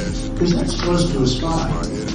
You know what we used to do in the old days when we were smart, right? With spies and treason. We used to handle it a little differently than we do now. The president's need to conceal his actions was so extreme that he even attacked the credibility of those witnesses who served our country in combat. This included active duty military personnel and veterans who earned the Purple Heart and Bronze Star, among other battlefield recognition. But President Trump showed utter disregard for such patriotism. For example, President Trump attacked Lieutenant Colonel Vindman during his testimony on November 19th, seeking to question his loyalty to the United States. The president retweeted, Lieutenant Colonel Vindman was offered the position of defense minister for the Ukrainian government 3 times. Lieutenant Colonel Vindman, the National Security Director for Ukraine, has been an active duty Army officer for more than 20 years. Lieutenant Colonel Vindman earned a Purple Heart for wounds he sustained in an improvised explosive attack or device in Iraq. President Trump's campaign of witness intimidation is reprehensible, debases the presidency, and was part of his effort to obstruct the impeachment inquiry. The fact that it is the president of the United States making these threats tells us something. It tells us that the president desperately wanted to keep witnesses from testifying and thus further obstruct Congress's inquiry. Senators, we cannot and we must not condone President Trump's attack on whistleblowers and witnesses, people who truly have the ability to put our country first.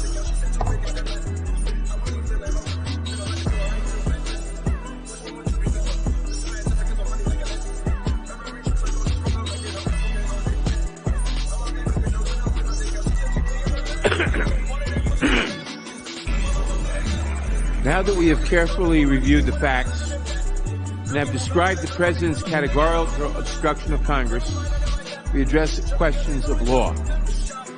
This discussion need not be abstract. The President's obstruction impacts the Senate directly. It impacts the constituents you represent. It impacts you. Because your job as a member of Congress is to hold the executive branch in check. This is true no matter who occupies the White House or which party controls the House or Senate. And the further the President any president departs from the law and the Constitution, the more important it is for you to do your job. I suspect that there is common ground here. We all know that in order for Congress to do its work, we must have information. What is reasonable policy? What is the administration doing? Do we support it? Should we oppose it? Should we enact legislation to correct the problem? Asking questions, gathering information, making decisions based on the answers, this is one of the fundamental functions of Congress. I suspect that we agree on this as well. Our ability to do that work depends on our gathering information. It depends on the power of the congressional subpoena. Even when you make a polite request for information from a friendly administration, that request is backed by the threat of a subpoena. And although the power of the congressional subpoena has been affirmed repeatedly by the courts, enshrined in the rules of the House and Senate, and respected by executive branch agencies for centuries, if the President chooses to ignore our subpoenas, our power as a branch of government, our ability to do our jobs, our ability to keep an administration in check, our ability to make sure that the American people are represented by a Congress and not just by a president is diminished. Please know that we are not talking about a disagreement over the last few documents at the end of a long production schedule. We are talking about a direct order from the President of the United States to completely disregard all our subpoenas, to deny us all information the President wants to keep secret. This is in order to deprive Congress of our ability to hold an administration accountable. It is a bit to neuter Congress, to render the President all-powerful, since Congress could not have any information the President didn't want us to have. Without information, we cannot act. And so we must ask, is there a consequence for a President who defies our subpoenas absolutely, who says to all branches of the administration, do not obey a single congressional subpoena categorically without knowing the subject of the subpoena? Just never answer a congressional subpoena? Who denies Congress the right to any information necessary to challenge his power? Would Madison, Hamilton, and Washington support removing a president who declares that the Constitution lets him do whatever he wants, and who brazenly adds that he can ignore any effort to investigate, even when backed by subpoenas that the law requires him to obey? The answer to all these questions is a resounding yes. But before diving in, I'd like to set the historical scene. The framers were wise, and so they worried that presidents would abuse their power for personal gain. They feared that someday a president might mistake himself for a king, whose decisions cannot be questioned, whose conduct cannot be investigated, whose power transcends the rule of law. Such a would-be king would certainly think things like, quote, I have the right to do whatever I want as president. He might believe that it is, quote, illegitimate for anyone to investigate him. Of course, not even the framers could have imagined that a president would say these things out loud. A president with this view of raw power would attack anyone who tried to hold him to account, branding them, quote, human scum, and, quote, the enemy of the people. He would argue that courts had no power to enforce subpoenas against him. He would conscript his allies to ridicule Congress. He would harass witnesses who testified against him, declaring it disloyal to question his conduct. He would use the powers of his eye office to sabotage our system of checks and balances. All of this we have seen in the last few years, indeed in the last few months. The framers wrote the impeachment clause to protect the American people from such a president. The impeachment clause exists to protect our freedom and our democracy in between elections. It exists to remind presidents that they serve the public, not the other way around.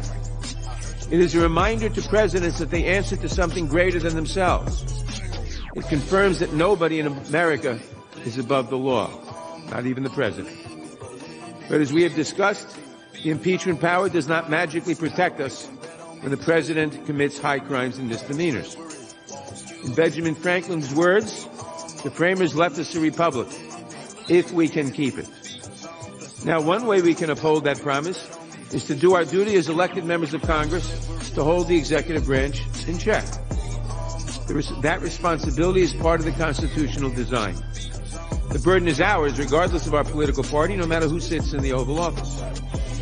In the ordinary course, when we do our jobs, we do our nation a service by holding the executive branch, both its political leadership and its professional core, accountable to the people for its actions. And when the President's conduct exceeds the usual constitutional safeguards, it falls on the House to investigate presidential wrongdoing and, if necessary, to approve articles of impeachment. It then falls on the Senate to judge, convict, and remove presidents who threaten the Constitution. This entire framework depends on Congress' ability to discover and then to thoroughly investigate presidential malfeasance. If presidents could abuse their power and then conceal all the evidence from Congress, the impeachment clause would be a nullity. We, the people, would lose a vital protection. That is why officials throughout history have repeatedly recognized that subpoenas served in an impeachment inquiry must be obeyed, including by the President. It is why, before President Trump, only a single official in American history has ever defied an impeachment subpoena. And that is why that official, Richard Nixon, faced an article of impeachment for doing so. As the House Judiciary Committee reasoned in its analysis of Nixon's obstruction, quote, unless the defiance of the House subpoenas is considered grounds for impeachment, it is difficult to conceive of any president acknowledging that he is obligated to supply the relevant evidence necessary for Congress to exercise his constitutional responsibility in an impeachment proceeding. Representative Robert McClory, a Republican from Illinois, explained the importance of this article of impeachment for our separation of powers. He said, if we refuse to recommend that the president should be impeached because of his defiance of the Congress with respect to the subpoenas that we have issued, the future respondents will be in the position where they can determine themselves what they are going to provide in an impeachment inquiry and what they are not going to provide. And this would be particularly so in the case of an inquiry directed toward the President of the United States. So it not only affects this president, but future presidents. And that's where we find ourselves now, but with even greater force. President Nixon authorized other executive branch officials and agencies to honor their legal obligations. He also turned over many of his own documents. President Trump, in contrast, directed his entire administration, every agency, every office, and every official not to cooperate with the impeachment inquiry. As in Nixon's case, President Trump's obstruction is merely an extension of his cover-up. As in Nixon's case, President Trump's obstruction reveals consciousness of guilt. Innocent people do not act this way. They do not hide all the evidence. And like Nixon, President Trump has offered an assortment of arguments to excuse his obstruction. But as was true in Nixon's case, none of these excuses can succeed. At bottom, these arguments amount to a claim that the president can dictate the terms of his own impeachment inquiry. President Trump's lawyers may insist that his grounds for defying Congress are unique and limited, that they only apply here, just this one time, that it was the House, not the president, that broke from precedent, that he would gladly comply with subpoenas if only the House would do as he insists. That is pure fantasy. The president's arguments are not a one-ticket ride, one-ride ticket. They're not unique to these facts. Unless they are firmly and finally rejected here, these bogus excuses will reappear every time Congress investigates any president for serious abuses of power. Every single time. They will constitute a playbook for ignoring oversight available to all future presidents, Democratic or Republican. These arguments are not consistent with the Constitution. They are loyally window dressing for an unprecedented, dangerous power grab. Plenty of presidents and judges have complained about impeachment inquiries, declaring their own innocence, attacking the House's motives, and insisting that due process entitled them to all sorts of things. But no president or judge, except Richard Nixon, has ever defied subpoenas on that basis. And no president or judge, none, has ever directed others to defy subpoenas categorically across the board. They have all eventually recognized their obligations under the law. President Trump stands alone. And President Trump was permitted to defy our subpoenas here in the impeachment inquiry when the courts have said the congressional power of inquiry is at its highest. Imagine what future presidents will do when we attempt to conduct routine oversight. President Trump is the first leader of this nation to declare that nobody can investigate him for official misconduct except on his own terms. In word and in deed, President Trump has declared himself above the law. He has done so because he is guilty and wishes to conceal as much of the evidence from the American people and from this body as he can. In that, he must not succeed. If President Trump is allowed to remain in office after this conduct, historians will mark the date that this Senate allowed this president to break one of our mightiest defenses against tyranny. They will wonder why Congress so readily surrendered one of its core constitutional powers. They will wonder why Congress admitted that a president can get away with anything, can violate any constitutional rule, any liberty, any request for information, and get away with it simply by saying, I don't have to answer your questions. Congress has no power to make me answer questions about my conduct. That's what is at stake. Future people will despair that future presidents can abuse their power without fear of consequence or constraint. Let's begin with a legal premise of the second article of impeachment. Congress has the power to investigate presidents for official misconduct.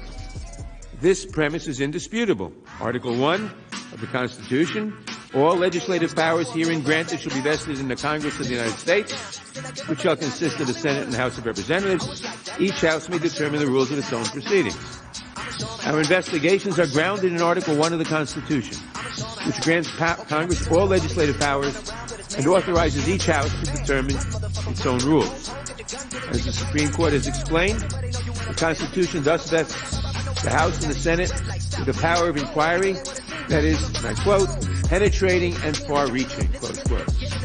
Moreover, Congress can effectuate that power of inquiry by issuing subpoenas commanding the recipient to provide documents or to testify under oath. Compliance with subpoenas is mandatory. It's not at the option of the executive or the president. As the Supreme Court has explained, quote, it is unquestionably the duty of all citizens to cooperate with the Congress in its efforts to obtain the facts needed for intelligent legislative action. It is their unremitting obligation to respond to subpoenas, to respect the dignity of the Congress and its committees, and to testify with respect to matters within the province of proper investigation. More recently, United States District Judge Ketanji Brown Jackson has elaborated, quote, blatant defiance of Congress' centuries-old power to compel the performance of witnesses is not an abstract duty, injury, nor is it a mere banal insult to our democracy. It is an affront to the mechanism for curbing abuses of power that the framers carefully crafted for our protection, and thereby recalcitrant witnesses actually undermine the broader interests of the people of the United States. In recognition of the important role that congressional inquiries play in protecting our democracy and in guarding the American people, it is unlawful to obstruct them. Of course, while Congress investigates many issues, one of the most important is misconduct in the executive branch. There is a long history of congressional investigations into the executive branch. To name a few especially famous cases, Congress has investigated claims that President Lincoln mishandled Civil War military strategy, the infamous Teapot Dome scandal under President Harding, President Nixon's involvement in the Watergate scandal, President Reagan's involvement in the Iran-Contra affair, President Clinton's real estate dealings in the Monica Lewinsky scandal, warrantless wiretapping under President George Bush, attacks on American personnel in Benghazi under President Obama. Since the dawn of the Republic, presidents have recognized Congress's power to investigate the executive branch. Even in sensitive investigations involving national security and foreign policy, presidents have provided Congress with access to senior officials and important documents. For example, in the Iran-Contra inquiry, President Reagan's former National Security Advisor, Oliver North, and the former Assistant to the President for National Security Affairs, John Poindexter, testified before Congress. President Reagan also produced relevant excerpts of his personal diaries to Congress. During the Clinton administration, Congress obtained testimony from top advisors, including the President's Chief of Staff, Matt McLarty, his Chief of Staff, Erskine Bowles, White House Counsel Bernie Nussbaum, and White House Counsel Jack Quinn. In the Benghazi investigation, President Obama made many of his top aides available for transcribed interviews, including National Security Advisor Susan Rice and Deputy National Security Advisor for Strategic Communications, Benjamin Rhodes. The Obama administration, in that case, also produced more than 75,000 pages of documents, including 1,450 pages of White House emails with communications of senior officials on the National Security Council. To be sure, certain House Republicans complained loudly that the Obama administration's response to the Benghazi investigation was insufficient. Just imagine how they would have reacted if President Obama had ordered total defiance of all subpoenas. There would have been outrage. Why? Because Congress unquestionably has the authority to investigate presidential conduct. Now, not only does Congress have the power to investigate the executive, but as we have discussed, Article 1 of the Constitution gives the House the sole power of impeachment. The framers intended this power to be an essential check on out-of-control presidents. But it does not work automatically. The House must investigate, question witnesses, and review documents. Only then can it decide whether to approve or not approve articles of impeachment. Therefore, when the House determines that the President may have committed high crimes and misdemeanors, it has the constitutional duty to investigate his conduct. In such cases, the House acts not only pursuant to its ordinary legislative authority, but also serves as a grand inquest of the nation. Because an impeachment inquiry wields one of the greatest powers in the Constitution, a power that exists specifically to constrain presidents, its subpoenas are backed with the full force of the impeachment clause. They cannot be thwarted by ordinary executive privileges or ordinary objections. It is therefore presumed, as President Polk conceded over 150 years ago, that, quote, all the archives and papers of the executive departments, public or private, would be subject to inspection. Quote, every facility in the power of the executive would be afforded to enable the House to prosecute the investigation. What investigation? The impeachment investigation of President Polk. President Polk's statement, which we will return to, was no outlier. Presidents have long understood that they must comply with impeachment inquiries. Consistent with this understanding, in the history of the Republic, no president has ever claimed the unilateral prerogative to categorically defy a House impeachment inquiry. On the contrary, every president facing this issue has agreed that Congress possesses a broad and penetrating power of inquiry when investigating grounds for impeachment. This directly refutes President Trump's claim that he obstructed Congress to protect the office of the president. Every prior occupant of his office has disavowed the limitless power that he asserts. That matters.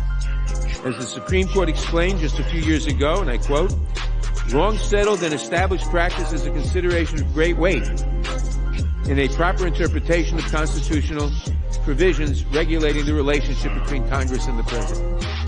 So let's take a quick tour of the historical record. To begin at the beginning, the sweltering summer in Philadelphia, 1787. The framers discussed at length the balance between presidents and Congress. Remember, they had just fought a bloody war to rid themselves of a tyrant. And they were very conscious they didn't want another tyrant. When impeachment came up, they agreed it would limit the president's authority. But a strong majority of framers saw that as a virtue, not a vice. They wanted to empower the president, but also to keep his power from getting out of hand. Yet impeachment could not serve that role if the House were unable to investigate the president for suspected high crimes and misdemeanors. This was recognized early on, starting with our very first president. In 1796, the House requested that President Washington provide it with sensitive diplomatic materials relating to the hugely unpopular Jay Treaty with Great Britain. President Washington declined, since this request intruded upon his executive functions.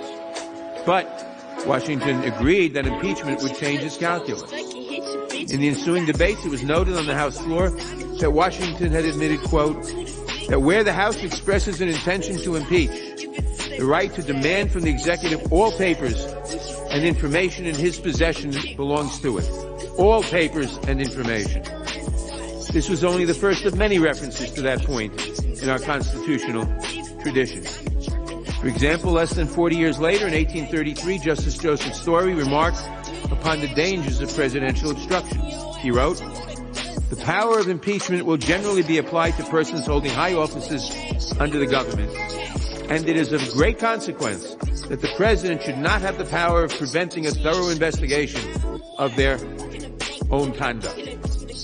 Consistent with this teaching, President Polk later offered his clear and insightful explanation of why presidents must honor all impeachment subpoenas. As I mentioned just a moment ago, he said, and I quote, "It may be alleged that the power of impeachment belongs to the House of Representatives, and that with a view to the exercise of this power, that House has the right to investigate the conduct of all public officers under the government." This is cheerfully admitted. Decades later, during our first presidential impeachment inquiry, President Andrew Johnson recognized Congress's power to thoroughly investigate him and his executive branch subordinates. In 1867, for example, the House Judiciary Committee obtained executive and presidential records. The committee interviewed cabinet officers and presidential aides about cabinet meetings and private conversations with the president by his top aides and cabinet officials. And multiple witnesses, moreover, answered questions about the opinions of the president, statements made by the president, and advice given to the president. There is no evidence that Johnson ever asserted any privilege to prevent disclosure of presidential conversations to the committee, or failed to comply with any of the committee's requests. Thus, in the first 80 years of the Republic, Presidents Washington, Polk, and Johnson, along with members and committees of the House and a Supreme Court justice, all recognize that Congress is authorized by the Constitution to investigate for impeachment, and that presidents are obligated to give all information requested. President Trump's attempt to stonewall Congress would have shocked those presidents. With only a few exceptions, invocations of the impeachment power subsided from 1868 to 1972. Yet even in that period, while objecting to ordinary legislative oversight, Presidents Ulysses Grant, Grover Cleveland, and Theodore Roosevelt each noted that Congress could obtain key executive branch documents in an impeachment inquiry. They thus confirmed yet again that impeachment is different. Under the Constitution, it requires full compliance. Then came Watergate, when President Nixon abused the powers of his office to undermine his political opponents. But even Nixon understood that he must comply with subpoenas for information relating to his misconduct. Thus, he stated in March 1973 regarding the Senate's Watergate investigation, I quote, "All members of the White House staff will appear voluntarily when requested by the committee. They will testify under oath, and they will answer fully all questions." As a result, many senior White House officials testified, including White House counsel John Dean, White House Chief of Staff H.R. Haldeman, and Deputy Assistant to the President Alexander Butterfield. In addition, Nixon produced many documents in response to congressional subpoenas, including notes from meetings with the President. As the House Judiciary Committee explained at the time, 69 officials had been subjected to impeachment investigations throughout American history. Yet, and I quote, With the possible exception of one minor official who invoked the privilege against self-incrimination, not one of them challenged the power of the committee conducting the investigation to compel the production of evidence it deemed necessary. President Nixon's production of records was incomplete, however, in a very important respect. He did not produce tape recordings of key Oval Office conversations. In response, the House Judiciary Committee approved an article of impeachment against the president for obstruction of Congress. 24 years later, the House undertook impeachment proceedings against President Clinton. Consistent with President and entirely unlike President Trump, Clinton pledged to cooperate fully with the impeachment investigation. Ultimately, he provided written responses to 81 interrogatories from the Judiciary Committee, and 3 witnesses provided testimony during the Senate trial. As this review of the historical record proves, presidents have long recognized that the Constitution compels them to honor subpoenas served by the House in an impeachment inquiry. Stated simply, President Trump's categorical blockade of the House, his refusal to honor any subpoenas, his order that all subpoenas, without even knowing what they were, all subpoenas be defied, has no analog in the history of the Republic. Nothing even comes close. He has engaged in obstruction that several of his predecessors have expressly said is forbidden, and that led to an article of impeachment against Nixon. President Trump is an outlier. He is the first and only president ever to declare himself unaccountable and to ignore subpoenas backed by the Constitution's impeachment power. If he is not removed from office, if he is permitted to defy the Congress entirely, categorically, to say that subpoenas from Congress in an impeachment inquiry are nonsense, then we will have lost, the House will have lost, the Senate certainly will have lost all power to hold any president accountable. This is a determination by President Trump that he wants to be all-powerful. He does not have to respect the Congress. He does not have to respect the representatives of the people. Only his will goes. He is a dictator. This must not stand, and that is why another reason he must be removed from office.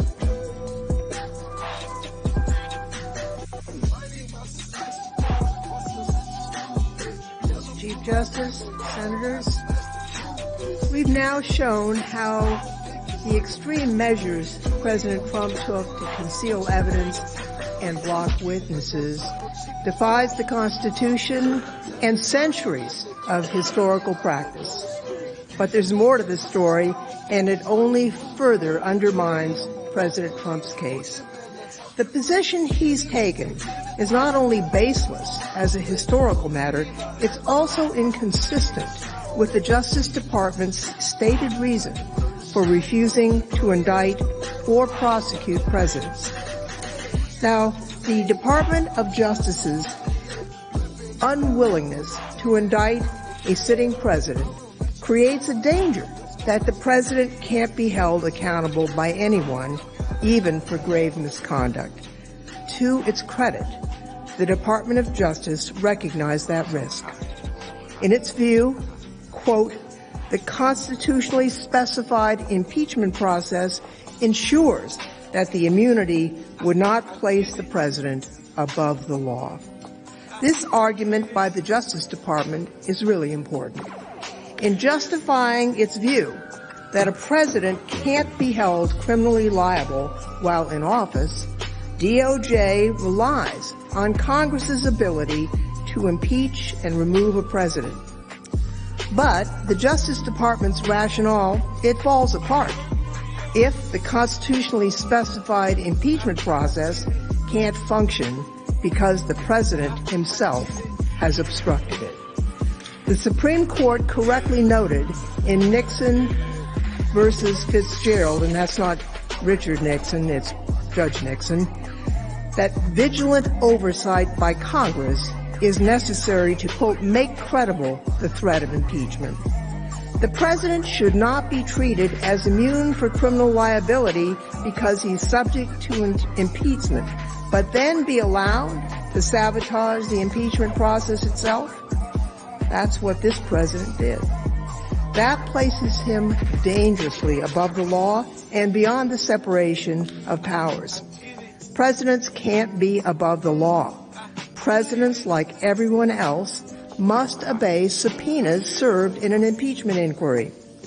In 1880, the Supreme Court explained, quote, where the question of such impeachment is before either House of Congress, acting in its appropriate sphere on that subject, we see no reason to doubt the right to compel the attendance of witnesses and their answer to proper questions in the same manner and by the use of the same means that courts of justice can in like cases.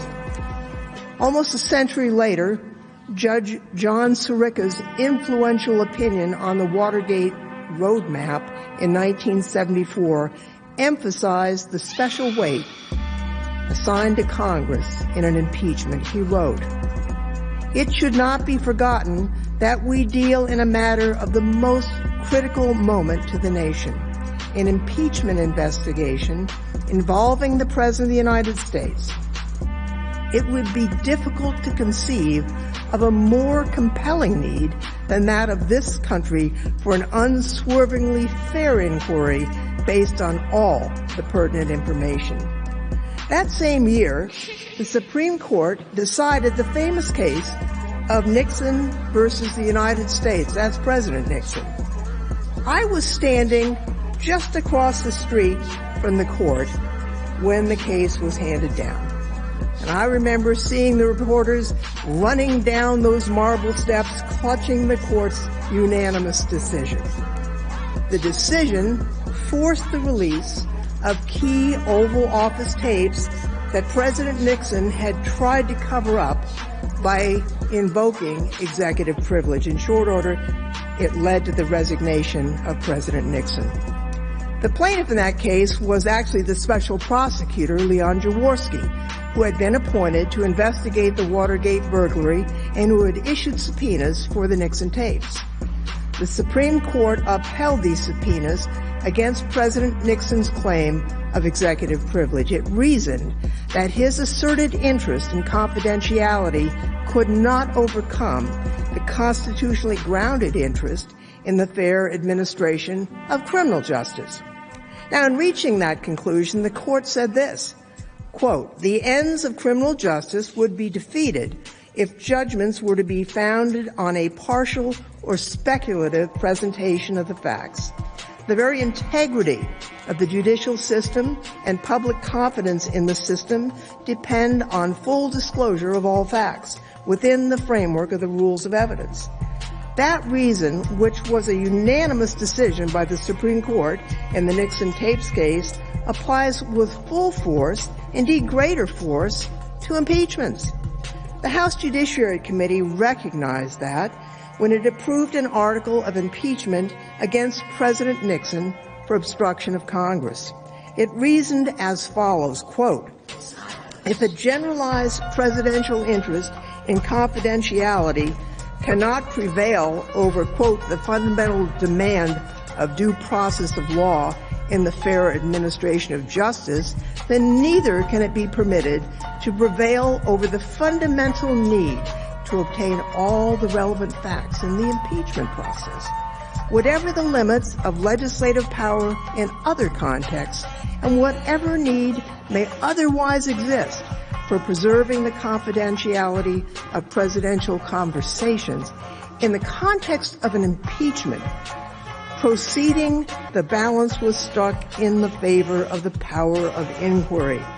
Accordingly, President Trump's conduct is unprecedented and actually offensive to the president, and it is inconsistent with his duty, his oath, to faithfully execute the laws. Now, that obligation to see that the laws are faithfully executed is not just about enforcing statutes.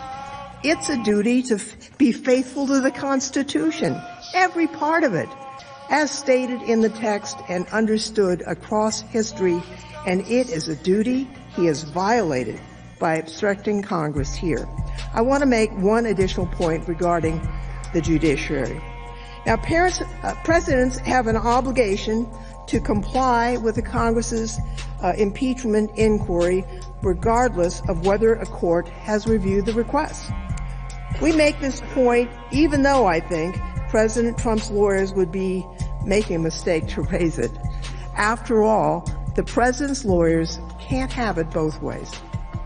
They can't argue here that we must go to court and then argue in court that our case can't be heard. Anyway, the House's sole power of impeachment wouldn't be sole or much of a power if the House could not investigate the president at all without spending years litigating before the third branch of government. It would frustrate the Constitution for the House to depend entirely on the judiciary to advance its impeachment-related investigatory powers. Consistent with this understanding, before President Trump, the House had never before filed a lawsuit to require testimony or documents in a presidential impeachment. We didn't have to. No president ever issued a blanket ban on compliance with House subpoenas or challenged the House to find a way around his unlawful order. In this strange and unprecedented situation, it's appropriate for Congress to reach its own judgment that the president is obstructing the exercise of its constitutional power.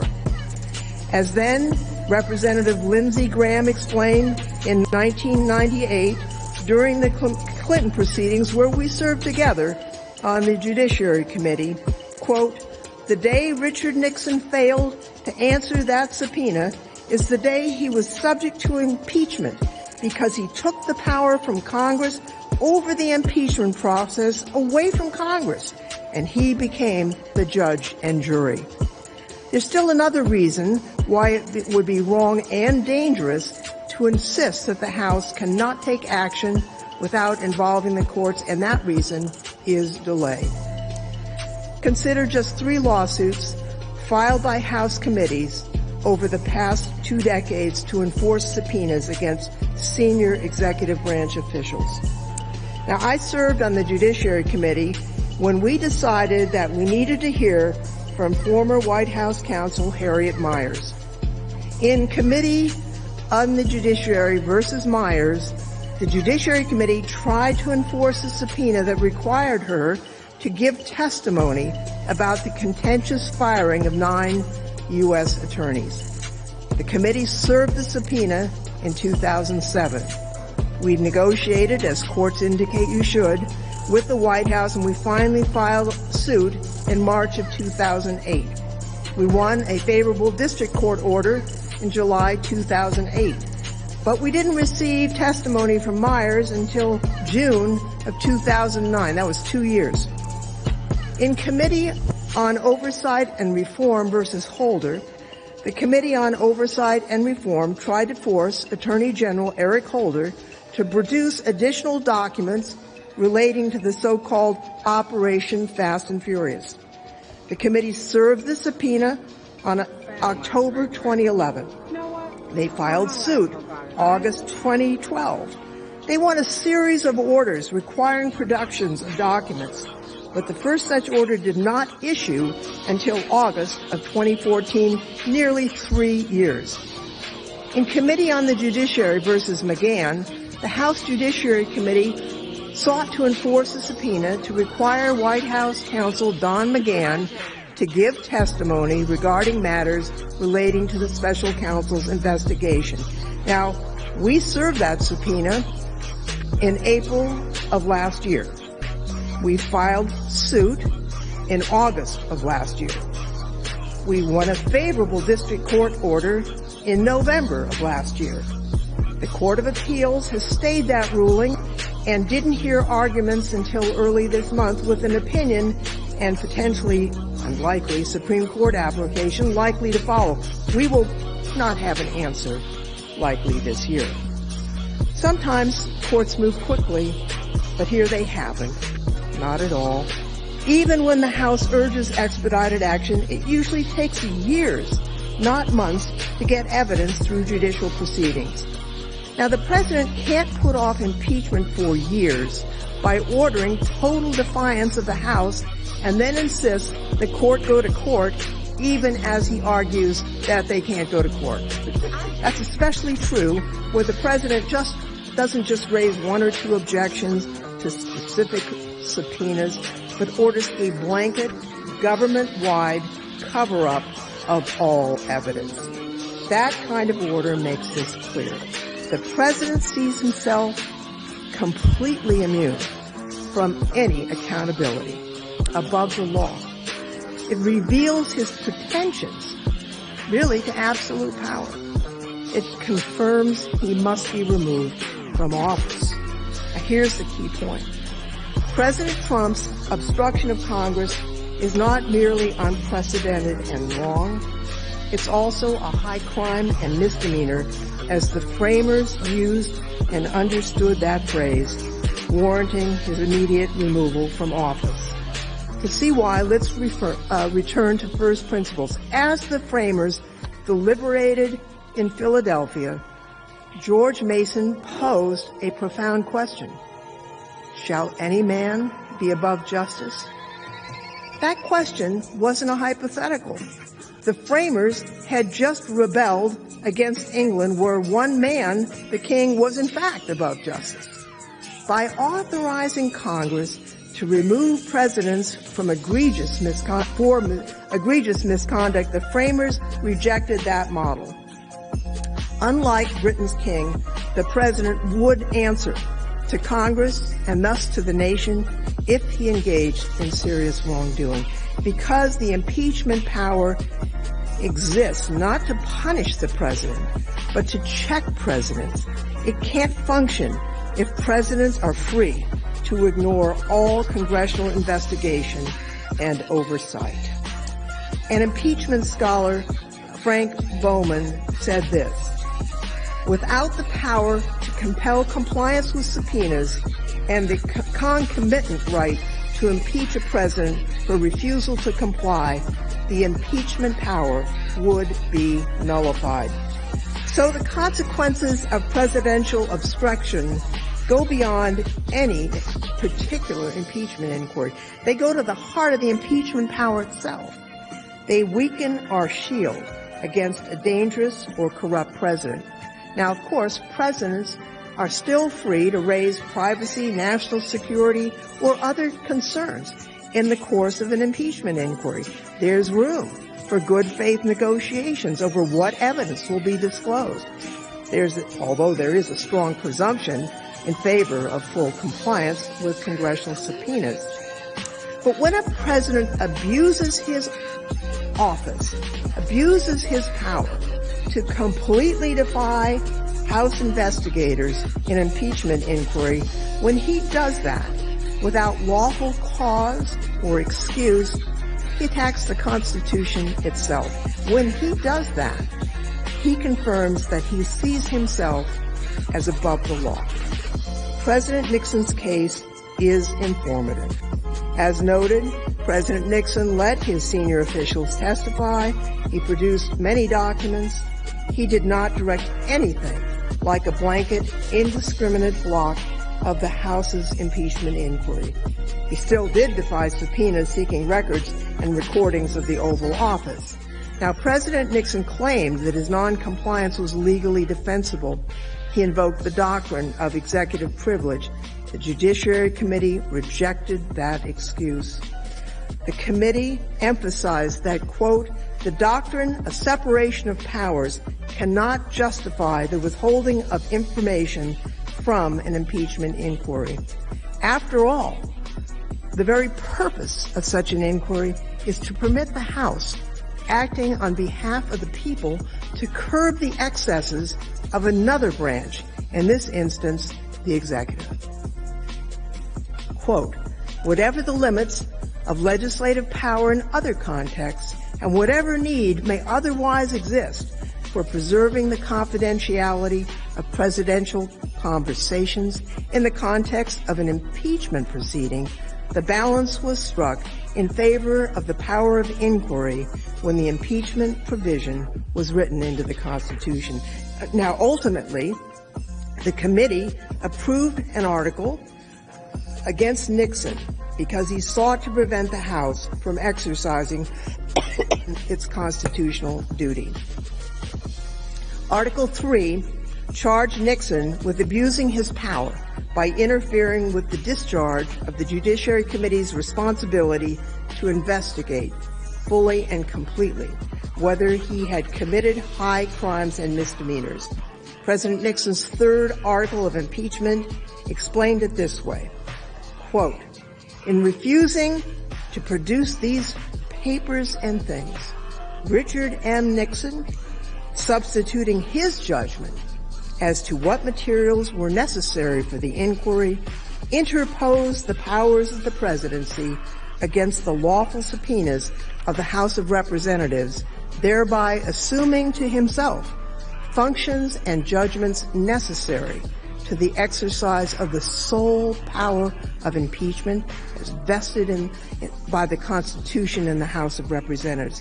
In all of this, Richard M. Nixon acted in a matter contrary to his trust as president, subversive constitutional government to the great prejudice of the cause of law and justice and to the manifest injury of the people of the United States." President Nixon's case powerfully supports the conclusion that presidential defiance of the House impeachment inquiry constitutes high crimes and misdemeanors. You know, I've been thinking a lot about the founders. I've been rereading the Constitution and the notes from the Constitutional Convention. It was just a little over 230 years ago that they met in Philadelphia, not too far from here. They'd been at it for a long time. They didn't know whether the Constitution they were trying to write would sustain freedom, but they were trying to create a completely different type of government. On July 20th, Governor Morris said this, "The magistrate is not the king. The people are the king." George Mason of Virginia on that same day said, "Shall any man be above justice? Above all, that man may be above it who can commit the most extensive injustice." And Eldridge Gerry argued that he hoped that the maxim that the chief magistrate could do no wrong would never be adopted here. Now, finally, on September 8th, they adopted the impeachment clause in the U.S. Constitution. But I hope that we will remember the admonition that we should never accept the fact that the magistrate, the president, can do no wrong. They crafted a constitution to protect our liberty and the liberty of those who will follow us. Professor Noah Feldman talked about the Constitution in his testimony before the House. A president who says, as this president did say, "I will not cooperate in any way, shape, or form with your process," robs a coordinate branch of government. He robs the House of Representatives of its basic constitutional power of impeachment. You know, a president who does that also endangers the American people by stripping away the Constitution's final safeguard against presidents who abuse power and harm the nation. Such a president acts like a king, which the founders were fighting against. That's what they wrote out of the Constitution. A president cannot be immune from oversight, accountability, and even simple justice in the exercise of the powers entrusted to him. We can't let that stand in this case. The president must forfeit the powers that he's abused and be removed from office.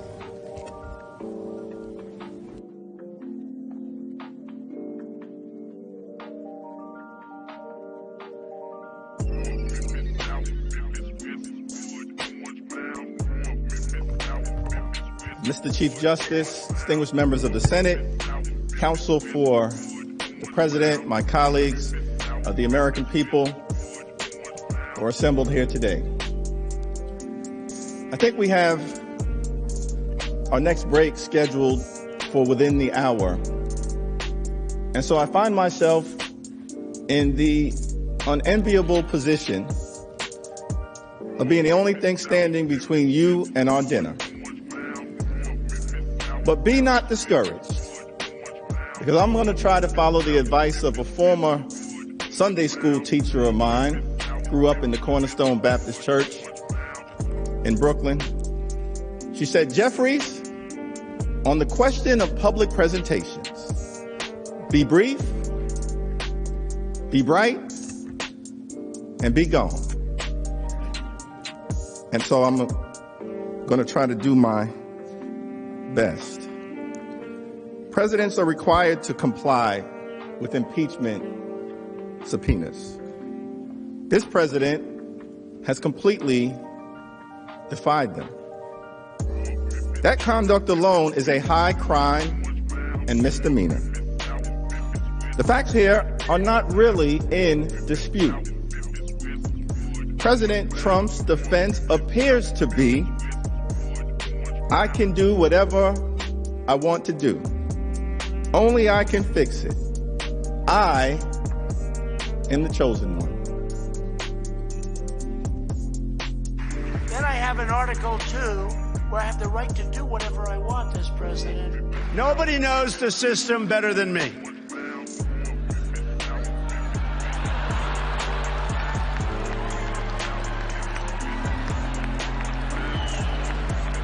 Which is why I alone can fix it. Somebody had to do it.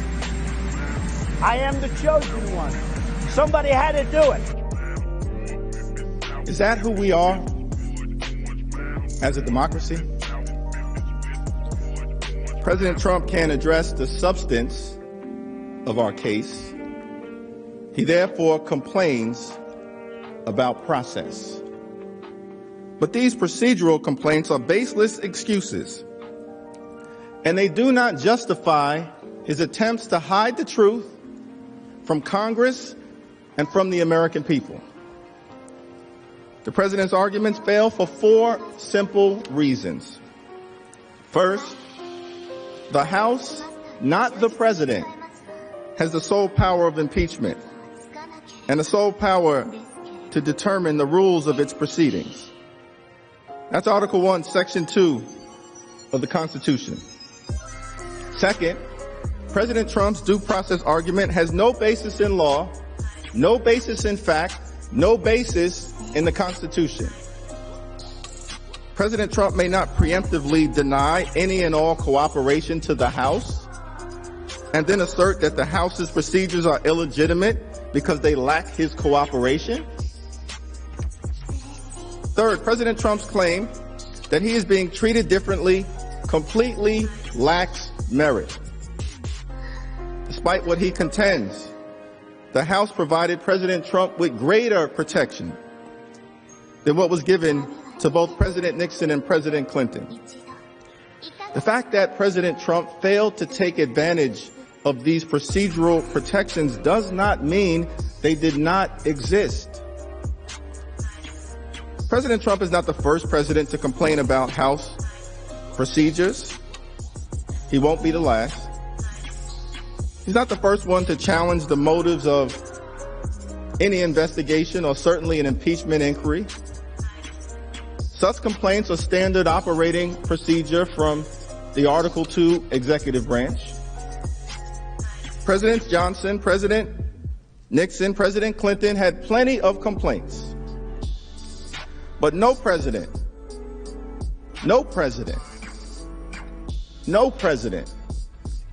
has treated such objections as a basis for withholding evidence, let alone categorically defying every single subpoena. None, except Donald John Trump. Finally, the obligation to comply with an impeachment subpoena is unyielding. It does not dissipate because the president believes House committees should invite different witnesses, give his defenders unfettered subpoena power, or involve his personal lawyers at the deposition stage of the process, when that has never been done? And if a president can defy Congress on such fragile grounds, then it is difficult to imagine why any future president would ever comply with an impeachment or investigative subpoena again. Now, throughout our history, impeachments have been rare, and the Supreme Court has made clear that it's wary of intruding on matters of impeachment. This, of course, leaves room for inter-branch negotiation, but it does not allow the president to engage in blanket defiance. President Trump's objections are not genuinely rooted in the law. They are not good faith legal arguments. We know that because President Trump said early on he would fight all subpoenas. We know that because he declared the impeachment inquiry illegitimate before it even adopted any procedures. We know that because he has denounced every single effort to investigate him as a witch hunt. And we know that because he never even claimed executive privilege during the entire impeachment proceeding. President Trump's first excuse for obstructing Congress is his asserted belief that he did nothing wrong, that his July 25th call with President Zelensky was perfect. In the October 8th letter sent by his counsel, President Trump asserted the prerogative to defy all House subpoenas because he has declared his own innocence. As Mr. Cipollone put it, at President Trump's behest, the president did nothing wrong, and there is no basis for an impeachment inquiry.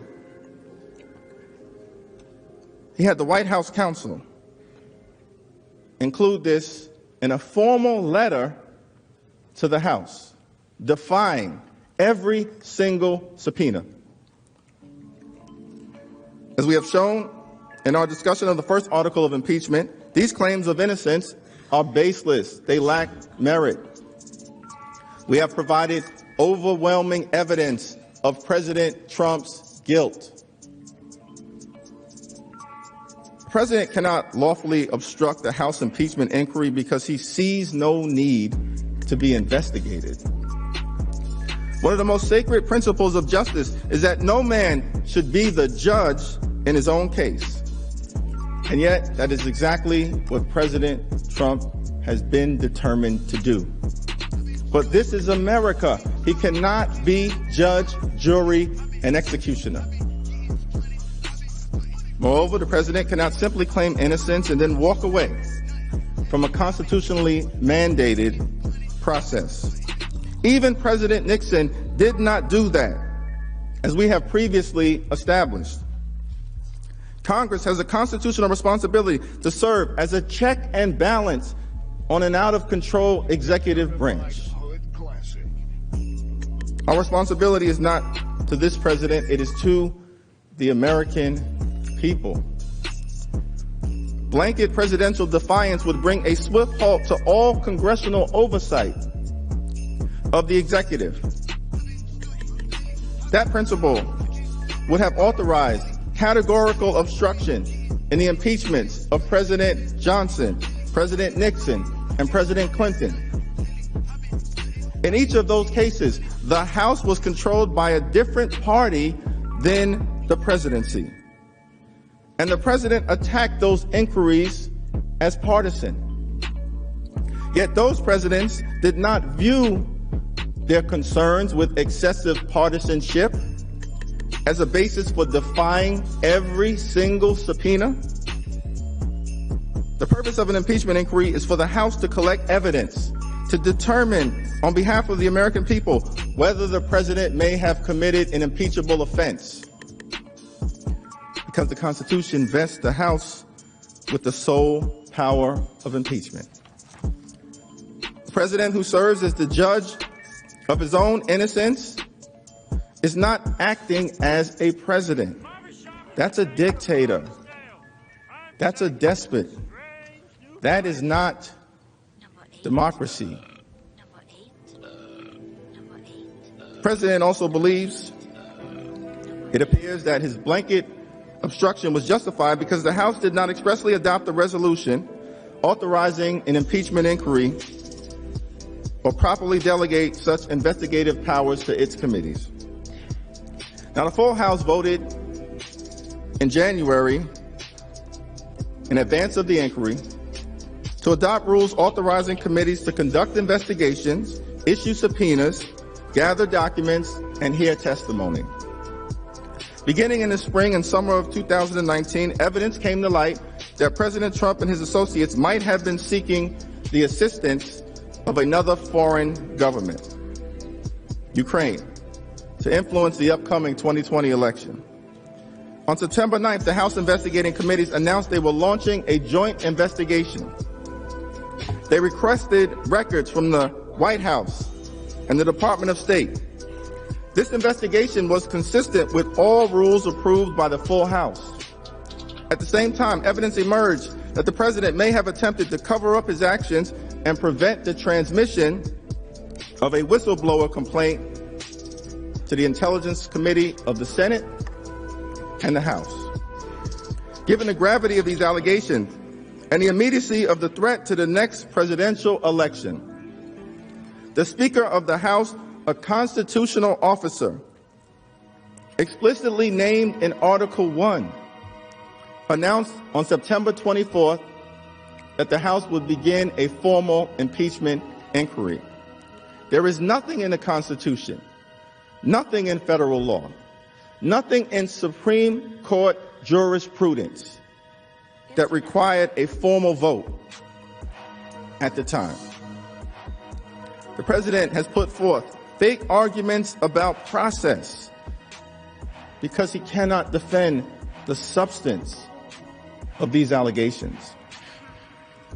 Following the announcement of the impeachment inquiry, the House investigating committees issued additional requests and then subpoenas for documents and testimony. The committees made clear that this information would be collected as part of the House's impeachment inquiry and shared among committees, as well as with the Committee on the Judiciary as appropriate. Then, on October 31st, the full House voted to approve House Resolution 660, which directed the House committees to continue their ongoing investigations as part of the existing inquiry into whether sufficient grounds exist for the House of Representatives to exercise its constitutional power to impeach Donald John Trump. In addition to affirming the ongoing House impeachment inquiry, H.Res. 660 set forth procedures for open hearings in the Intelligence Committee and for additional proceedings in the Judiciary Committee. Every step in this process was fully consistent with the Constitution, the rules of the House, and House precedent. The House's autonomy to structure its own proceedings for an impeachment inquiry is grounded in the Constitution. The president's principal argument to the contrary is that no committee of the House was permitted to investigate any presidential misconduct until the full House acted.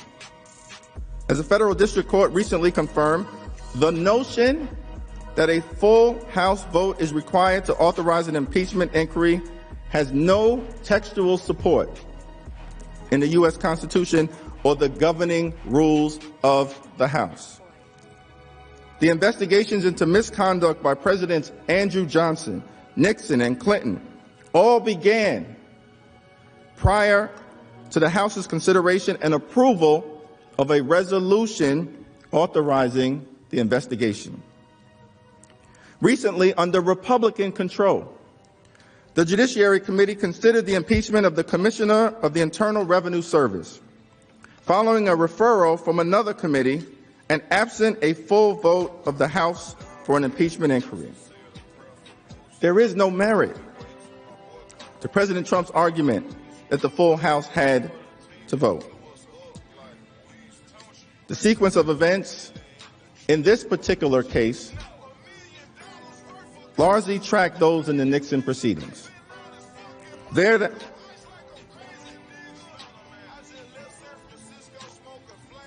The House Judiciary's proceedings began in October of 1973, when resolutions calling for President Nixon's impeachment were introduced in the House and referred to the Judiciary Committee. Over the next several months, the committee investigated the Watergate break-in and cover-up, among other matters, using its existing investigatory authority. The committee also hired a special counsel and other attorneys to assist in these efforts. Most importantly, all of this occurred before the House approved a resolution directing the Judiciary Committee to investigate whether grounds to impeach Richard Nixon existed. In this instance, the committees began the investigation with their existing powers, authorized by the full House.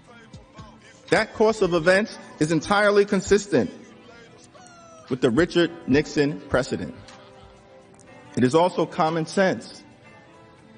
After all, before voting to conduct an impeachment inquiry, the House must ascertain the nature and seriousness of the allegations and the scope of the inquiry that may follow thereafter. President Trump's second excuse also fails.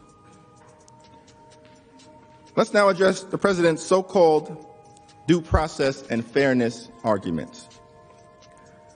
The president has phrased some of his complaints in the language of due process.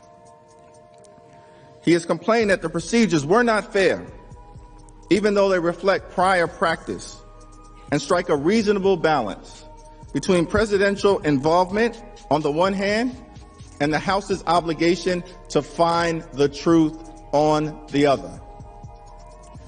Presidents come and presidents go.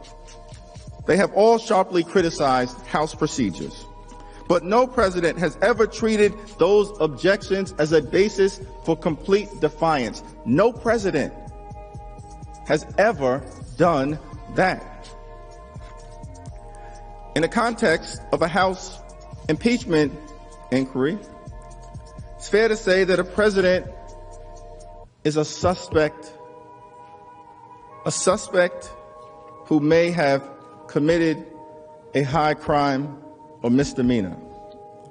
He cannot tell the detectives investigating the possible constitutional crime what they should do in the context of their investigation. In the president's October 8th letter, Mr. Cipollone complains that he was denied the most basic protections demanded by due process under the Constitution and by fundamental fairness, including the right to cross-examine witnesses, to call witnesses, to receive transcripts of testimony, to have access to evidence, and to have counsel present. It sounds terrible, but it's not accurate. The president appears to have mistaken the initial phases of the impeachment inquiry for a full-blown trial. The trial phase of the impeachment inquiry is taking place right now. Chairman Peter Rodino of the Judiciary Committee once observed, as it relates to the impeachment proceedings against President Nixon, it is not a right, but a privilege or a courtesy for the president to participate through counsel. An impeachment inquiry is not a trial. Rather, it entails a collection and evaluation of facts before the trial occurs. In that respect, the House acts like a grand jury or a prosecutor investigating the evidence to determine whether charges are warranted or not. Federal grand juries and prosecutors do not allow targets of their investigation to coordinate witness testimony. The protections that the president label as due process do not apply here. Because those entitlements that he sought, many of which were actually afforded to him, but those entitlements that he sought would not necessarily be available to any American in a grand jury investigation. Moreover, it should be clear that the House, notwithstanding this framework, has typically provided a level of transparency in impeachment inquiries, particularly as it relates to presidents. In past impeachment inquiries, this has typically meant that the principal evidence relied upon by the House Judiciary Committee is disclosed to the President and to the public, though some evidence in past proceedings has actually remained confidential. The President has typically been given an opportunity to participate in the proceedings at a stage when evidence has been fully gathered and presented to the Judiciary Committee. President Trump was given the chance to do that in this case, but he declined. Presidents have been entitled to present evidence that is relevant to the inquiry and to request that relevant witnesses be called. President Trump was given the chance to do that in the House impeachment inquiry before the Judiciary Committee, but he declined. Under House Resolution 660, President Trump received procedural protections not just equal to, but in some instances greater than that afforded to Presidents Nixon and Clinton. So let's be clear. The privileges described in the October 8th letter were in fact offered to President Trump, as they had been in prior impeachment inquiries. The President was able to review all evidence relied on by the House investigating committees, including evidence that the minority's public report identified as favorable to President Trump. During the Judiciary Committee proceedings, the President had opportunities to present evidence, call witnesses, have counsel present to raise objections, cross-examine witnesses, and respond to the evidence raised against them.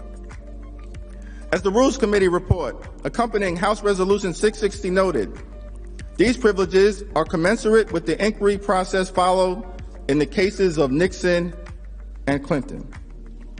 President Trump simply chose not to avail himself of what had been offered.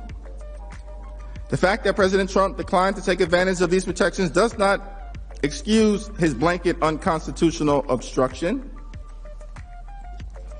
Unlike the Nixon and Clinton impeachments, in this particular instance, the argument that the President has made,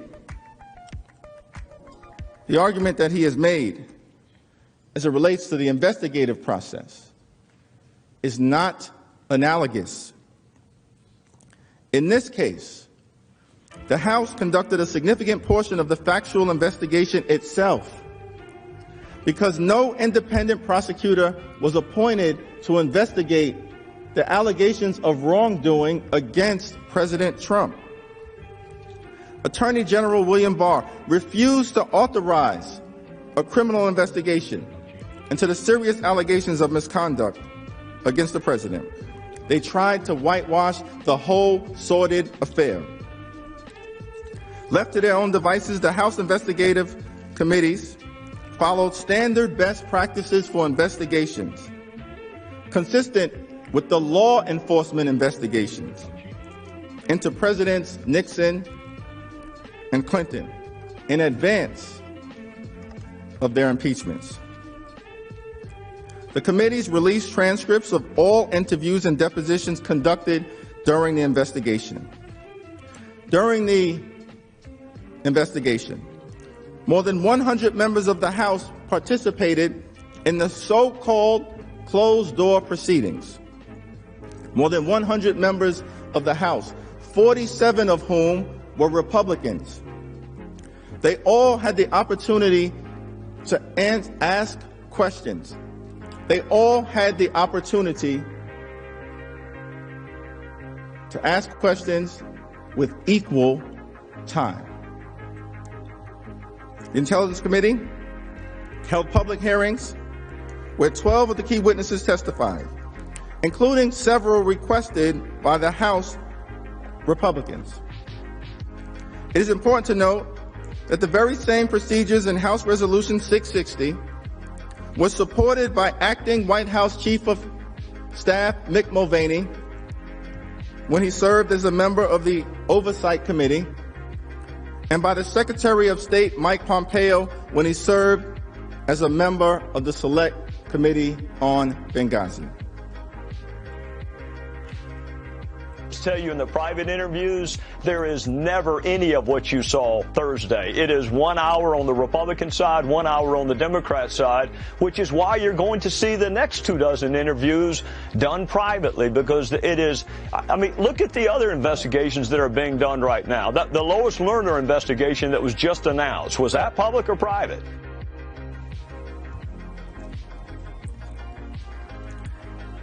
If this process was good enough for other presidents, why isn't it good enough for President Trump? Representative Gowdy finished that statement by saying, "The private ones have always produced the best results." The private ones, according to Trey Gowdy, have always produced the best results. President Trump complained that his counsel was not afforded the opportunity to participate during the Intel Committee's proceedings. But neither President Nixon nor President Clinton were permitted to have counsel participate in the initial fact-gathering stages when they were investigated by special counsel, independent counsel. President Nixon certainly had no attorney present when the prosecutors and grand juries began collecting evidence about Watergate and related matters. President Nixon did not have an attorney present in this distinguished body when the Senate Select Committee on Watergate began interviewing witnesses and holding public hearings. Nor did President Clinton have an attorney present when prosecutors from the Office of Independent Counsel Kenneth Starr deposed witnesses and elicited their testimony before a grand jury. President Trump's attorney could have cross-examined the Intel Committee's counsel during his presentation of evidence before the House Judiciary Committee. That would have functioned as the equivalent opportunity afforded to President Clinton to have his counsel cross-examine Kenneth Starr, which he did at length. President Trump was provided a level of transparency and the opportunity to participate consistent with the highest standards of due process and fairness given to other presidents who found themselves in the midst of an impeachment inquiry. The president, and I'm winding down, the president's next procedural complaint is that it was unconstitutional to exclude agency counsel from participating in congressional depositions. The basis for the rule excluding agency counsel is straightforward. It prevents agency officials who are directly implicated in the abuses Congress is investigating from trying to prevent their own employees from coming forward to tell Congress and the American people the truth. It's common sense. The rule protects the rights of witnesses by allowing them to be accompanied in depositions by personal counsel, a right that was afforded to all of the witnesses who appeared in this matter. Agency attorneys have been excluded from congressional depositions of executive branch officials for decades under both Republicans and Democrats, including Republican Chairman Dan Burton, Republican Chairman Darrell Issa, Republican Chairman Jason Chaffetz, Republican Chairman Trey Gowdy, Republican Chairman Kevin Brady, and Republican Chairman Jeb Hensarling, just to name a few. Again, the Constitution provides the House with the sole power of impeachment and the sole authority to determine the rules of its proceedings, which were fair to all involved. Given the Constitution's clarity on this point, the President's argument that he can engage in blanket obstruction is just dead wrong. President Trump also objects that the House minority lacks sufficient subpoena rights. But the subpoena rules that were applied in the Trump impeachment inquiry were put into place by my good friends and colleagues on the other side of the aisle, House Republicans, when they were in the majority. We are playing by the same rules devised by our Republican colleagues. President Nixon did not engage in blanket obstruction. President Clinton did not engage in blanket obstruction. No president of the United States has ever acted this way. Lastly, we should reject President Trump's suggestion that he can conceal all evidence of misconduct based on unspecified confidentiality interests. Those are his exact words, confidentiality interests. But not once in the entire impeachment inquiry did he ever actually invoke executive privilege. Perhaps that's because executive privilege cannot be invoked to conceal evidence of wrongdoing. Perhaps that's because executive privilege does not permit blanket obstruction that includes blocking documents and witnesses from the entire executive branch. Perhaps President Trump didn't invoke executive privilege because it has never been accepted as a sufficient basis for completely and totally defying all impeachment inquiries and subpoenas. Or perhaps President Trump didn't invoke executive privilege because when President Nixon did so, he lost decisively, unanimously, clearly before the Supreme Court. Whatever the explanation, President Trump never invoked executive privilege, so it is not a credible defense to his obstruction of Congress. President Trump has lastly suggested that his obstruction is justified because his top aides are absolutely immune from being compelled to testify before Congress. Every federal court to consider the so-called doctrine of absolute immunity has rejected it. 2008, a federal court rejected an assertion by the 43rd President of the United States that White House counsel Harriet Miers was immune from being compelled to testify, noting that the President had failed to point to a single judicial opinion to justify that claim.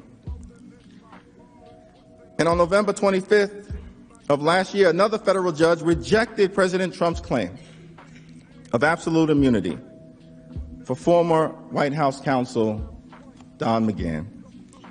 The court concluded executive branch officials are not absolutely immune from compulsory congressional process, no matter how many times the executive branch has asserted as much over the years, even if the President expressly directs such officials not to comply.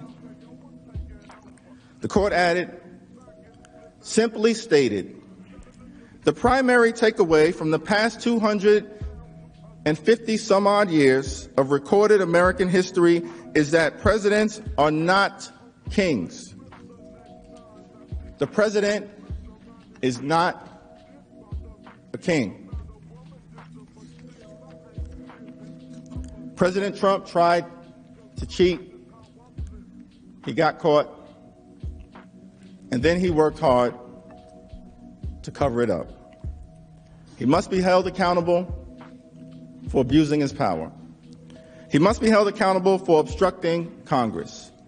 He must be held accountable for breaking his promise to the American people.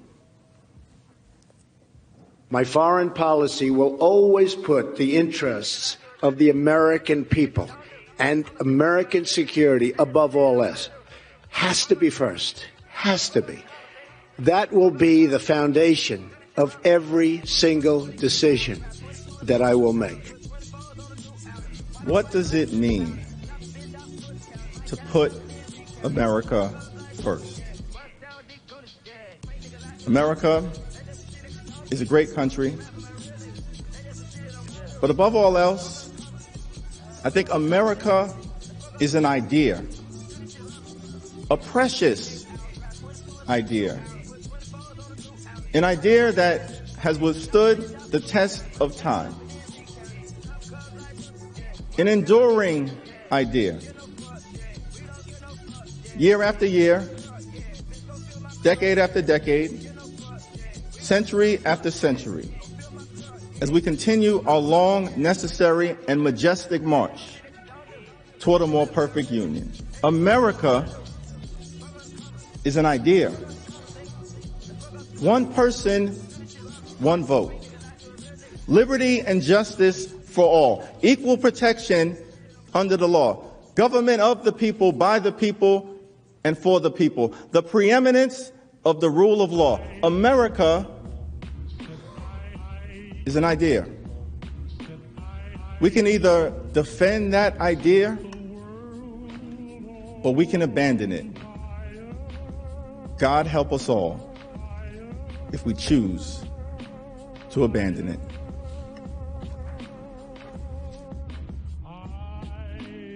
Leader is recognized. Mr. Chief Justice, we'll take a 30-minute break for dinner. Without objection, so ordered.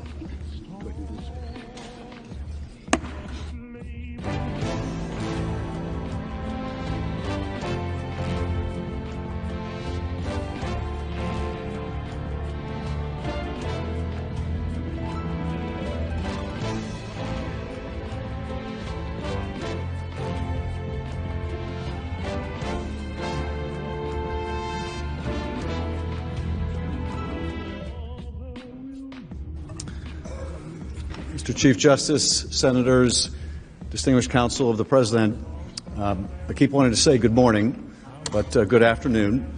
I just wanted to give a very brief orientation to the argument you'll hear today.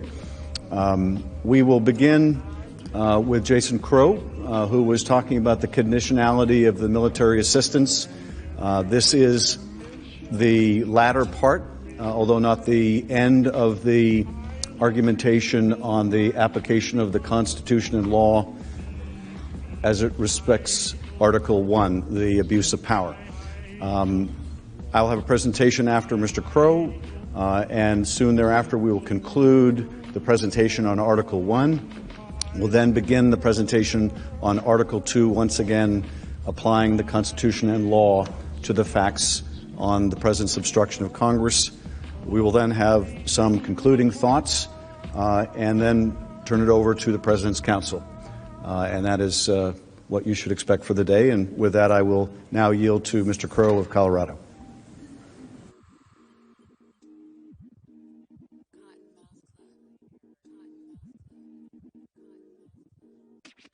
Good afternoon. I woke up this morning and walked to my local coffee shop where, unlike my esteemed colleague, Mr. Jeffries from New York, nobody complained to me about Colorado baseball. So I could only conclude that this is only a New York Yankees problem.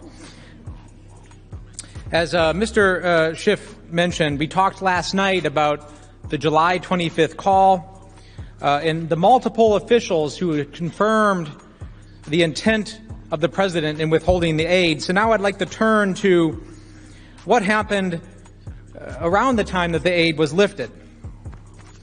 And we know that the aid was lifted ultimately on September 11th. But it wasn't lifted for any legitimate reason. It was only lifted because President Trump had gotten caught. Now let's go through how we know that. On August 26th, the whistleblower complaint had been sent to the Director of National Intelligence. And public reports indicate that President Trump was told about the complaint by White House counsel Pat Cipollone. On September 5th, though, the scheme became public. An editorial in the Washington Post on that day, for the first time publicly, explicitly linked the military aid hold in the investigations that President Trump wanted. Now keep in mind that public scrutiny of the president's hold increased exponentially after this became public. And this is where things start moving really fast. A few days later, on September 9th, the House investigative committees publicly announced their investigation of President's conduct in Ukraine. Lieutenant Colonel Vindman testified that the National Security Council and others at the White House learned about the investigation when it was announced. And a colleague of his said that it might have the effect of releasing the aid. And on that same day, the House Intelligence Committee learns that the administration had withheld the whistleblower complaint from Congress. The scheme was unraveling. And what happens 2 days later? President Trump released the military aid. He only released it after he got caught. But there's another reason we know the president lifted the aid only because he got caught. Because there's no other explanation. The testimony of all of the witnesses confirms it. Both Lieutenant Colonel Vindman and Ms. Williams testified that they were not provided any reason for lifting the hold. Vindman testified that nothing on the ground had changed in the 2 months of the hold. And Mark Sandy of the OMB also confirmed that. And Ambassador Taylor, too, testified that, quote, "I was not told the reason why the hold had been lifted." Now let me take a moment to address another defense I expect you will hear. That the aid was released and the investigations were never announced, so therefore, no harm, no foul, right? Well, this defense would be laughable if this issue wasn't so serious. First, I've spoken over the past 3 days about the real consequences of inserting politics into matters of war. Real people, real lives are at stake. Every day, every hour matters. So no, the delay wasn't meaningless. Just ask the Ukrainians sitting in trenches right now. And to this day, they are still waiting on $18 million of the aid that hasn't reached them. Jennifer Williams, who attended the Warsaw meeting with Vice President Pence, described President Zelensky's focus during this time. And you testified in your deposition that in that conversation, President Zelensky emphasized that the military assistance, the security assistance, was not just important to assist Ukraine in fighting a war against Russia, but that it was also symbolic in nature. What did you understand him to mean by that? President Zelensky explained that more than, or just equally with the financial and physical value of the assistance, that it was the symbolic nature of that assistance that really was the show of U.S. support for Ukraine and for Ukraine's sovereignty and territorial integrity. And I think he was stressing that to the Vice President to really underscore the need for the security assistance to be released. And that if the United States was holding the security assistance, is it also true then that Russia could see that as a sign of weakening U.S. support for Ukraine and take advantage of that? I believe that's what the President Zelensky was indicating, that any signal or sign that U.S. support was wavering would be construed by Russia as potentially an opportunity for them to strengthen their own hand in Ukraine. This is an important point, particularly when the president and his attorneys try to argue no harm, no foul. The financial assistance itself was really important to Ukraine, no question about it. But the aid was equally important as a signal to Russia of our support for Ukraine. And regardless of whether the aid was ultimately released, the fact that the hold became public sent a very clear signal to Russia that our support for Ukraine was wavering. And Russia was watching very closely for any sign of weakness. The damage was done. Now, any possible doubt about whether the aid was linked to the investigations has been erased by the President's own Chief of Staff. Now, we've seen this video before during the trial, but there's a really good reason for this. It's a complete admission on national TV that the military aid was conditioned on Ukraine helping the President's political campaign. Here, once again, is what Mulvaney said. Did he also mention to me in the past the corruption related to the DNC server? Absolutely. No question about that. But that's it. And that's why we held up the money. And when pressed that he had just confessed to the very quid pro quo that President Trump had been denying, Mulvaney doubled down. But to be clear, what you just described is a quid pro quo. It is funding will not flow unless the investigation into the Democratic server happen as well. We do that all the time with foreign policy. If you read the news reports and you believe them, what did McKinney say yesterday? Well, McKinney said yesterday that he was really upset with the political influence in foreign policy. That was one of the reasons he was so upset about this. And I have news for everybody. Get over it. There's going to be political influence in foreign policy. I'm talking, Mr. Now remember, at the time he made these statements, Mulvaney was both the head of OMB and the acting chief of staff at the White House. He knew about all of the legal concerns. He also knew about the president's so-called drug deal, as Ambassador Bolton called it. He knew exactly what was going on in the Oval Office and how OMB implemented the president's illegal order to hold the aid. Mulvaney confirmed why the president ordered the hold. It was not to develop further policy to counter Russian aggression. It was not to convince the Ukrainians to implement additional anti-corruption reforms, and it was not to pressure our allies to give more to Ukraine. Now, since we won't have an opportunity to respond to the president's presentation, I'm going to take a minute to respond to some of the arguments that I expect them to make. You will notice, I'm sure, that they will ignore significant portions of the evidence while trying to cherry-pick individual statements here and there to manufacture defenses. But don't be fooled. One defense you may hear is that the aid was held up to allow for a policy review. This is what the administration told the GAO at one point. But the evidence shows the opposite. The evidence shows that the administration didn't conduct a review at any time after the president ordered the hold. Laura Cooper was not aware of any review of the funding conducted by DOD in July, August, or September. And similarly, George Kent testified that the State Department did not conduct and was never asked to conduct a review of funding administered by the State Department. In fact, on May 23rd, the anti-corruption review was complete and DOD certified to Congress that Ukraine had complied with all of the conditions and that the remaining half of the aid should be released. This was confirmed by the June 18th press release announcing the release or announcing the funding. And do you remember the fictitious quote-unquote interagency review process? Well, that was made up too. So no review was necessary because it had already been done. Next, the President's counsel keeps saying this was about corruption in Ukraine. President Trump was not concerned with fighting corruption. It's difficult to even say that with a straight face. The President never mentioned corruption on either call with President Zelensky. But let's go through the evidence. As we just discussed, DOD had already completed a review and concluded that Ukraine had, quote, made sufficient progress in meeting defense reform and anti-corruption goals consistent with the National Defense Authorization Act in order to receive the funds.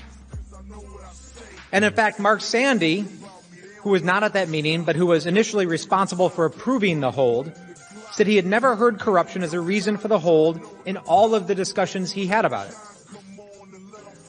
Similar to the anti-corruption argument, there is simply no evidence to support the President's after-the-fact argument that he was concerned about burden sharing. Now, that's other countries also contributing to Ukraine.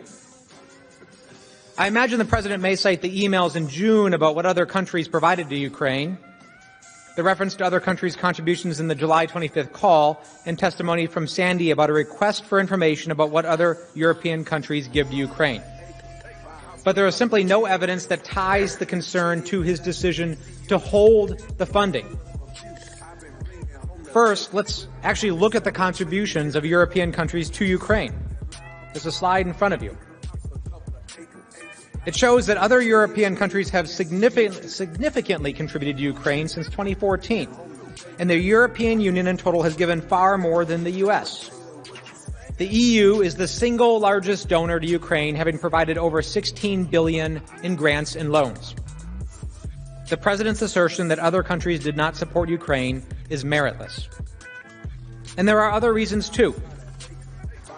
After DOD and OMB responded to the President's request, presumably with some of the information we just provided you, showing Europe gives a lot to Ukraine, nobody in the Trump administration mentioned burden sharing as a reason for the hold to any of the 17 witnesses that we've been talking about.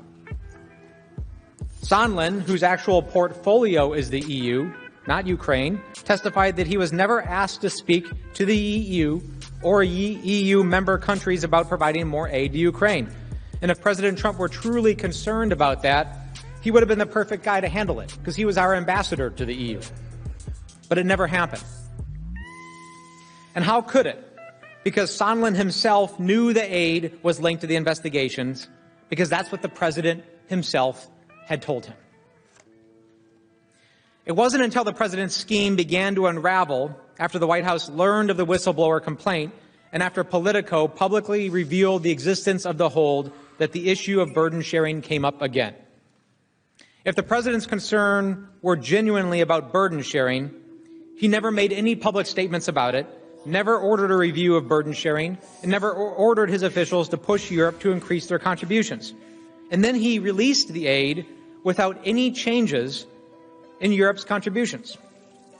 This last point is important.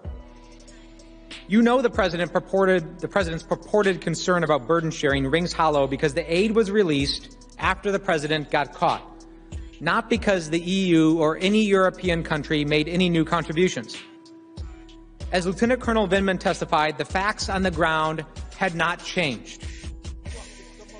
Finally, you may hear the President's counsel say that Ukraine didn't know about the hold until August 28th, long after the hold was implemented. So therefore, they felt pressured.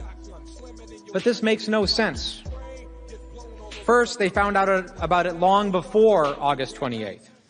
Multiple witnesses testified that the Ukrainians showed, quote, impressive diplomatic tradecraft in learning quickly about the hold. And of course, they would know. The DOD release was announced in June, and U.S. agencies knew about it in July. So it should be no surprise that the first inquiries about the aid were on July 25th, the same day as the call. You see, it doesn't matter if extortion lasts 2 weeks or 2 months. It's still extortion, and Ukraine certainly felt the pressure. Other Ukrainian officials also expressed concerns that the Ukrainian government was being singled out and penalized for some reason, and they were, by President Trump. And you know how else you know they felt the pressure from the hold? Because President Zelensky finally relented and was planning to do the CNN interview. Ultimately, right around the time of President Zelensky's conversation with President Trump, which is the subject of the classified document that I urge all senators to look at, President Zelensky canceled the CNN interview. But the damage was already done. The evidence is clear. The question for you is whether it's okay for the President to withhold taxpayer money, aid for our ally, our friend at war, for a personal political benefit. Whether it's okay for the President to sacrifice our national security for his own election. It's not okay to me. It's certainly not okay with the American people. And it should not be okay to any of you.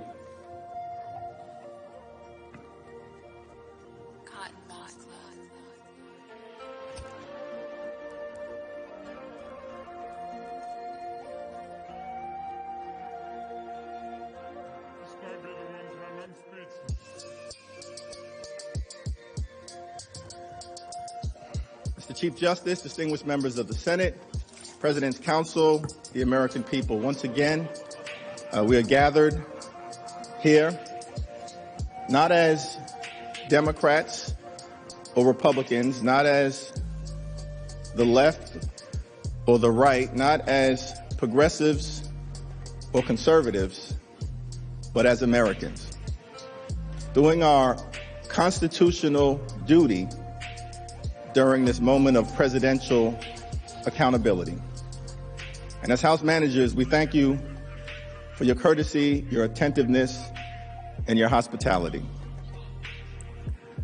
At the heart of Article 2, obstruction of Congress, is a simple, troubling reality.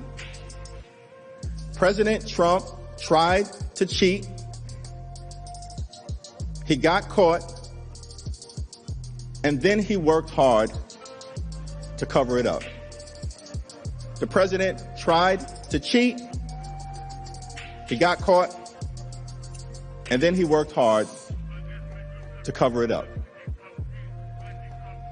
Patrick Henry, one of the nation's great patriots, once said that the liberties of a people never were, nor ever will be secure when the transactions of their rulers may be concealed from them.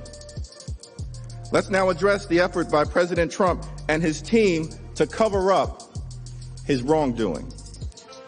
By July of 2019, White House officials were aware of serious allegations of misconduct by President Trump regarding Ukraine. But instead of halting the president's corrupt scheme, they worked overtime to conceal it from the American people. As additional evidence of the president's wrongdoing mounted, White House lawyers redoubled their efforts to prevent Congress and the American people from learning of the president's misconduct. At the same time, top administration officials, including Secretary of State Pompeo, Secretary of Defense Esper, and National Security Advisor John Bolton, tried to convince President Trump to lift the hold on the security assistance. They failed. President Trump was determined to carry out his corrupt scheme.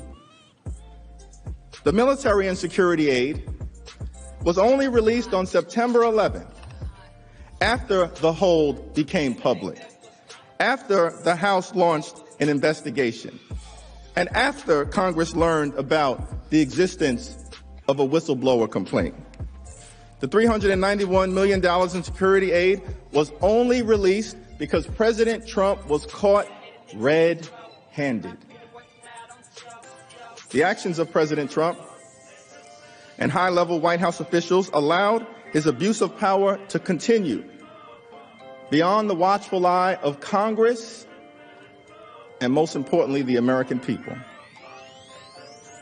As we have discussed at length, on July 10th, Ambassador Sondland told the Ukrainians and other U.S. officials that he had a deal with Acting Chief of Staff Mick Mulvaney to schedule the White House meeting President Zelensky wanted if the new Ukrainian leader committed to the phony investigations that President Trump sought. As you've seen in testimony shown during this trial, following that meeting, National Security Council officials Dr. Fiona Hill and Lieutenant Colonel Alexander Vindman immediately reported this information to John Eisenberg, the legal advisor for the National Security Council and a deputy counsel to the president. According to Dr. Hill, Mr. Eisenberg told her that he was also concerned about that July 10th meeting. On the screen is Dr. Hill's deposition testimony, where she explains Mr. Eisenberg's reaction, saying, he wasn't aware that Ambassador Sondland was kind of running around doing a lot of these meetings and independently. We talked about the fact that Ambassador Sondland said he'd been meeting with Giuliani, and he was very concerned about that. And he said that he would follow up on this.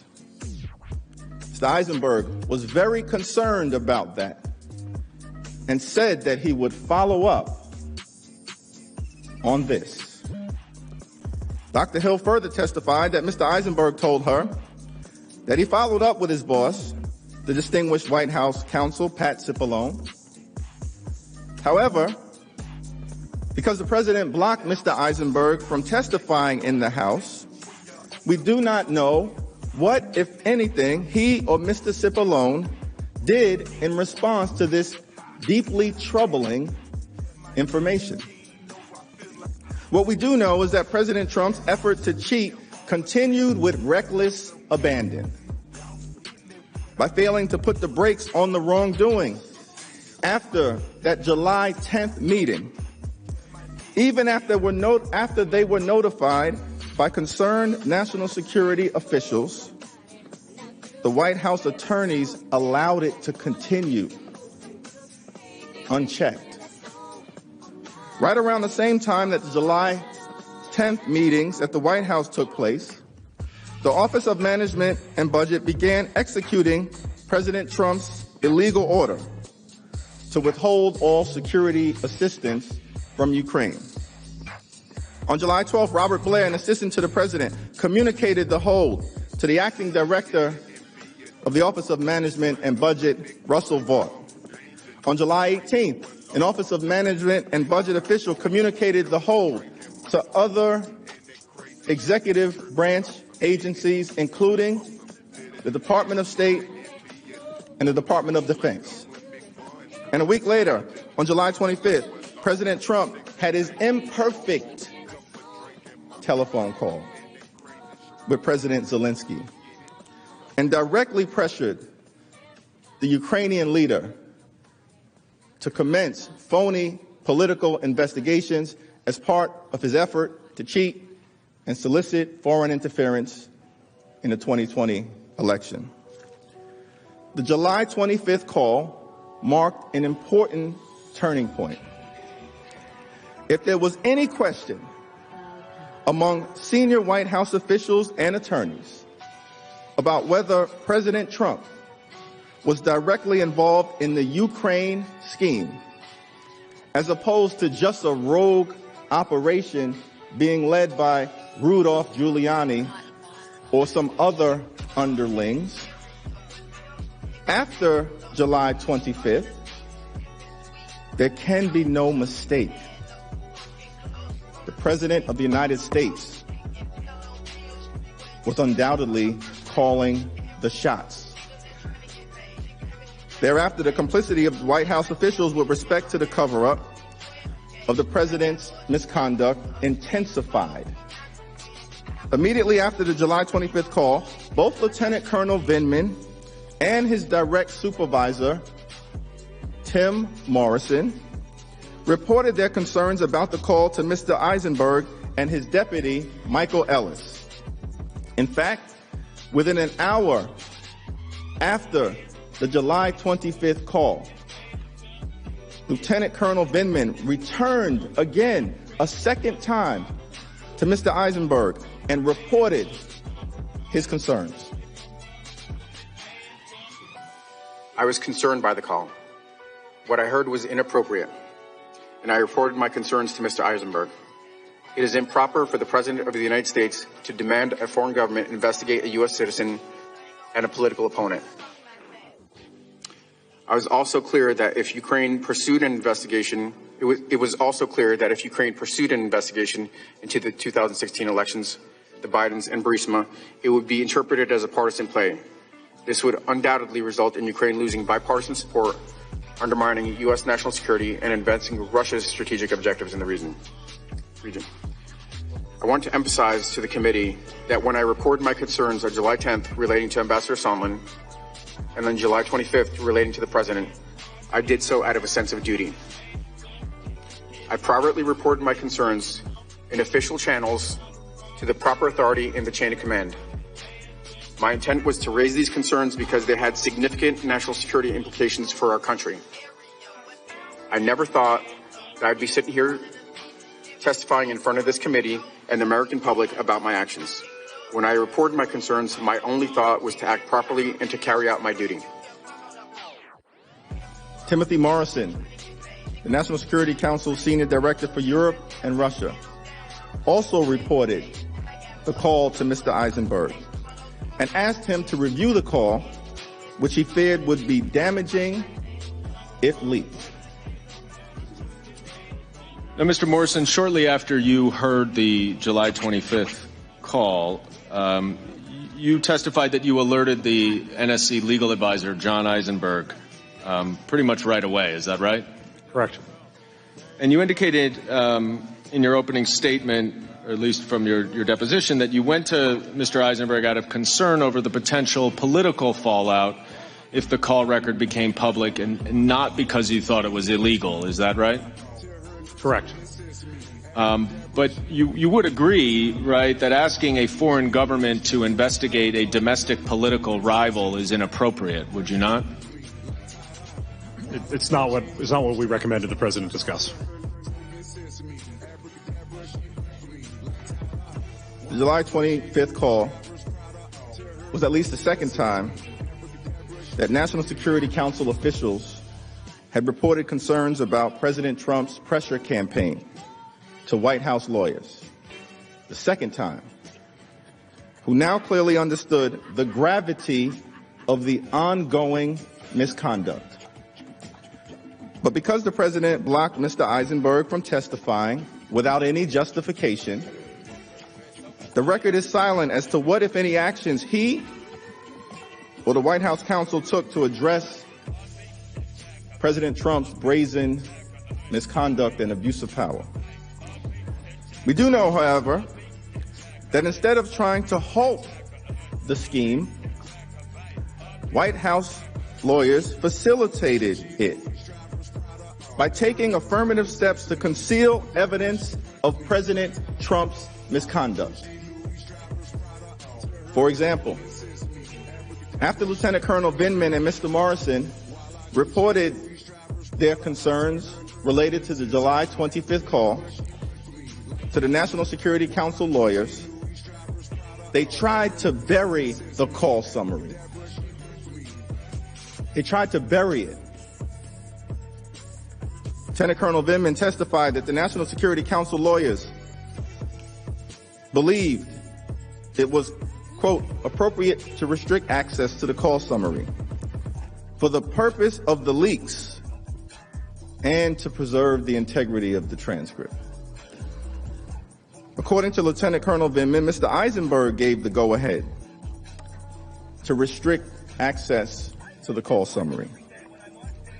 Mr. Morrison testified that he learned in late August, after he raised concerns that the call record might leak and politically damage the president, that the call summary had been placed on a highly classified National Security Council server.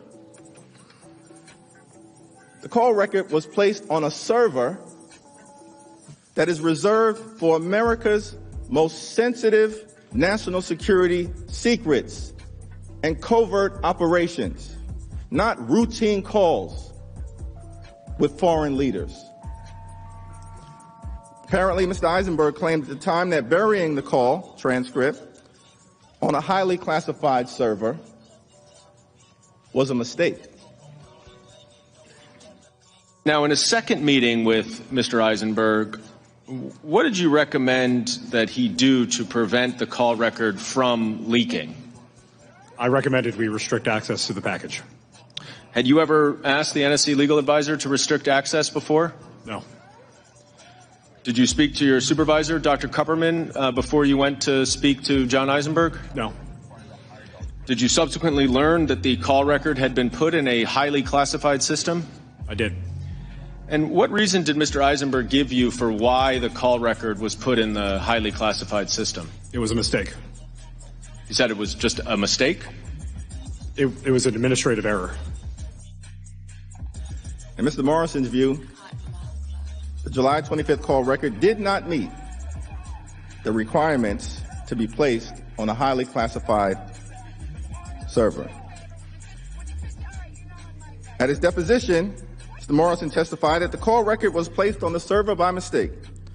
However, even after this alleged mistake was uncovered, the July 25th call summary was not removed from the classified system because someone was trying to hide it. It was not until the launch of the House impeachment inquiry in late September and after intense public pressure that the rough transcript of the July 25th call was released. Again, because Mr. Eisenberg and Mr. Ellis refused to testify in the House. We do not know exactly how the July 25th call record ended up on this highly classified National Security Council server. What we do know is that Mr. Eisenberg ordered access restricted after multiple officials like Dr. Fiona Hill and Lieutenant Colonel Vindman advised him of the scheme to condition a White House meeting on phony political investigations. This strongly suggests that there was an active attempt to conceal the clear evidence of the president's wrongdoing.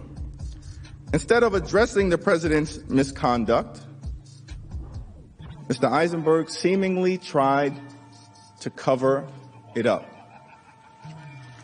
Why did Mr. Eisenberg place the July 25th call summary on a server for highly classified material? Did anyone senior to Mr. Eisenberg direct him to hide the call record? Why did the call record remain on the classified server even after the so-called error was discovered? Who ordered the cover-up of the call record?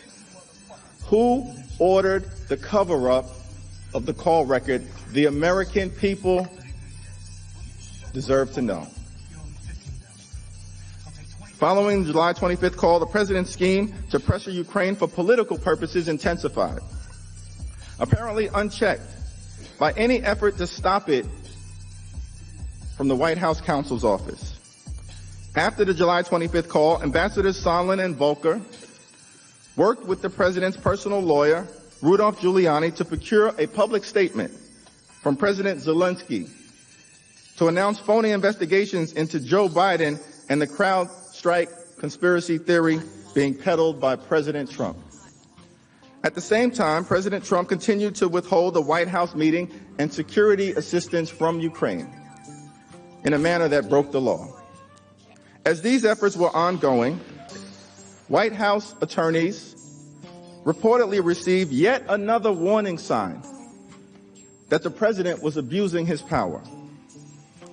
According to a published report in the New York Times, the week after the July 25th call, an anonymous whistleblower reported concerns that the president was abusing his office for personal gain. The whistleblower complaint landed in the CIA General Counsel's office. Although the concerns related directly to the president's own misconduct, the CIA's General Counsel, Courtney Elwood, alerted Mr. Eisenberg. Over the next week, Ms. Elwood, Mr. Eisenberg, and their deputies reportedly discussed the whistleblower's concerns. And they determined, as required by law, that the allegations had a reasonable basis.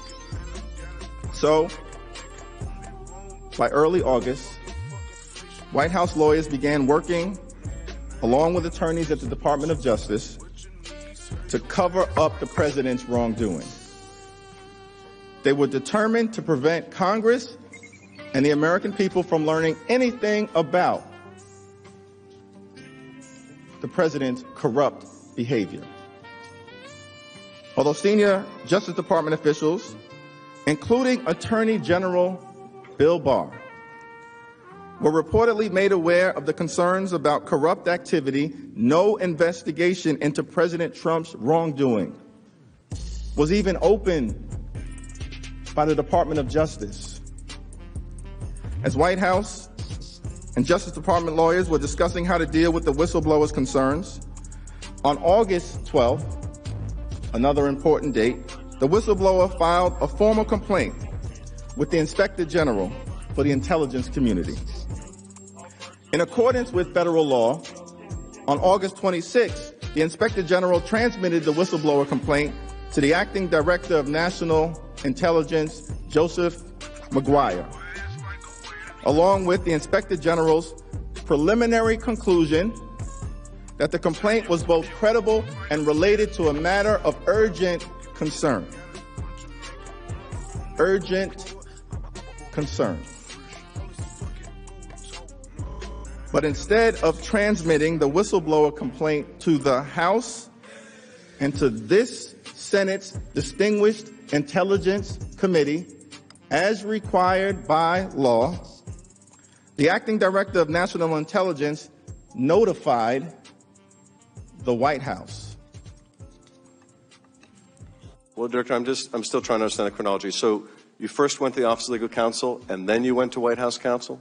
We went, and then to the, repeat that, please, sir. I'm just trying to understand the chronology. You first went to the Office of Legal Counsel, and then you went to the White House counsel? No, sir. No, sir. No, we went to the White House first to determine, to ask the question. Okay, that's all I wanted to know is chronology. So you went to the White House first. So you went to the subject of the complaint for advice first about whether you should provide the complaint to Congress. There were issues within this, a couple of things. One, it did appear that it has executive privilege. If it does have executive privilege, it is the White House that determines that. I cannot determine that as the Director of National Intelligence. Under federal law, the Acting Director of National Intelligence was required to share the whistleblower complaint with Congress. Period.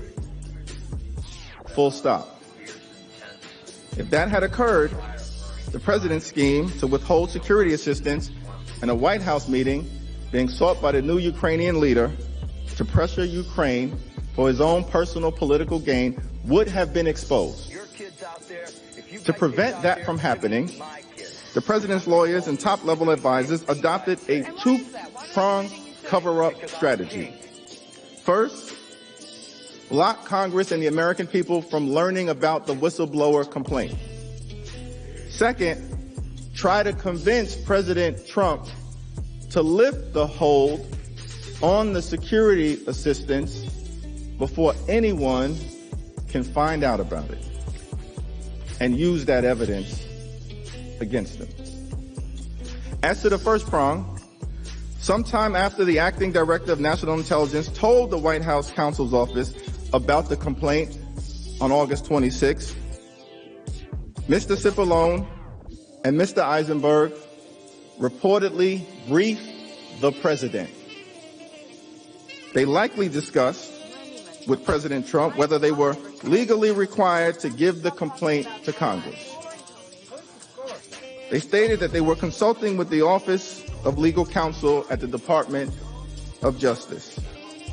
The Acting Director of National Intelligence testified that he and the Inspector General consulted with the Office of Legal Counsel, who opined without any reasonable basis that he did not have to turn over the complaint to Congress. On September 3rd, the day after the statutory deadline for the Director of National Intelligence to provide the complaint to this body and to the House, the Office of Legal Counsel issued a secret opinion, concluding that, contrary to the plain language of the statute, the Acting Director of National Intelligence was not required to turn over the complaint. The cover-up was in full swing. The Office of Legal Counsel opined that the whistleblower complaint did not qualify as an urgent concern, and therefore did not have to be turned over.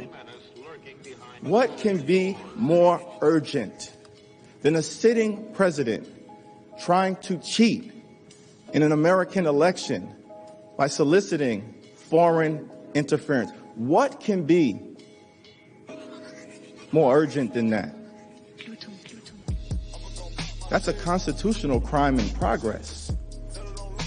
But they concluded it wasn't an urgent matter.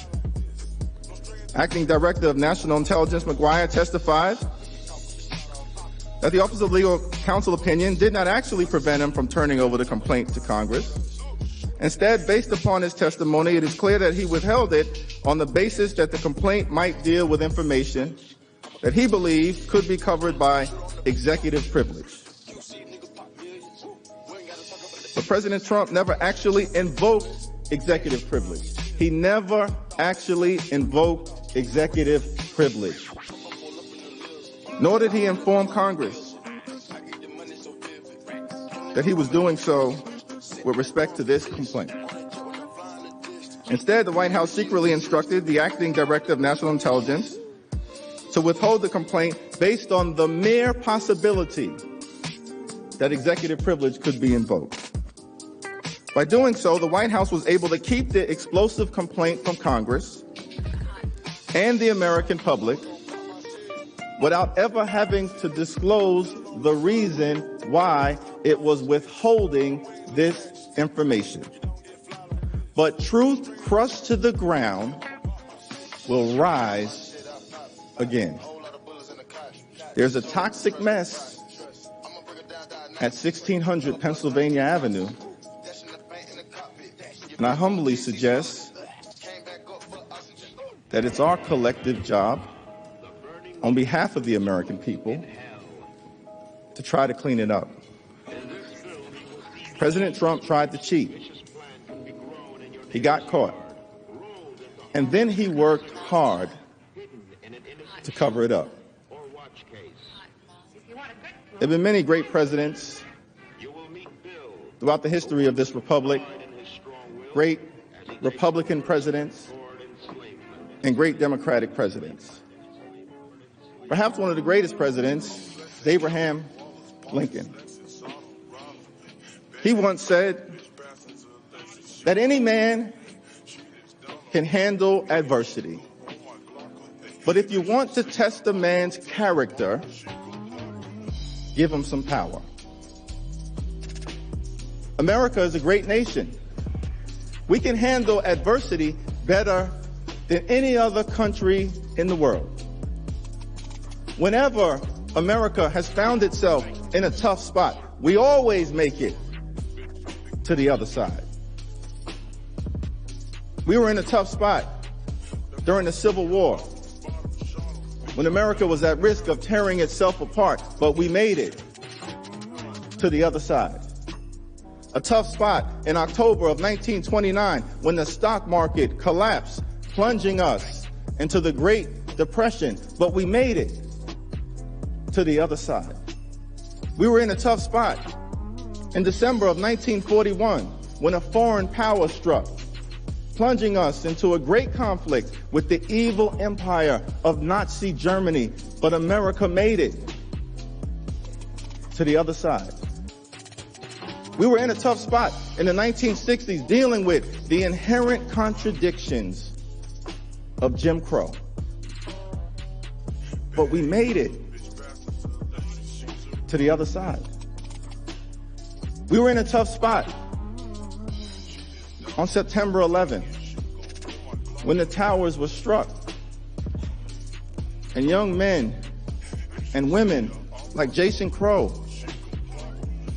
was sent to Afghanistan to fight the terrorists there, so we didn't have to fight the terrorists here. And we made it to the other side. America is a great country. We can handle adversity better than any other nation in the world. But what are we going to do about our character?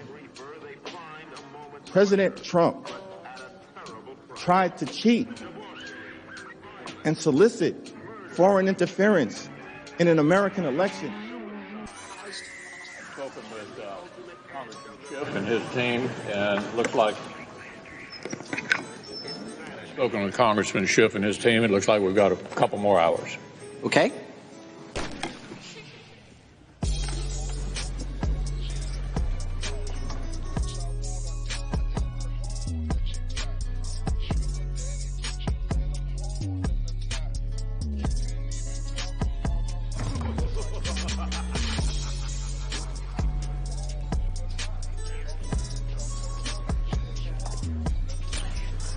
Mr. Chief Justice, members of the Senate, counsel for the President, impeachment exists not to inflict personal punishment for past wrongdoing, but rather to protect against future presidential misconduct that would endanger democracy and the rule of law. President Trump remains a threat in at least three fundamental ways. First, he continues to assert in court and elsewhere that nobody in the U.S. government can investigate him for wrongdoing, making him unaccountable. Second, his conduct here is not a one-off. It's a pattern of soliciting foreign interference in our elections to his own advantage, and then using the powers of his office to stop anyone who dares investigate.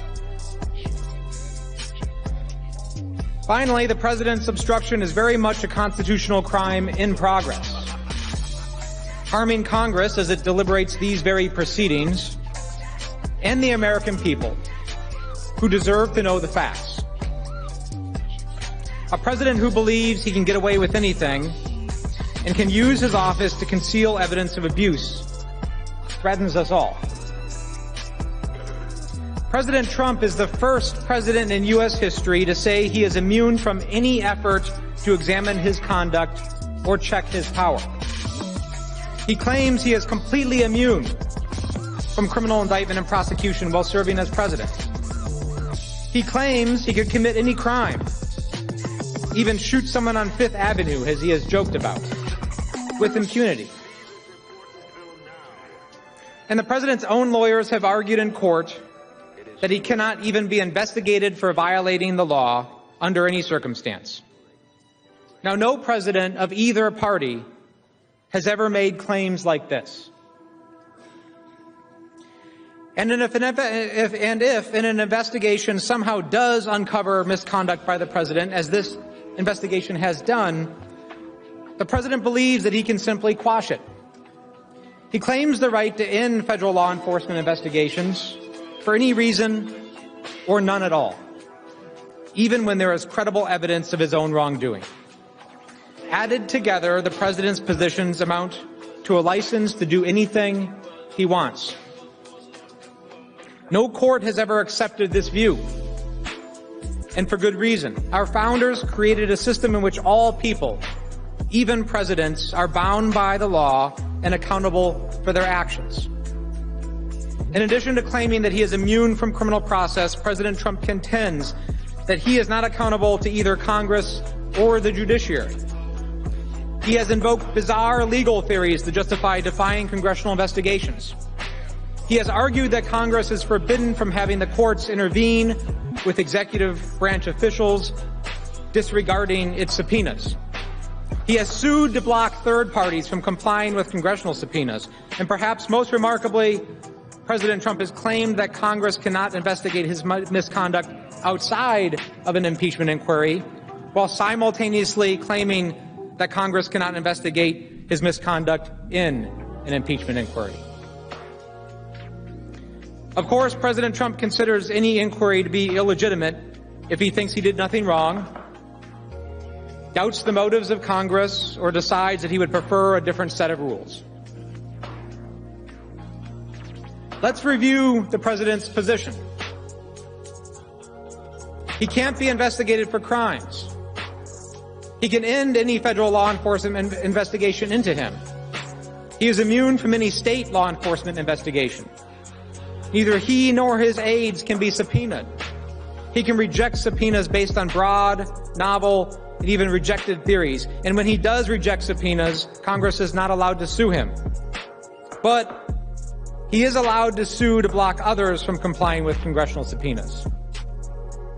Congress definitely can't investigate him outside of an impeachment inquiry.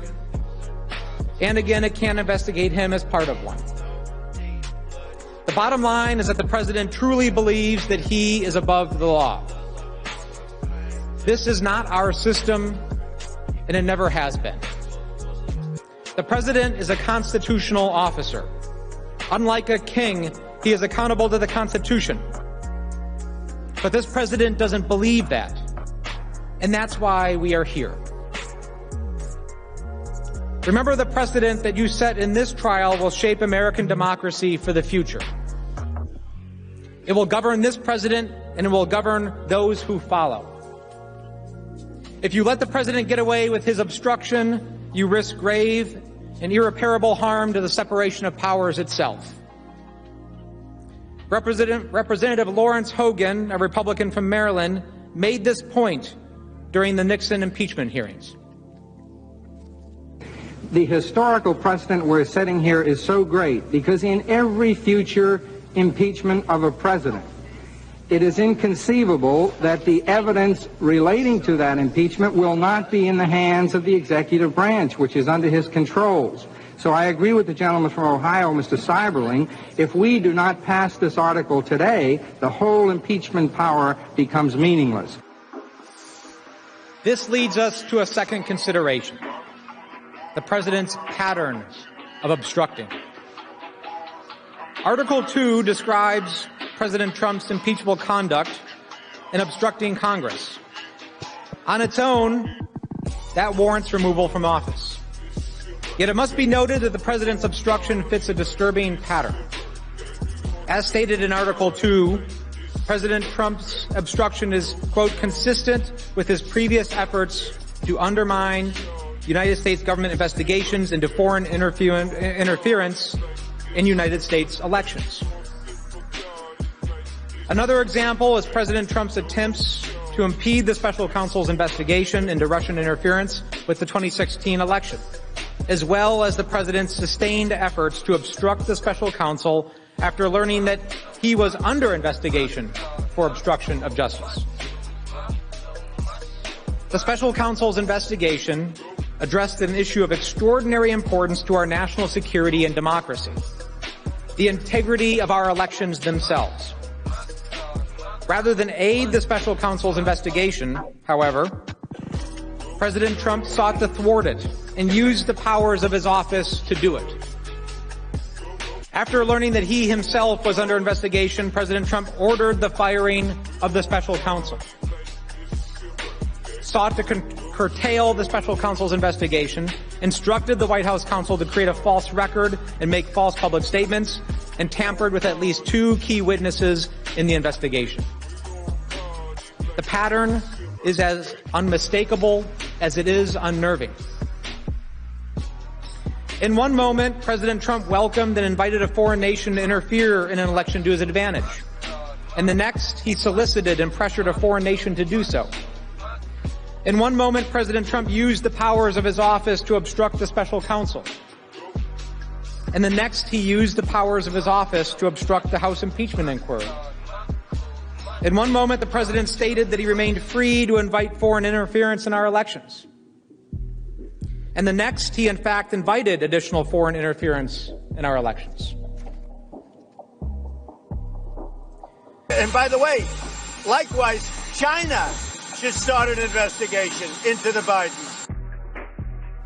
Indeed, President Trump placed his fateful July 25th call to President Zelensky just one day after the special counsel testified in Congress about his findings.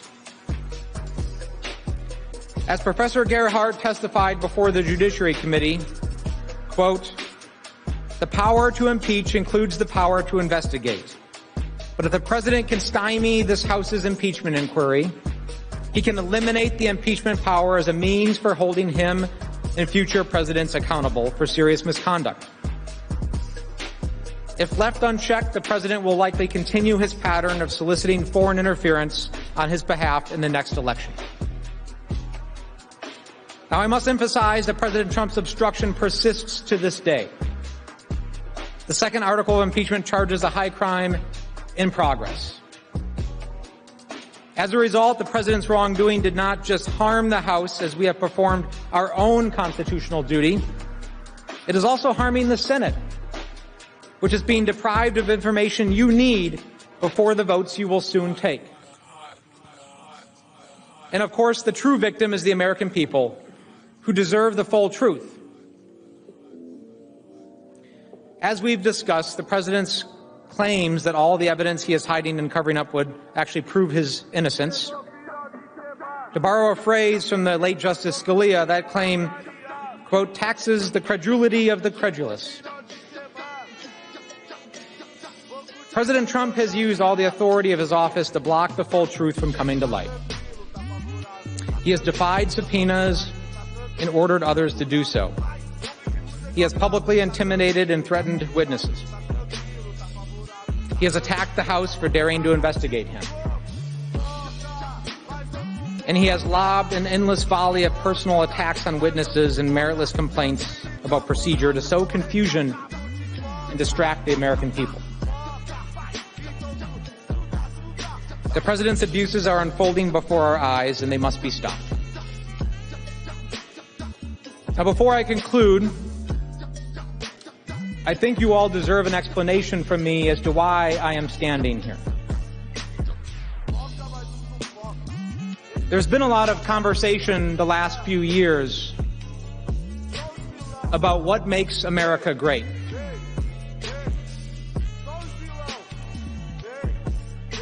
And I have some ideas about that. I happen to think that what makes America great is that generation after generation, there have been Americans that have been willing to stand up and put aside their self-interest to make great sacrifices for the public good, for our country. I know because I have seen people do that.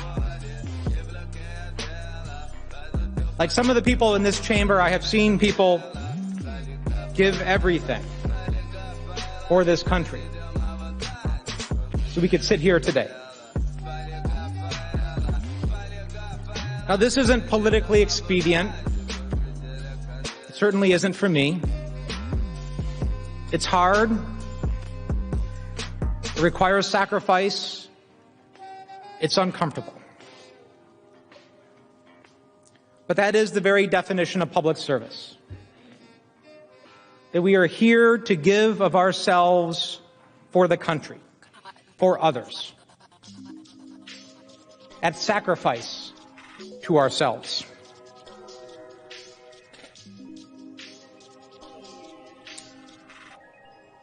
Those who have given so much for this country deserve nothing less from us now than to try to honor those sacrifices.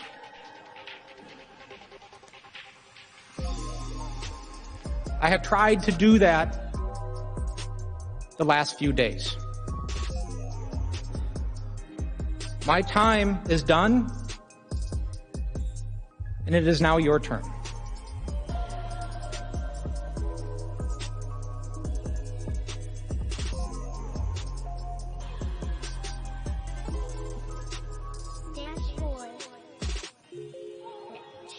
Chief Justice, Senators, learned counsel for the President, you'll be pleased to know this is the last presentation of the evening.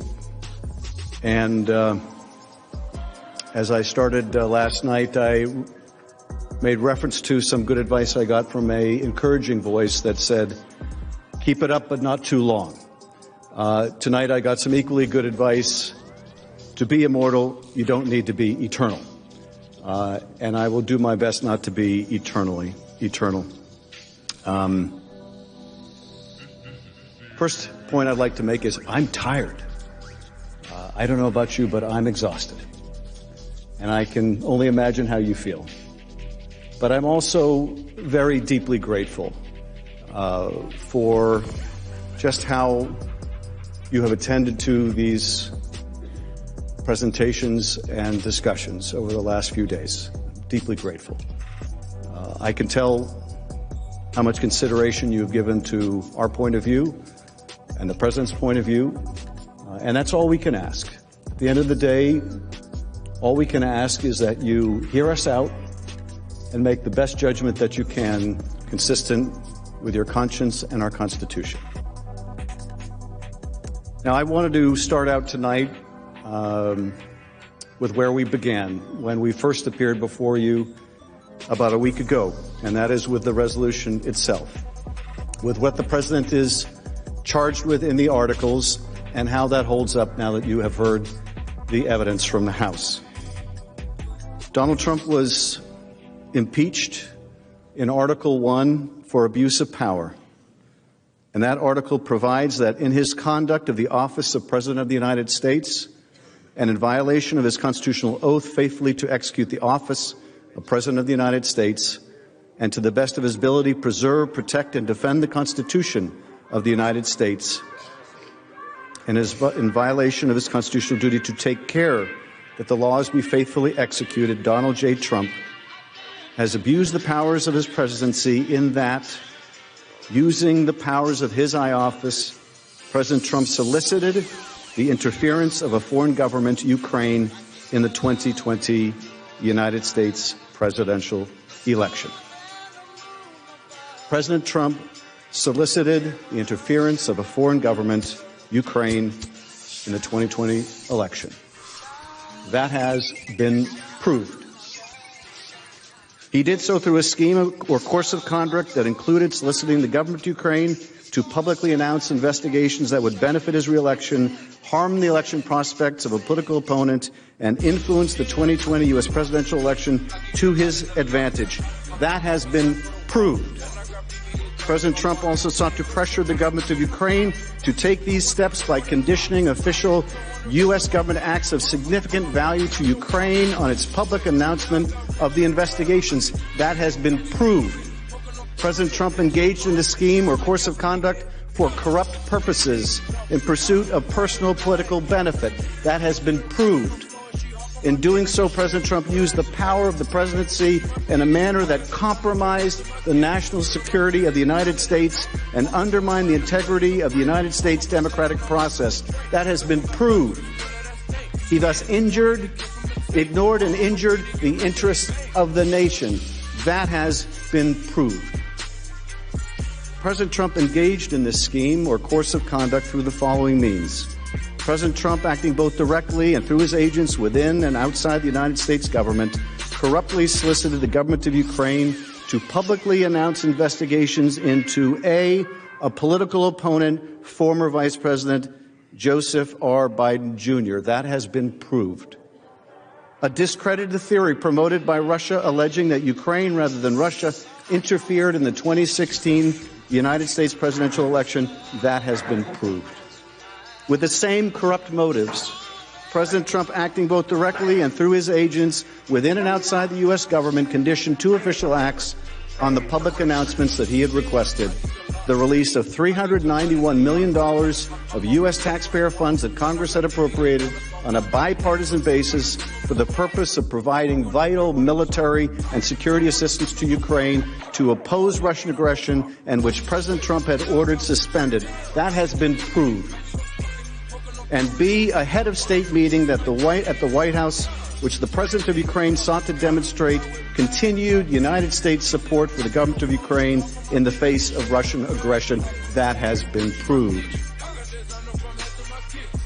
Faced with public revelation of his actions, President Trump ultimately released the military and security assistance to the government of Ukraine, but has persisted in openly and corruptly urging and soliciting Ukraine to undertake investigations for his personal political benefit. That has been proved. These actions were consistent with President Trump's previous invitations of foreign interference in U.S. elections. That has been proved. In all of this, President Trump abused the powers of the presidency by ignoring and injuring national security and other vital national interests to obtain an improper personal political benefit. That has been proved. He also betrayed the nation by abusing his high office to enlist a foreign power in corrupting democratic elections. That has been proved. Wherefore, President Trump, by such conduct, has demonstrated that he will remain a threat to national security and the Constitution if allowed to remain in office, and has acted in a manner grossly incompatible with self-governance and the rule of law. That has been proved. President Trump thus warrants impeachment and trial, removal from office, and disqualification to hold and enjoy any office of honor, trust, or profit under the United States. That will be for you to decide. But the facts have been proved. Those facts are not contested. We have met our burden. Article 2, obstruction of Congress. The Constitution provides that the House of Representatives shall have the sole power of impeachment, and the President shall be removed from office on impeachment for and conviction of treason, bribery, or other high crimes and misdemeanors. In his conduct of the office of the President, in violation of his constitutional oath, faithfully to execute the office of President of the United States, and to the best of his ability, preserve, protect, and defend the Constitution of the United States, and in violation of his constitutional duty to take care that the laws be faithfully executed, Donald J. Trump has directed the unprecedented, categorical, and indiscriminate defiance of subpoenas issued by the House of Representatives pursuant to its sole power of impeachment. That has been proved. President Trump has abused the powers of the presidency in a manner offensive to and subversive of the Constitution, in that the House of Representatives has engaged in an impeachment inquiry focused on President Trump's corrupt solicitation of the government of Ukraine to interfere in the 2020 U.S. presidential election. That has been proved. As part of this impeachment inquiry, the committees undertaking the investigation served subpoenas, seeking documents and testimony deemed vital to the inquiry from various executive branch agencies and offices and current and former officials. That has been proved. In response, without lawful cause or excuse, President Trump directed executive branch agencies, offices, and officials not to comply with those subpoenas. That has been proved. President Trump thus interposed the powers of the presidency against the lawful subpoenas of the House of Representatives and assumed to himself functions and judgments necessary to exercise the sole power of impeachment vested in the Constitution in the House of Representatives. That has been proved. President Trump abused the powers of his high office through the following means. Number one, directing the White House to defy a lawful subpoena by withholding the production of documents sought therein by the committees. That has been proved.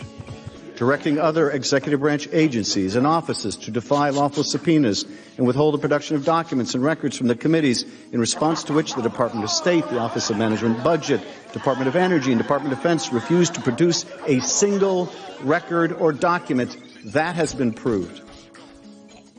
Directing current and former executive branch officials not to cooperate with the committees, in response to which 9 administration officials defied subpoenas for testimony, namely John Michael McMulvaney, Robert B. Blair, John A. Eisenberg, Michael Ellis, Preston Wells Griffith, Russell T. Vought, Michael Duffy, Brian McCormick, and T. Ulrich Brechbuhl.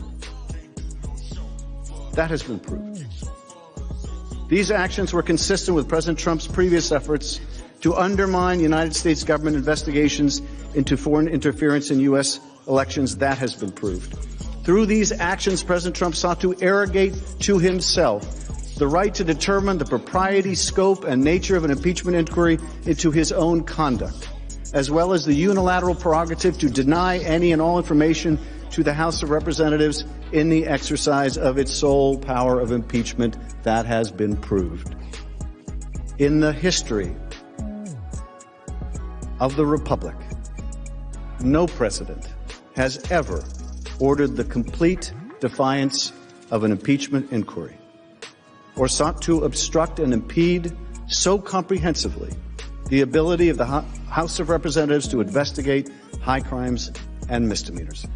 That has been proved. The abuse of office served to cover up the president's own repeated misconduct and to seize and control the power of impeachment and thus to nullify a vital safeguard vested solely in the House of Representatives. That has been proved.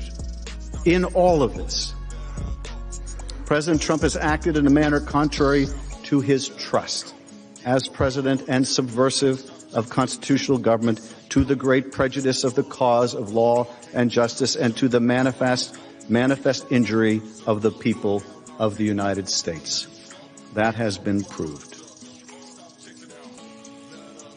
Whereas, or wherefore, President Trump, by such conduct, has demonstrated that he will remain a threat to the Constitution if allowed to remain in office, and has acted in a manner grossly incompatible with self-government and the rule of law. That has been proved. President Trump thus warrants impeachment and trial, removal from office, and disqualification to hold and enjoy any office of honor, trust, or profit under the United States. That will be for you to determine.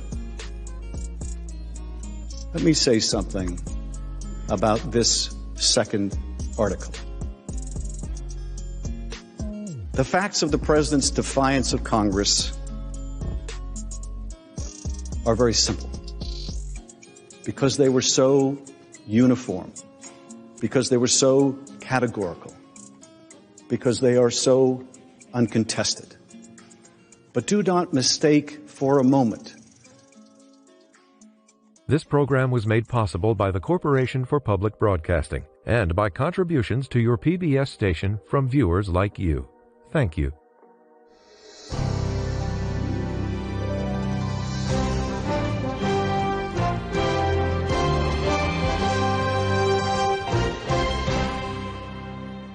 Good evening. I'm Judy Woodruff, and we are back with our live coverage of the Senate impeachment trial of President Donald Trump. This is the third and final day of the Democrats' arguments for convicting the president on impeachment charges.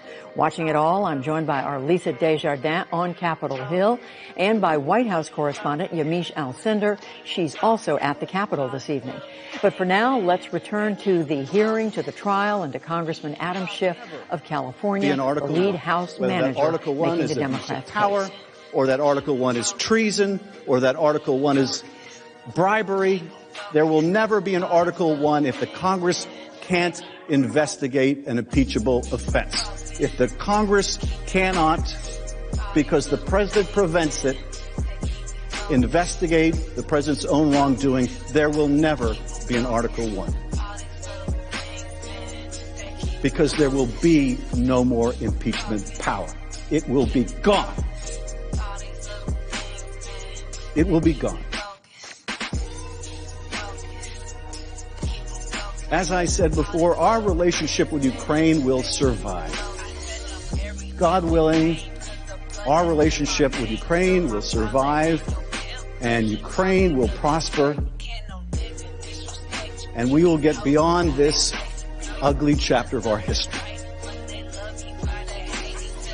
But if we are to decide here that a president of the United States can simply say, under Article 2, I can do whatever I want, and I don't have to treat a co-equal branch of government like it exists.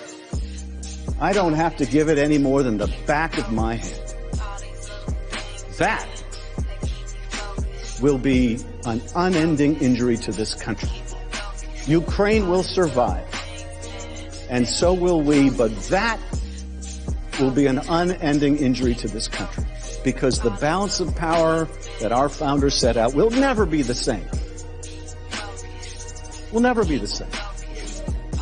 The president can simply say, I'm going to fight all subpoenas. And I'll tell you something else. Truism in the courts is just as true here in the Senate, where they say justice delayed is justice denied.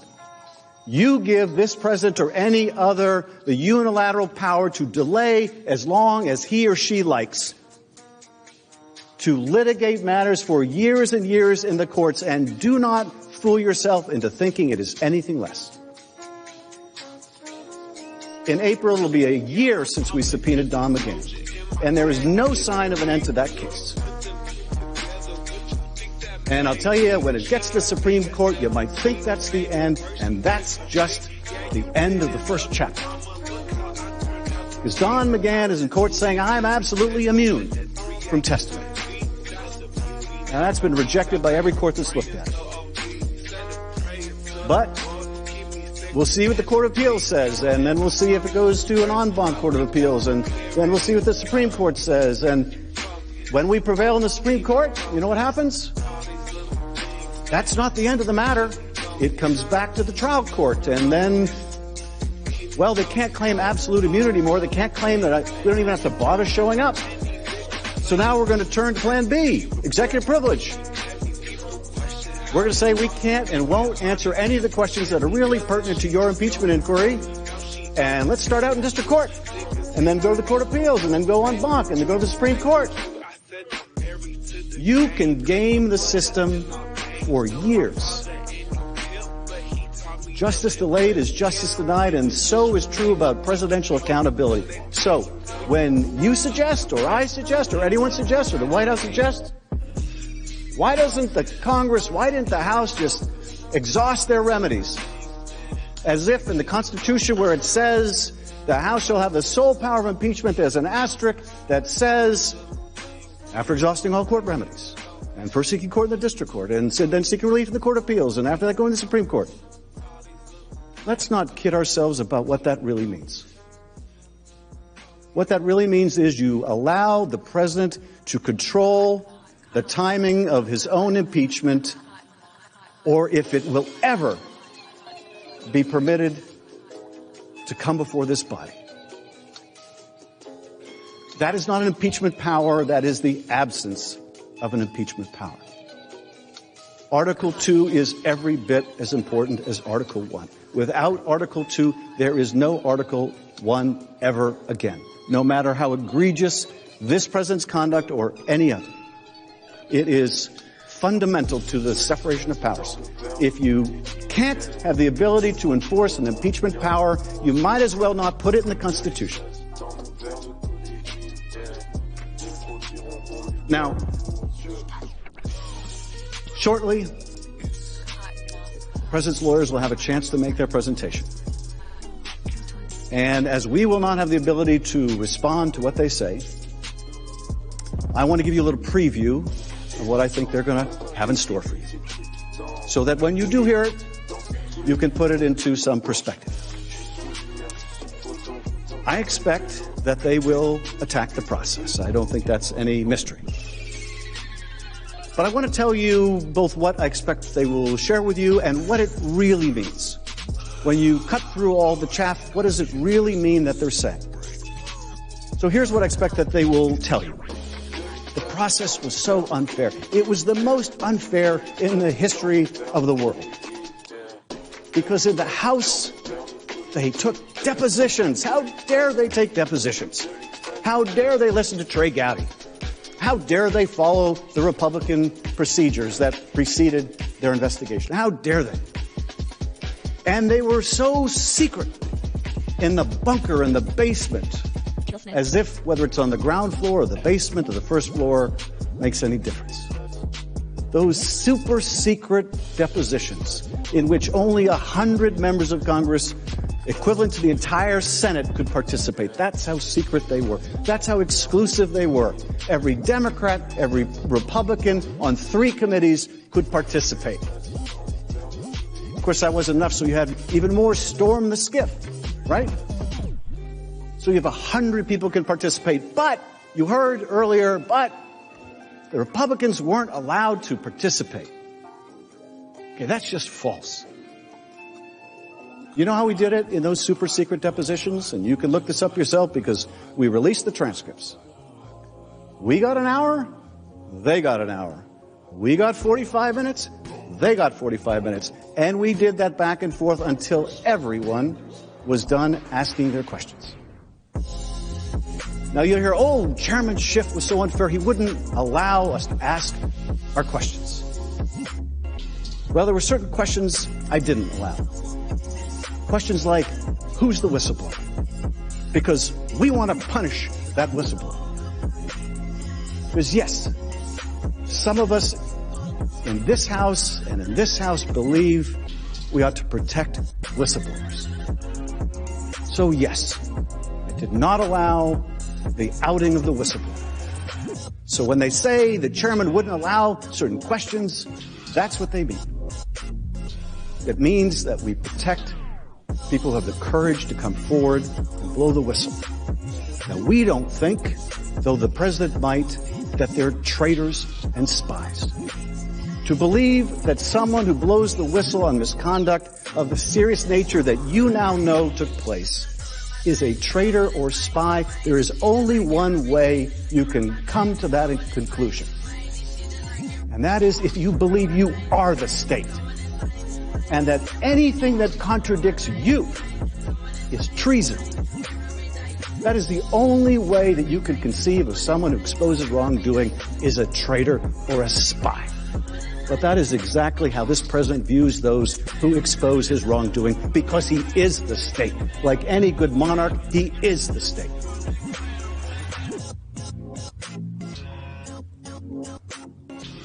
And you'll hear the president wasn't allowed to participate in the Judiciary Committee.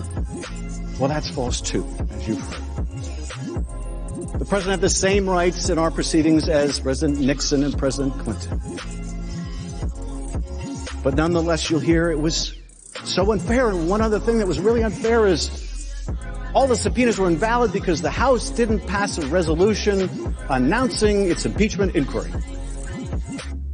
Never mind that we actually did.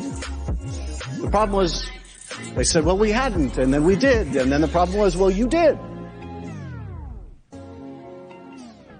Now, of course, as you know, the Constitution says the House will have the sole power of impeachment. If we want to do it by House resolution, we can do it by House resolution. If we want to do it by committee, we can do it by committee. It is not the president's place to tell us how to conduct an impeachment proceeding any more than it is the president's place to tell you how you should try it.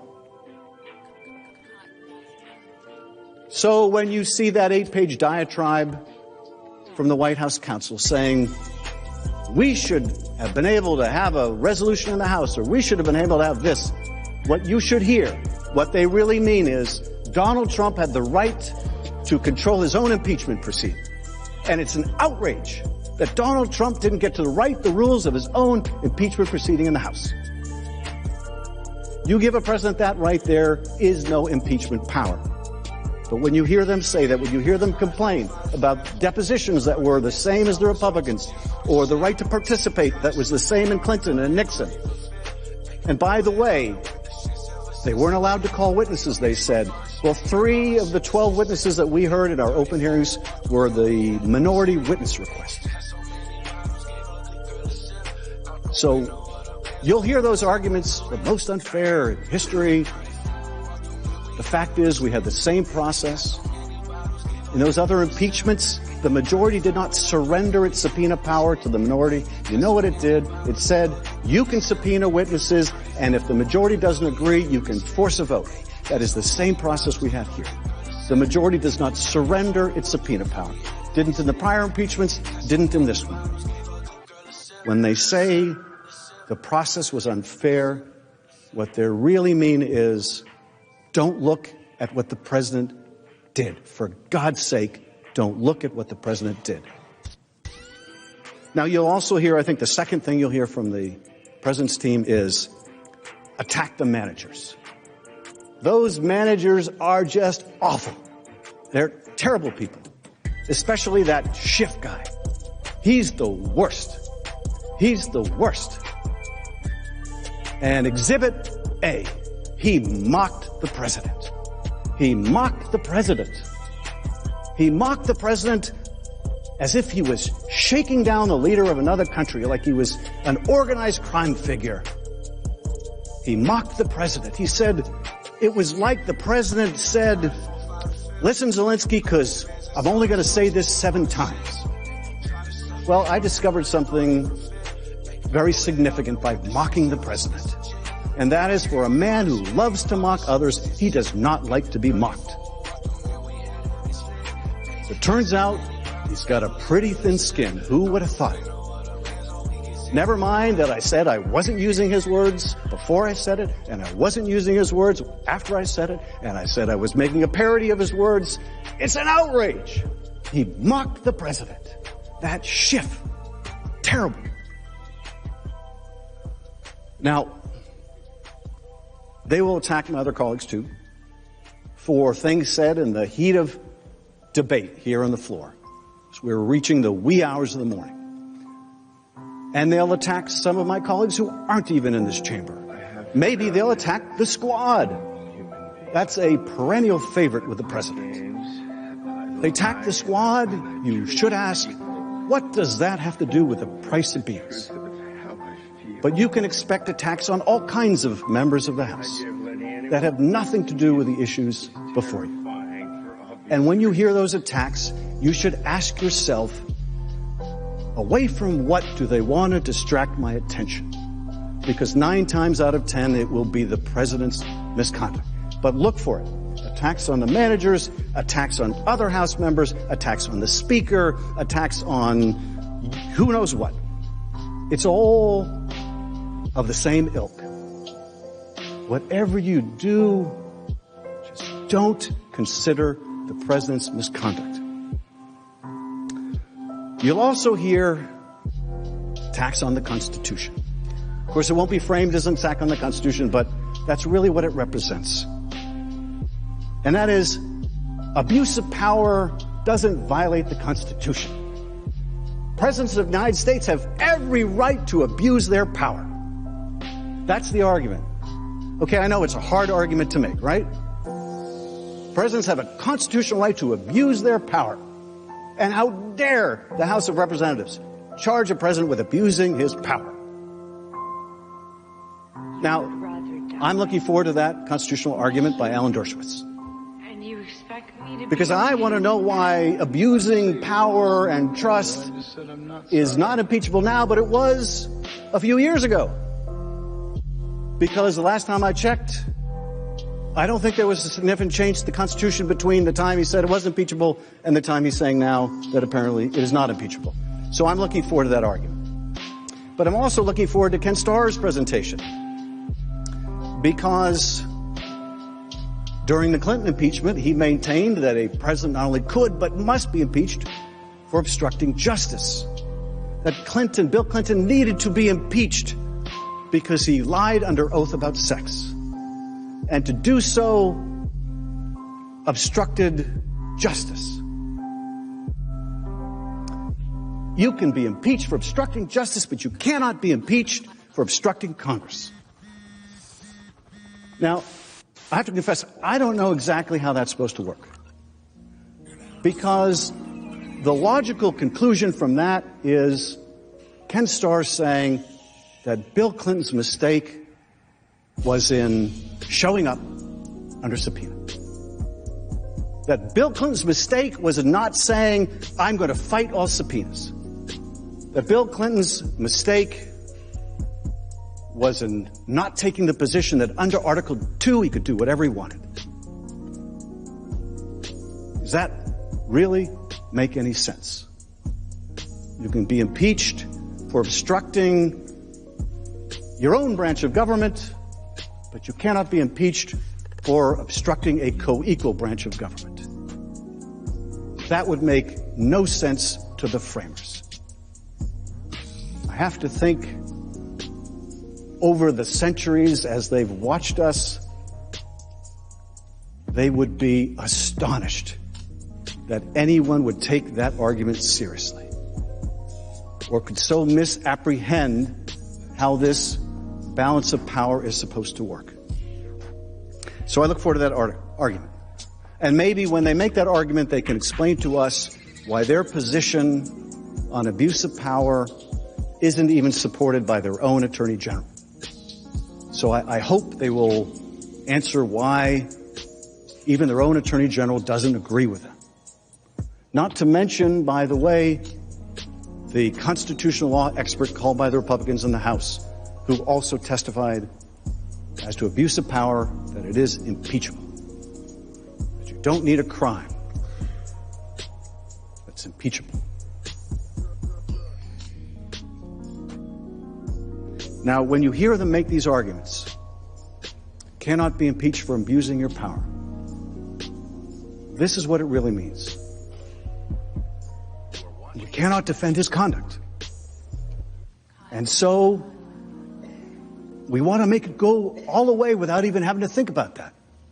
You don't even need to think about what the president did, because the House charged it wrong.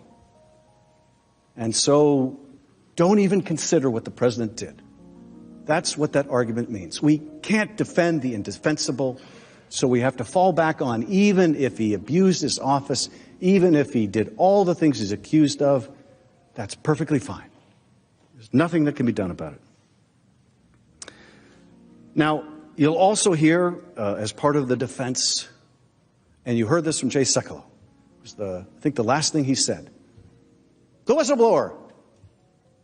And then he stepped back to the table. The whistleblower. Now, I don't really know what that meant, but I suspect you'll hear more of that. The whistleblower. The whistleblower. It's his or her fault that we're here. The whistleblower. You know, I would encourage you to read the whistleblower complaint again. When you read that complaint again, you will see just how remarkably accurate it is. It's astonishingly accurate. You know, for all the times the president is out there saying that the complaint was all wrong, you read it. Now that you have heard the evidence, you read it, and you will see how remarkably right the whistleblower got it. Now, when that complaint was filed, it's obviously before we had our depositions and had our hearings, all of which obviated the need for the whistleblower. In the beginning, we wanted the whistleblower to come and testify because all we knew about was the complaint. But then we were able to hear from firsthand witnesses about what happened. And then something else happened. The president and his allies began threatening the whistleblower. And the life of the whistleblower was at risk. And what was the point in exposing that whistleblower to the risk of his or her life when we had the evidence we needed? What was the point?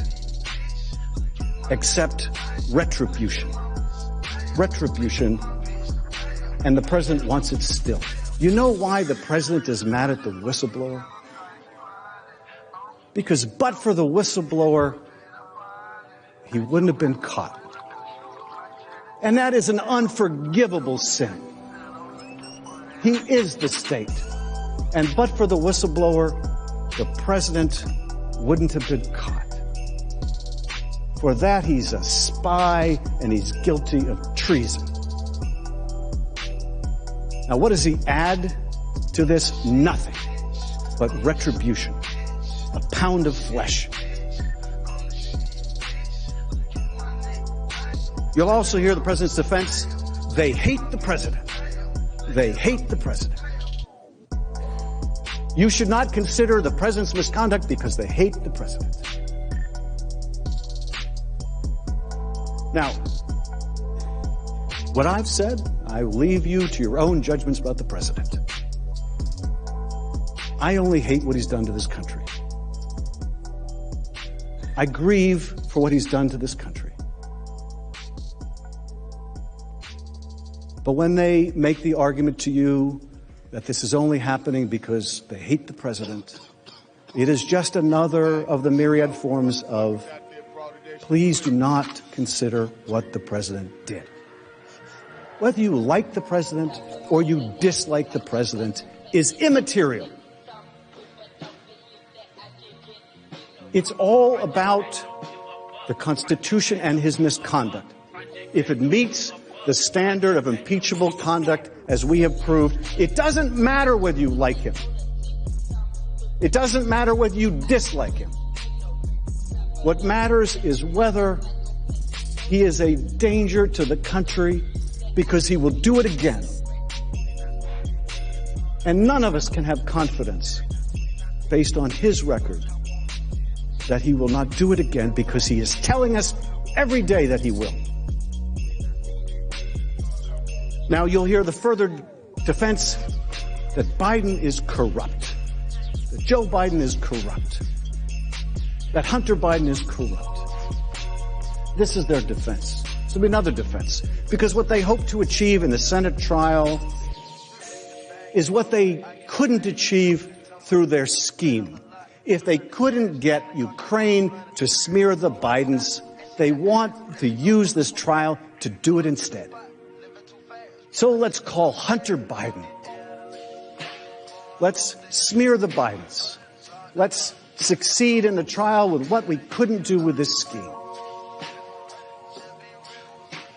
That's the goal.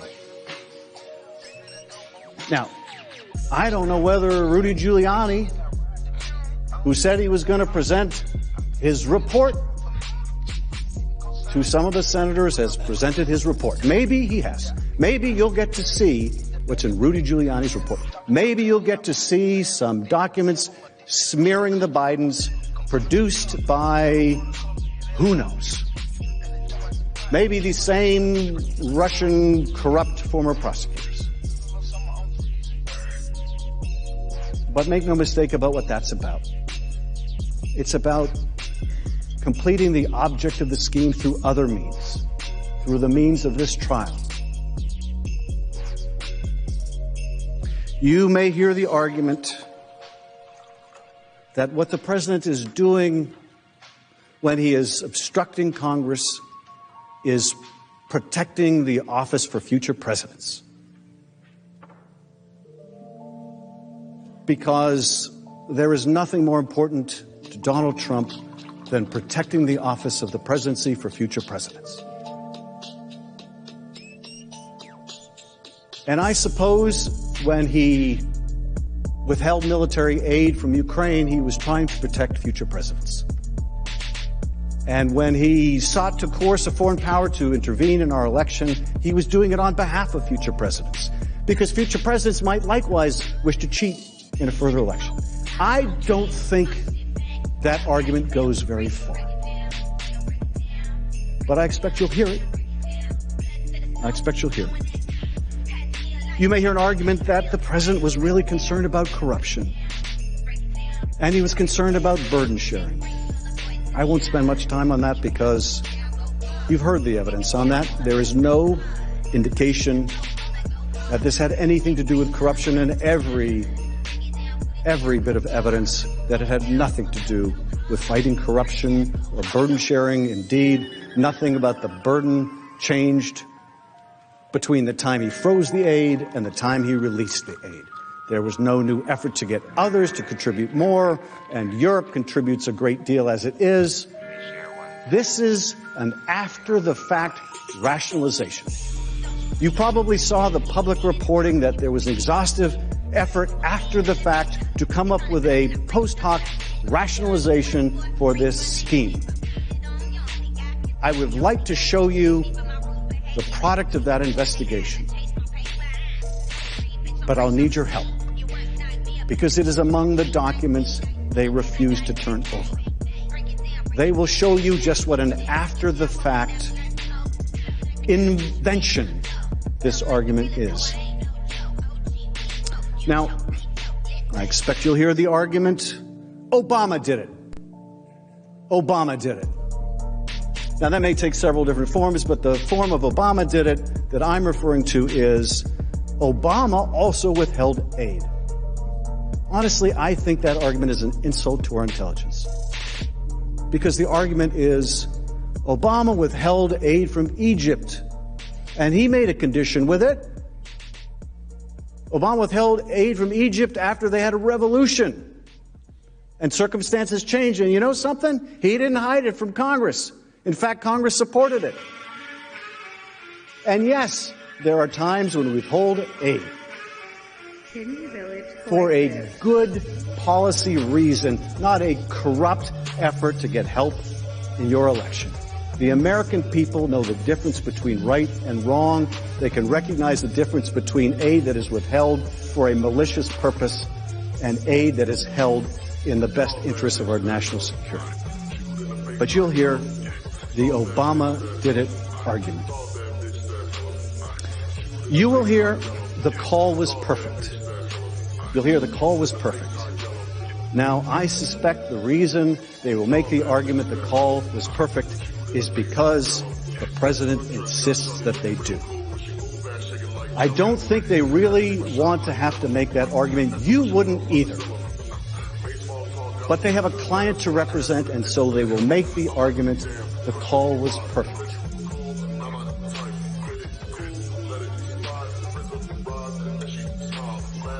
And they will also make the argument Ukraine thinks the call was perfect. Ukraine says there was no pressure. What that really means is Ukraine wants a future. Ukraine knows it's still beholden to us for aid. Ukraine still hasn't gotten in through the door of the White House.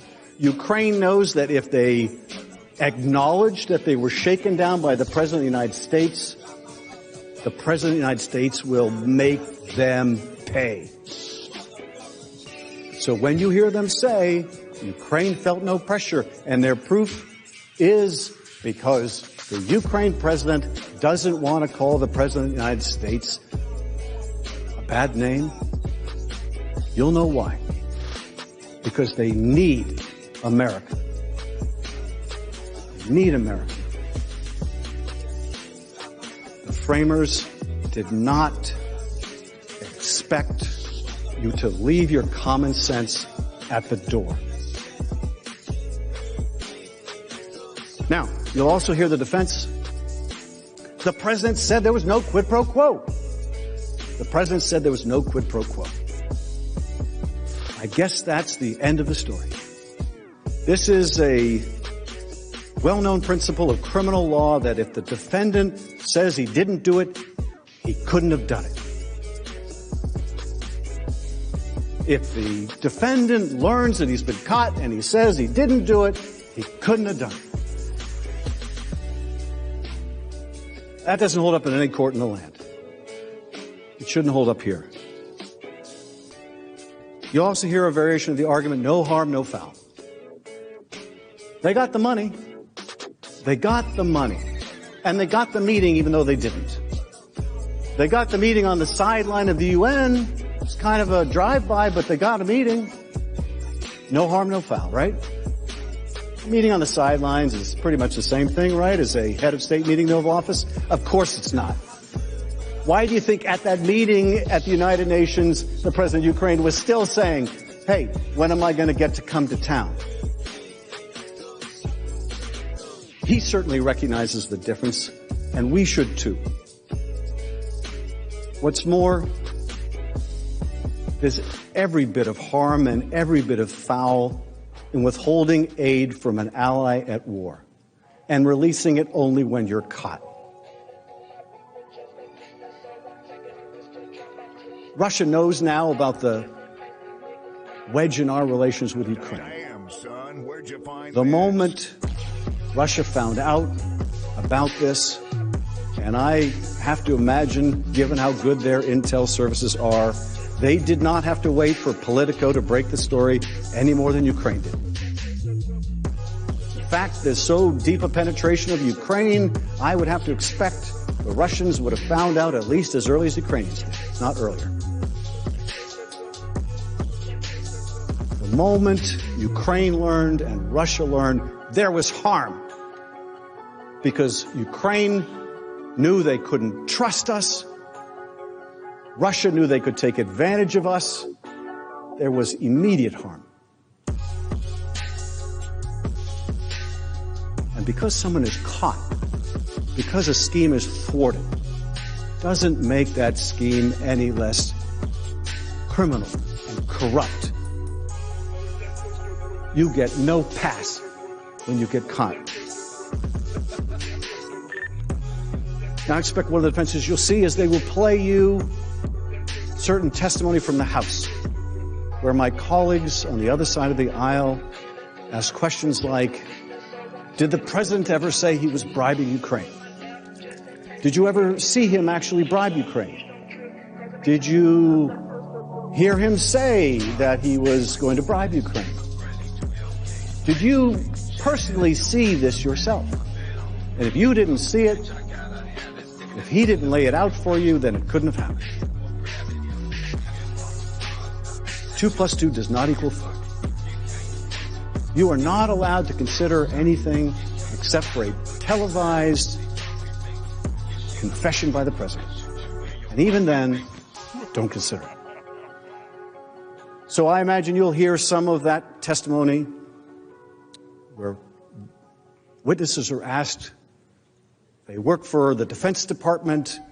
Well, did the president ever tell you that he was conditioning the aid? Never mind that these are people who don't necessarily even talk to the president. But I expect you'll see some of that.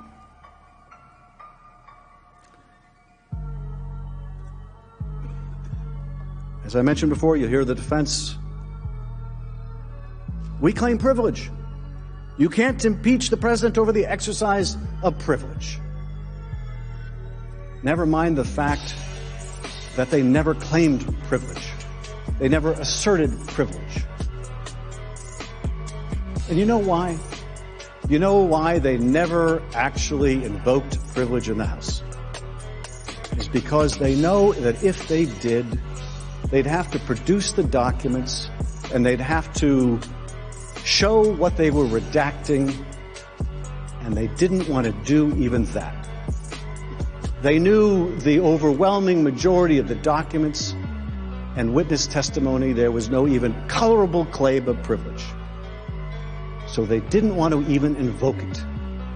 All they would say is, maybe someday. But you will hear that can't be impeached for a claim of privilege they never made.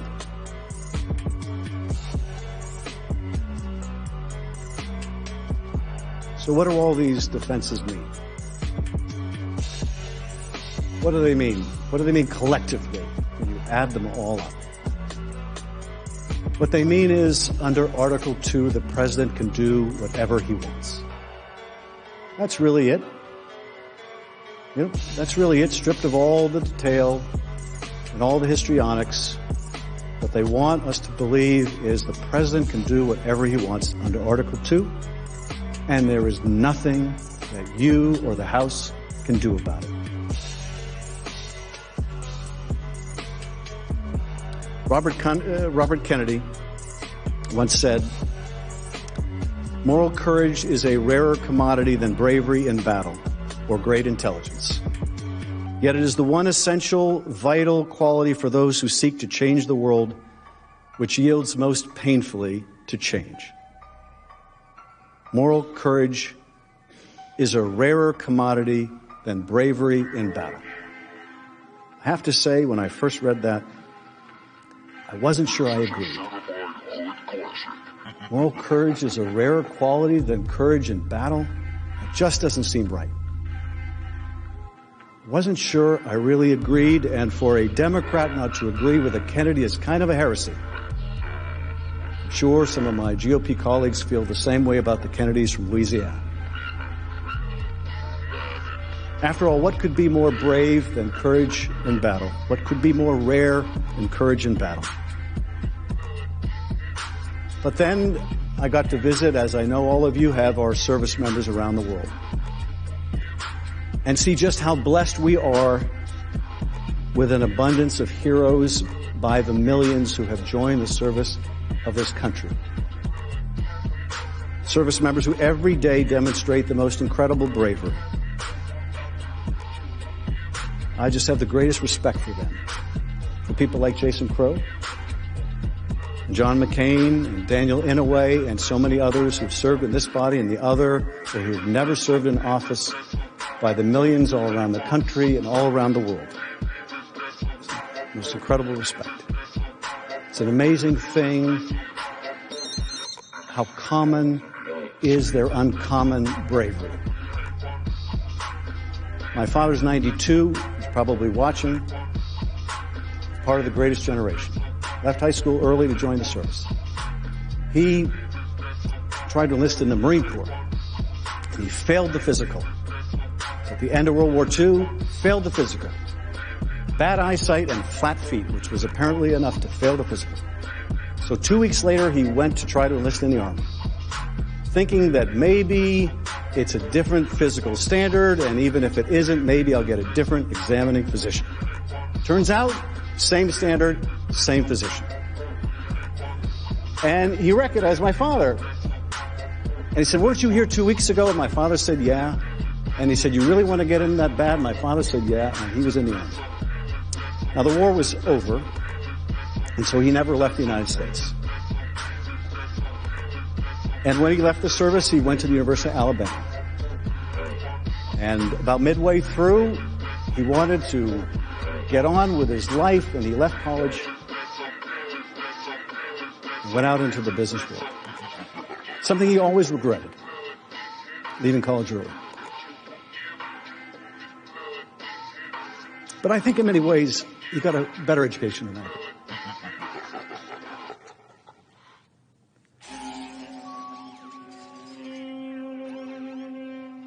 I think that I was lucky to get a good education. But I think those like Jason and others who served in the military and also went to school got the best education. Because I think there's some things you can only learn by being in the military. Certainly, you can't really learn, I think, about war without going to war. And maybe there are things you just can't learn about life without going to war. So those of you that have served have the most complete education I think there is. But even so, is moral courage really more rare than that on the battlefield? And then I saw what Robert Kennedy meant by moral courage. Few, he said, are willing to brave the disapproval of their fellows, the censure of their colleagues, and the wrath of their society. And then I understood by that measure just how rare moral courage is. How many of us are willing to brave the disapproval of our fellows, censure of our colleagues, and the wrath of our society. Just as those who have served in uniform can't fully understand, those who have not served in uniform can't fully understand what military service means, so too there is a different kind of fraternity or sorority among those who have served in office. I always tell my constituents there are two kinds of jobs in Congress. And it's not Democrats and Republicans. It's those from a safe seat and those from an unsafe seat. And I'm sure the same is true of those from a safe state and an unsafe state. It's why I think there's a certain chemistry between members who represent those swing districts and states, because they can step into each other's shoes. And one of the things that we in this fellowship of office holders understand that most people don't is that real political courage doesn't come from disagreeing with our opponents, but from disagreeing with our friends and with our own party. Because it means having to stare down accusations of disloyalty and betrayal. He's a Democrat in name only, or she's a Republican in name only. What I said last night, if it resonated with anyone in this chamber, didn't require courage. My views, as heartfelt as they are, reflect the views of my constituents. But what happens when our heartfelt views of right and wrong are in conflict with the popular opinion of our constituents? What happens when our devotion to our oaths, to our values, to our love of country, depart from the momentary passion of a large number of people back home? Those are the times that try our souls. CBS News reported last night that a Trump confidant said that GOP senators were warned, vote against your president, vote against the president, and your head will be on a pike. Now, I don't know if that's true. Vote against the president and your head will be on a pike. I have to say, when I read that, and again, I don't know if that's true, but when I read that, I was struck by the irony. By the irony. I hope it's not true. I hope it's not true. But I was struck by the irony of the idea when we're talking about a president who would make himself a monarch, that whoever that was would use the terminology of a penalty that was imposed by a monarch. A head on a pike. Just this week, America lost a hero, Thomas Railsback. He passed away on Monday, the day before this trial began. Some of you may have known or even served with Congressman Thomas Railsback. He was a Republican from Illinois and the second-ranking member on the House Judiciary Committee when that committee was conducting its impeachment inquiry into President Nixon. In July of 1974, as the inquiry was coming to a close, Congressman Railsback began meeting with a bipartisan group of members of the House, 3 other Republicans and 3 Democrats. Here in the Senate, they might have called them the Gang of 7. They gathered and they talked and they labored over language and ultimately helped develop a bipartisan support for the articles that led a group of Republican senators, including Barry Goldwater and Howard Baker, to tell President Nixon that he must resign. Some say that the Nixon impeachment might not have moved forward were it not for those 4 courageous Republicans led by Congressman Railsback. And it pained the congressman because he credited Nixon with giving him his seat, with getting him elected. He did it because he said, because seeing all the evidence, it was something we had to do because the evidence was there. One of his aides, Ray LaHood, eulogized him, saying he felt an obligation to the Constitution to do what is right. Now soon, members of this body face the most momentous of decisions. Not, as I said at the outset, between guilt and innocence, but a far more foundational issue. Should there be a fair trial? Shall the House be able to present its case with witnesses and documents through the use of subpoenas, as has been the case in every impeachment trial in history? Now, the president's lawyers have been making their case outside of this chamber, threatening to stall these proceedings with the assertion of false claims of privilege. Having persuaded this body to postpone consideration of the witnesses and documents, they now appear to be preparing the ground to say it will be too late to consider them next week. But consider this. Of the hundreds of documents that we have subpoenaed, there is no colorable claim and none has been asserted. To the degree that you could even make a claim, that claim has been waived. To the degree that even superficially claim would attach, it does not conceal misconduct.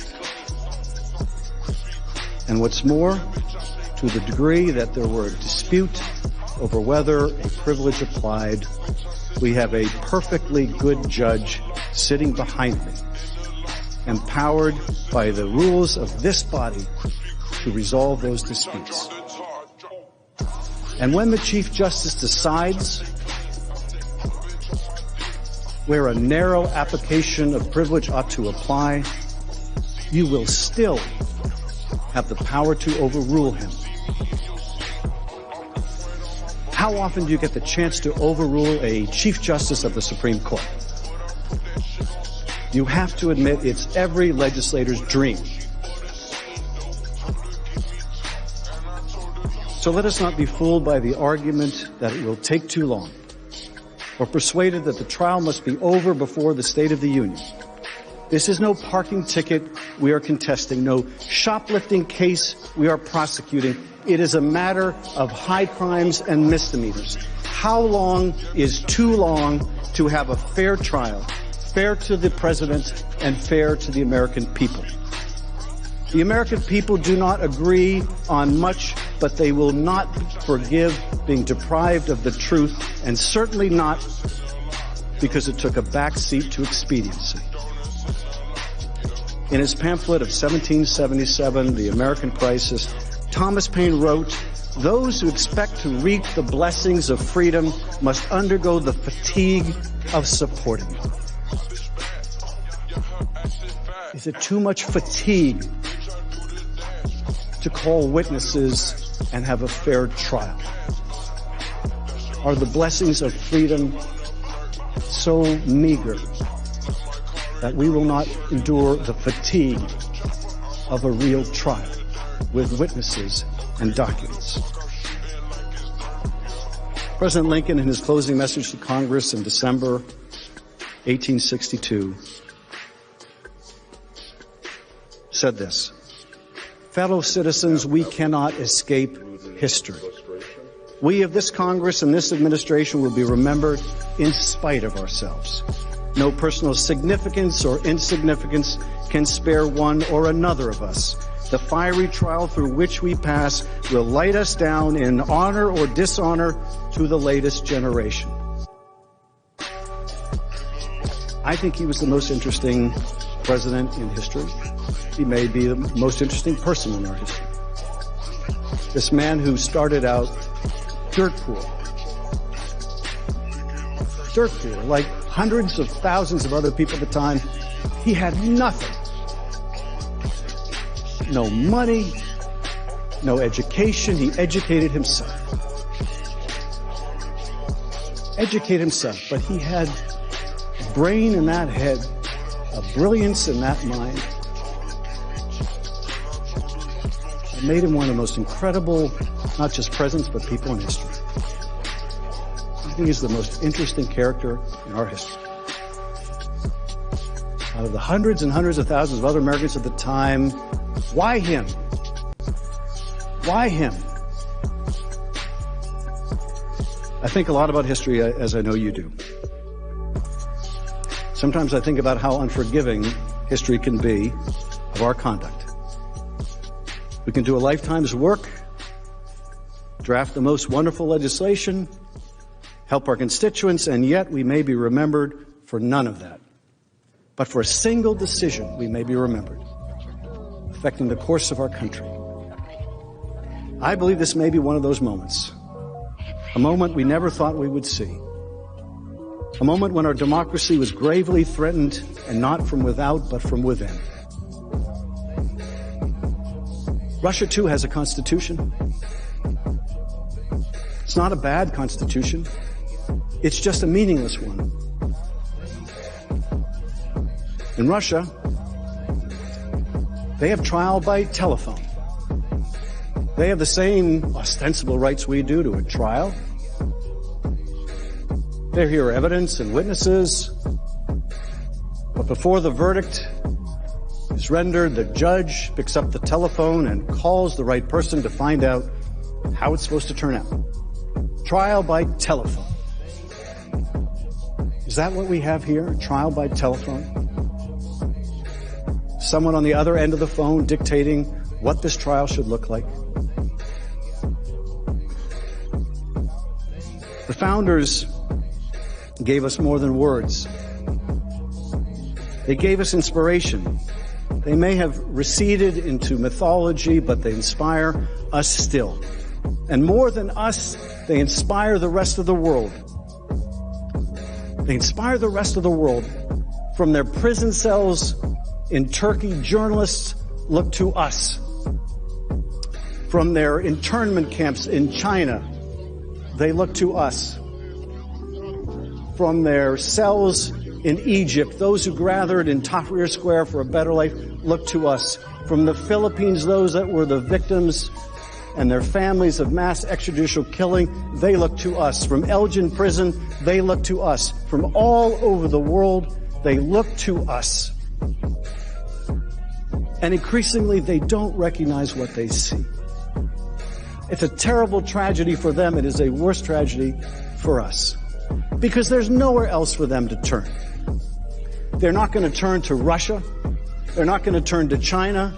They're not going to turn to Europe with all of its problems. They look to us because we are still the indispensable nation. They look to us because we have a rule of law. They look to us because no one is above that law. And one of the things that separates us from those people in Elgin prison is the right to a trial. It's a right to a trial. Americans get a fair trial. And so I ask you, I implore you, give America a fair trial. Give America a fair trial. She's worth it. Thank you.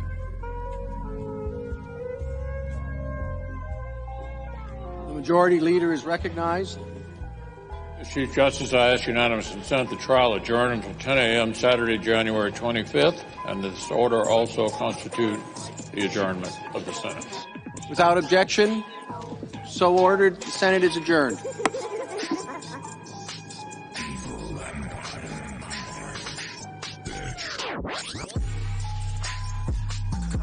And that was the Chief Justice gaveling this session of the Senate trial of President Trump to a close. We heard just there at the end a very powerful, whichever side of the argument you're on, a very powerful appeal from Congressman Adam Schiff, the lead manager from the House, the lead Democrat on their team representing the case for impeachment. Saying, I implore you, looking at the senators and saying, I implore you, give America a fair trial. She's worth it. This is the case the Democrats want to make to the members of the Senate, that it is a moment when they are going to be deciding after the Republicans make their case, after the president makes their case, and after there's a question period by the Senate, there will be an opportunity for motions to introduce evidence and to subpoena witnesses. And you hear Congressman Schiff making the argument that without that, you don't have a fair trial. We've been watching here in the studio, along with me, Victoria Norse. She was special counsel to the Senate Judiciary Committee in the early 1990s. She's an appellate lawyer in the Justice Department under President George H.W. Bush. And for Vice President Joe Biden, she was his chief counsel from 2015 to 2016. Also with me, Senate staff veteran Elizabeth Chris. She was the Republican Senate Secretary during President Clinton's impeachment trial. And joining us from the Capitol, Lisa Desjardins and Yamiche Alcindor. But I want to come to you, Victoria and Elizabeth, first, because when Adam Schiff says, give America a free trial, vote for a trial, which means vote for witnesses, a fair trial, vote for witnesses. Is he saying that our case is weak unless we have additional witnesses? What do you think, Victoria? Well, I think that this is the difficult thing to do in this impeachment. As Elizabeth has said, in the Clinton impeachment, the president had admitted the facts. This is entirely different. They're disputing the facts. But it's very hard if you want to come in with a case that involves the greatest, event in our democracy to say, oh, I need some more evidence. You should have a very, very strong case about a very, very serious threat to our country. And is he acknowledging, Elizabeth, that they don't have that? I mean, how do you read that? Because these last few days have been spent making the point that there is a case to be made. I think it's sort of a little bit of both, and that's what's tough, because he is saying that we have a strong case. It was a really bad thing. He's a dangerous man. We need to get rid of this man. He's a danger to society, but we think you need to hear more about it first.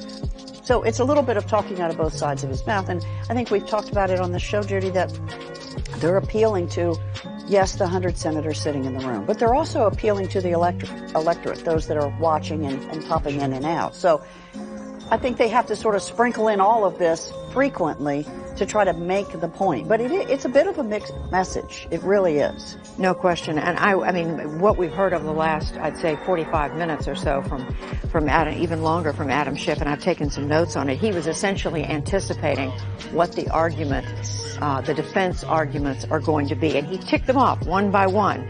He said they're going to tell you, for example, that the process was an unfair process. He said they're going to argue that it was the most unfair in the history of the world, that it took place in the basement, in the bunker of the House of Representatives.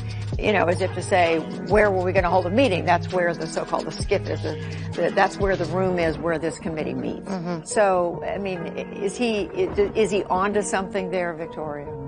In terms of the process, I don't think that's the strongest objection that the president has, because the president could have sent all sorts of things. Other presidents have done that, and Reagan sent people, Nixon had people come to the White House, to the Congress. So I don't really think that the process is the thing. And, you know, in the law, there's a saying, if the facts aren't on your side, go to the law. If the law isn't on your side, go to the facts. So you notice they're going to process. And, you know, I really don't think they're going to emphasize that as much as other legal claims tomorrow. Such as what? Such as the fact that this isn't an impeachable offense. They have gone out pretty strongly in their legal brief. Now, they may change their minds, but if you read the legal brief, they contend that you have to have a crime to be an impeachable offense, and Schiff had a response to that, but that's not right. But there are other legal objections, including that the second article is also not an impeachable offense because you can't possibly impeach someone on the basis of raising a claim of executive privilege, which is a little complicated and we can talk about. We will talk about it. All right, Lisa Desjardins, our correspondent, is at the Capitol, I believe. Are you here? Here you go. Yes. And Yamiche Alcindor at the White House. But Lisa, it was quite a close, I guess you could say, that we heard from Adam Schiff, who was the lead House manager, anticipating what the senators are going to hear from the president's defense in the coming days, because as he pointed out, we won't have an opportunity to respond immediately. That's right. It was fascinating to be in the chamber for that. I think Adam Schiff was trying to combine a closing prosecution argument with great American rhetoric. He was obviously aiming for a memorable speech there. Let me tell you what I noticed worked and did not work in the chamber, and I'm fascinated to say my colleague Yamiche Alcindor was there too. When she gets ready, I want to know what she observed as well. But Judy, I think one of the most successful passages in there, where we really had the entire Senate watching closely, was when he talked about the military, and we talked about those who had served, looking at those in the chamber who have served, who now are a minority of the Senate, but saying that is a powerful work experience. Not as successful when he talked about the camaraderie, the fraternity or sorority of those who have served in elected office and who are from swing states. That is such a key audience for the Democrats. Those are some of those moderate senators they hope to win over in their fight for witnesses. But Judy, I did not see them really appreciating that effort. In fact, if anything, I think they felt maybe they was patronized, and it didn't land as well as I think he had hoped that it would. I think when he was quoting Robert Kennedy and Abraham Lincoln, those were incredibly powerful moments. And I also think when he said they want this trial to be an attempt to smear the Bidens, that was something that I think I saw members pay very close attention to. It was a different take on this idea of talking about the investigation of the Bidens and this trial in particular, as you say, setting up what we anticipate to come from the president's counsel. But Judy, most of all, I found fascinating when he talked about Abraham Lincoln, I think what Adam Schiff was doing was speaking to the idea of an American dream. He was talking about an American who came from poverty and rose up. And then after that, what did he talk about? Those around the world who have looked to America with hope before and now are disappointed. So he's trying to say we are no longer the America we believe ourselves to be, and it's because of this president. It was a very lofty argument, and in the chamber, there was no motion. It was incredibly focused, and I think powerful. Now, will it change minds? I don't know, but it felt powerful in the moment there. And indeed, I took notes on that. That was a theme that we heard earlier in the day for a time, and you're absolutely right. Congressman Schiff returned to that tonight, talking about how America is seen by the rest of the world as a place that they can count on not only for freedom, but for a place that treats people fairly, where a president is not a dictator. So we did hear that point. Yamiche Alcindor at the White House. I want to come back to something else. One of the other anticipated defenses, and I think Lisa just referred to that. Adam Schiff said you're going to hear them bring up Joe Biden. They're going to say, what about Joe Biden and what about Hunter Biden? Is that something that we expect the president's defense team to talk about? We do expect the president's defense team to spend a substantial amount of time talking about former Vice President Joe Biden and his son Hunter Biden. The legal team will be making the argument that they were a corrupt family, that they were making millions of dollars off of their name, and that Hunter Biden was unqualified to be doing the work that he was doing in Ukraine. And I should say, Judy, this is my first time on the Hill in the Senate chambers while this Senate trial was going on. And what struck me the most was the fact that this was really a moment in history. Adam Schiff was really trying to paint the picture that history will remember all of us in whatever place that you are, either if you're sitting in the gallery or if you're a senator weighing the whether or not to remove President Trump. History will judge you more than the people around you. He said, listen, I know you might have differences with your constituents, speaking directly to Republicans who might be worried about voting to remove a president who is popular among Republicans. And he said, but there are times where you have to break with that. He also walked through what is a lot of the president's defense team's arguments. He said there was harm. They're going to tell you that there was no harm because Ukraine got the money. He said, no, there is harm because Ukraine now questions whether or not we're a friend. He also said they're going to say the process was unfair. He walked through the idea that the president's legal team was invited to talk and be part of the process on the House side.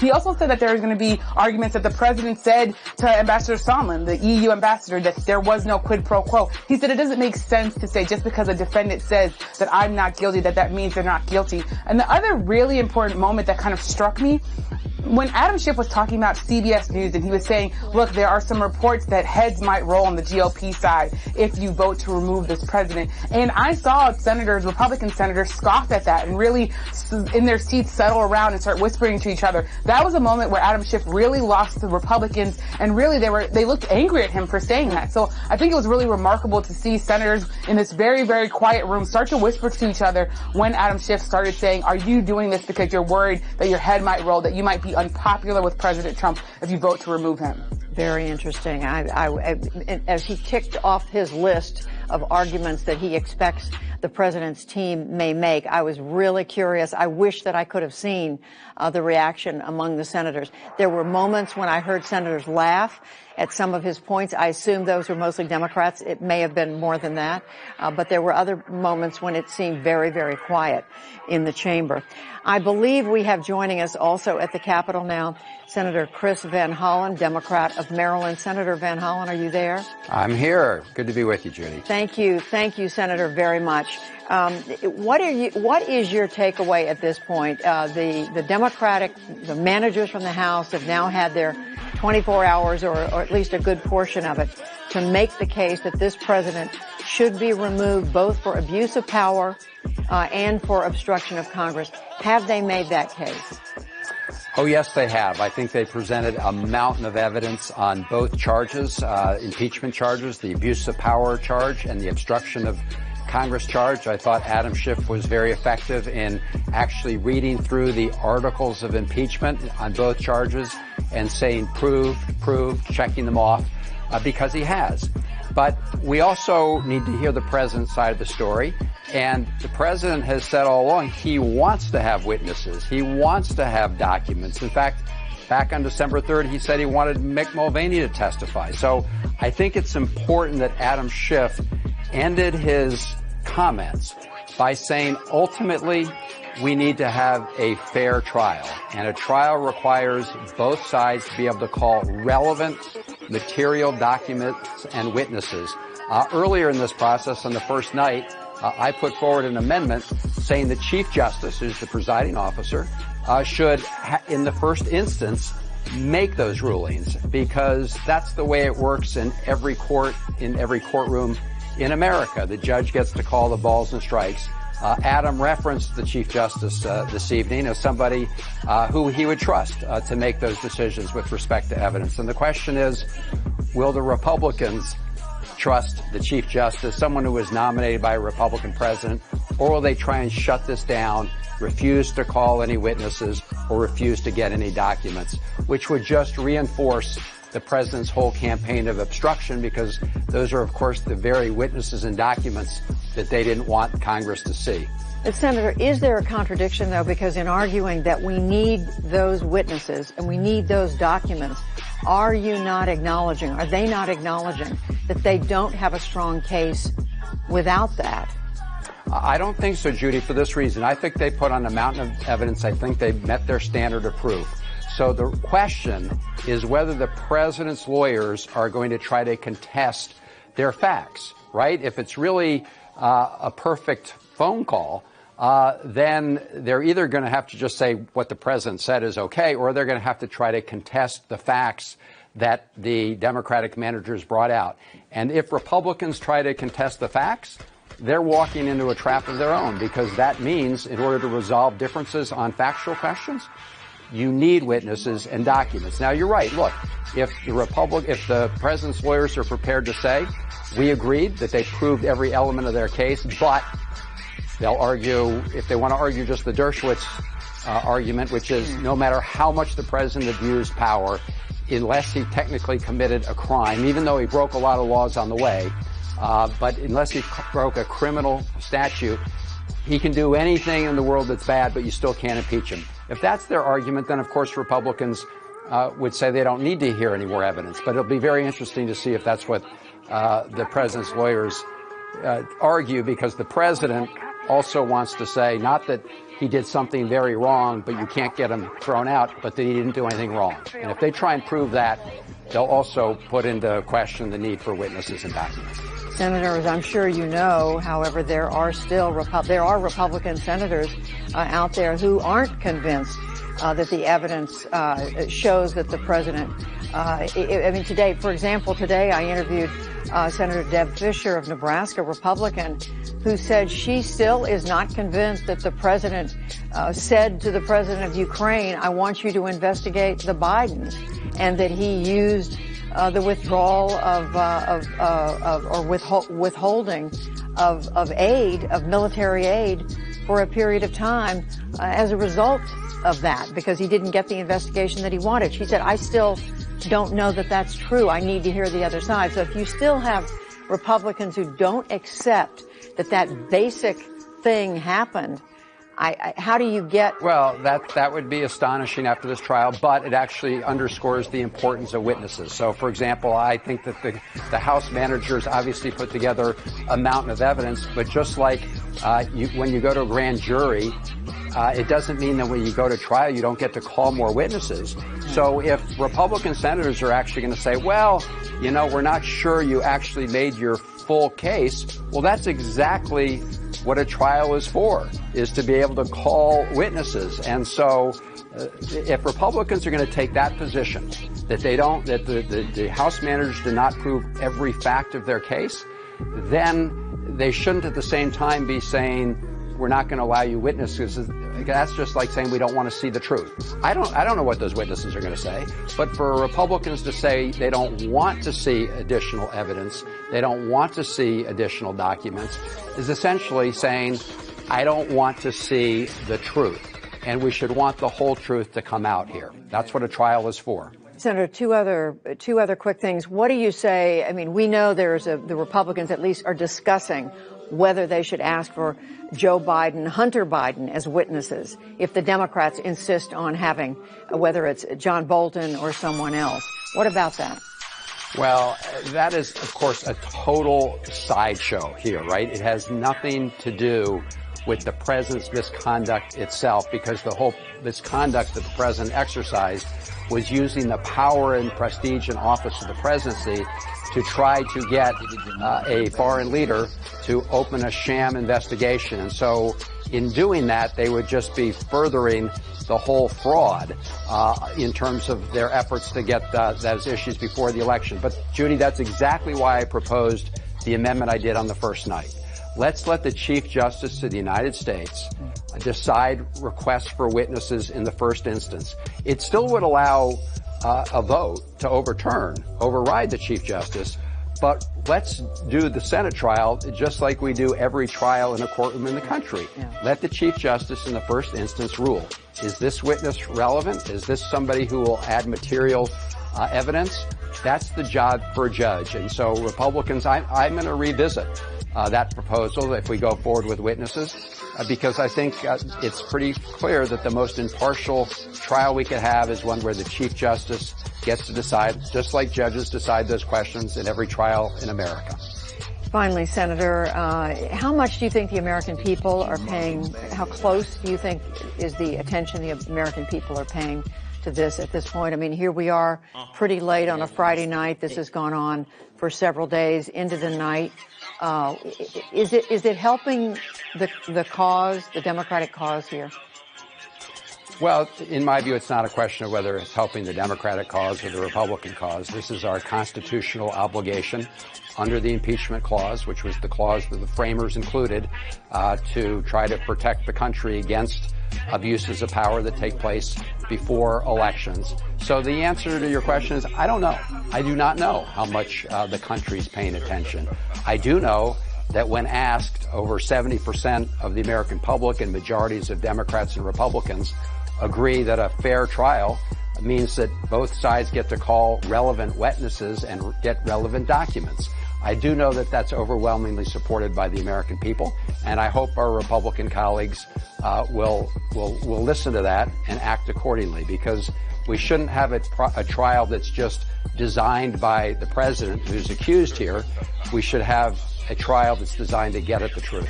And just quickly, finally, do you think some Republicans will support the idea of witnesses or documents?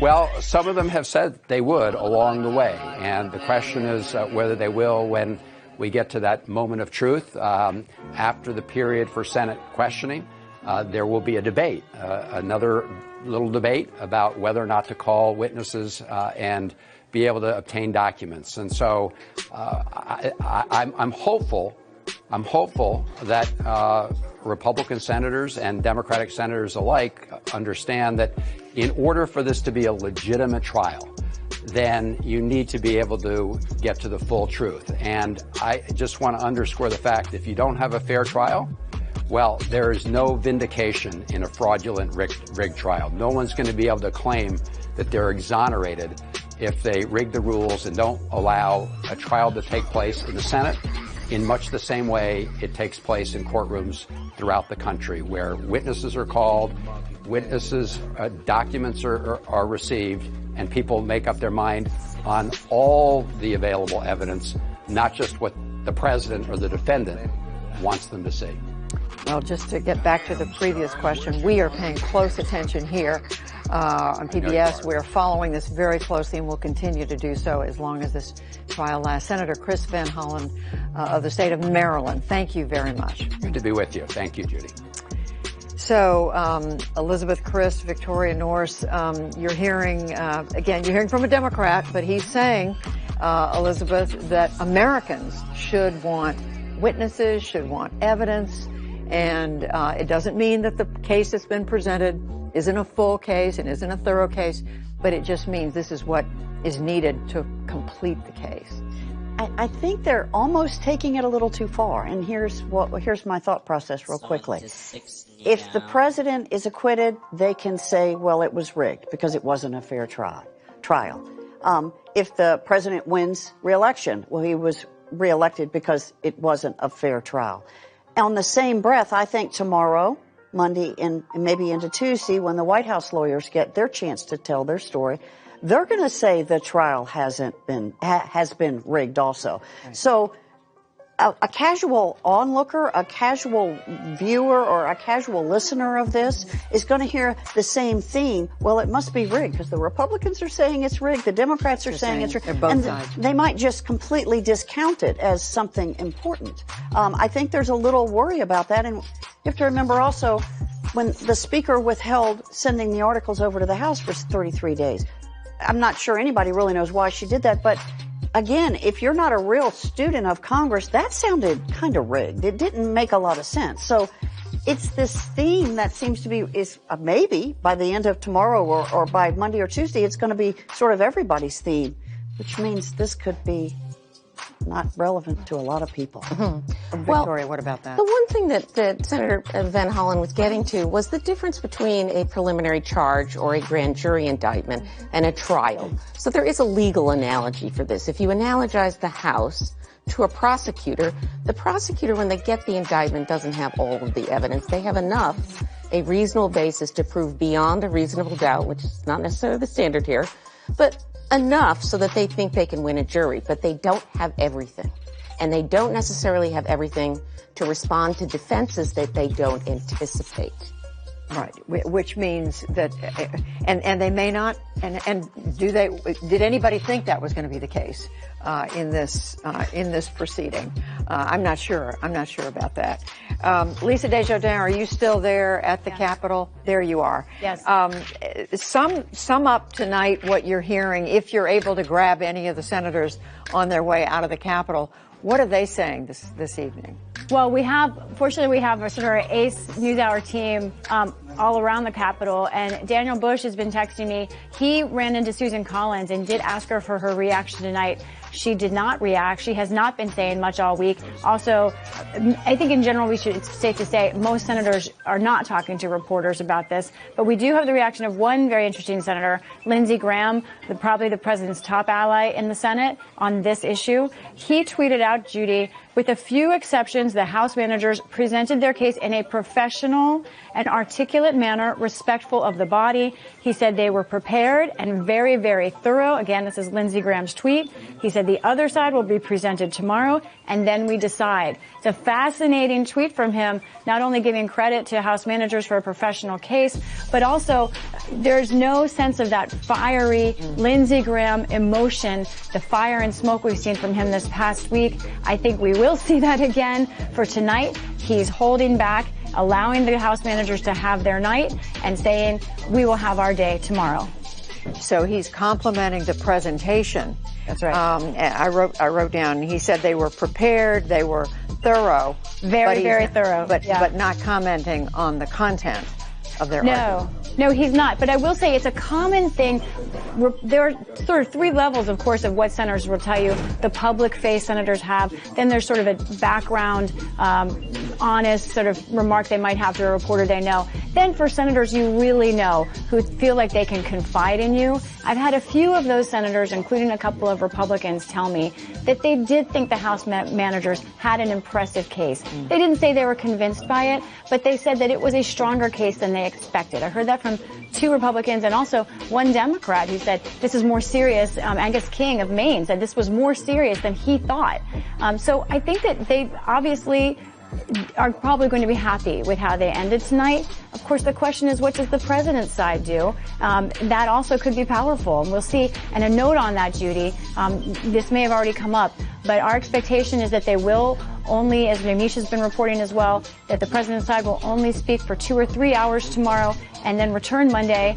And there is a very good chance that Monday will be their only day of these opening arguments. I'm told this by a good source in Republican leadership who is in contact with the White House, who says the White House does not feel it will need all 24 hours. In fact, it may only need one full day Monday. That's fascinating because you're right. They are allowed, they are given 24 hours up to over 3 days, which is what the Democrats have taken. And if they take considerably less than that, it'll be very interesting to understand why. I mean, what arguments did they feel did not need to be responded to? What was it about the Democratic case that they feel is not worthy of a defense? Well, I think there's two insights into that at this point. One is that they do feel that they want to dismiss the Democratic case out of hand. I think that has become a little bit more difficult with all of the details that the Democrats have presented. The other idea is that because there are not fact witnesses as much on the president's side, no one is clear on if there can be the same kind of level of specific evidence. Rather, it's expected that the White House will make a larger philosophical argument that this is political. And we heard this, again, our Dan Bush talked to Ted Cruz on the way out, and he said, again, he believes this is all a political battle. So those kinds of arguments the White House can make, but do those take 3 days to make? Maybe not. Right. And just quickly to Yamiche, I'm looking again at the notes I took on what Adam Schiff had to say, anticipating the president's team response. He said they're going to argue, for example, to you that they, meaning the Democrats, hate the president. He said, I leave you to your own judgment. He said, I only hate what the president has done to the country. He also anticipated the defense that it may bring up the comment about the whistleblower. We don't know who the whistleblower is. He said everything the whistleblower initially said has turned out to be true. But Yamiche, it remains to be seen what the president's team is going to argue. The president's team is gearing up for what they say is going to be a vigorous and aggressive defense of the president. They say that they're going to spend a lot of time, as we said, on Joe Biden, but they're also going to spend a lot of time rebutting the Democrats' arguments. I've been emailing with people that are working on the president's legal team, and they tell me that they do feel like they're going to at least go back and forth with the Democrats on some specific issues, especially when it comes to the need to talk about the 2016 election, the need to talk about the Bidens on that phone call with the president of Ukraine. They're also going to be making the case for a while. It's not going to be, from our understanding, it's not going to be into Tuesday. It's likely going to be, again, 3 hours on Saturday and then about 8 hours on Monday. And one of the main reasons for that is that they think the Democrats took too long. I was talking to a source who said, look, we think that there's wisdom in brevity. We think that we can make this argument digestible to the American people, digestible to senators without taking up all of their time. And Democrats had this plan to have repetition. They wanted people, if they tuned in at 1 p.m. or at 5 p.m., that you could maybe catch some of the same arguments being made. The president's legal team does not want to do that. Instead, they want to say, look, we had something. We know exactly what we want to say about the president. We can say it and then we can get out of here. It's also important to note the president wants this to be over. He wants to be able to deliver the State of the Union speech to say, look, I was acquitted. He wants to be able to take that large victory lap that Mitch McConnell and Republicans think is coming, even if it's not going to be before the State of the Union. They feel that the president will be acquitted. So the president definitely wants to use that big speech if he can to make that victory lap. Yamiche Alcindor reporting for us tonight, as we said, from the Capitol, watching it all, but talking to the president's team, Lisa Desjardins at the Capitol as well. We've only got about 30 seconds left. Victoria Norse, Elizabeth Christ, we are looking to hear what the defense will be. It sounds like we're not going to hear the full point-by-point defense that some people expected. Sounds like it might be short and sweet. You know, a couple hours tomorrow, the majority of it Monday, and Tuesday we could be into questions. Yeah, it'll be really interesting. Questions are going to be fascinating. Yes, will be fascinating.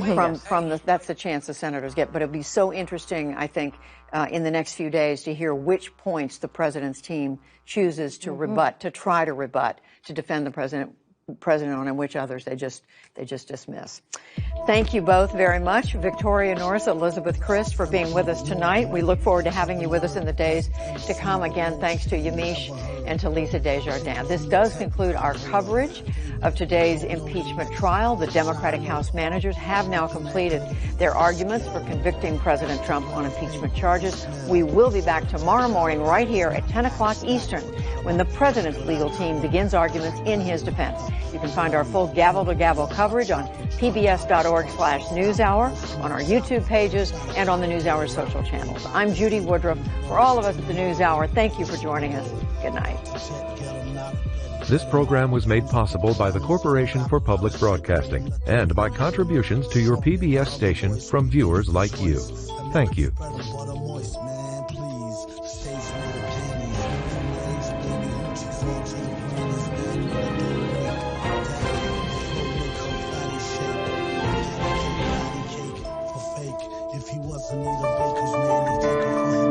You're watching PBS. Thank you, ma'am, and Ghoster. She command the toaster if she signed the poster.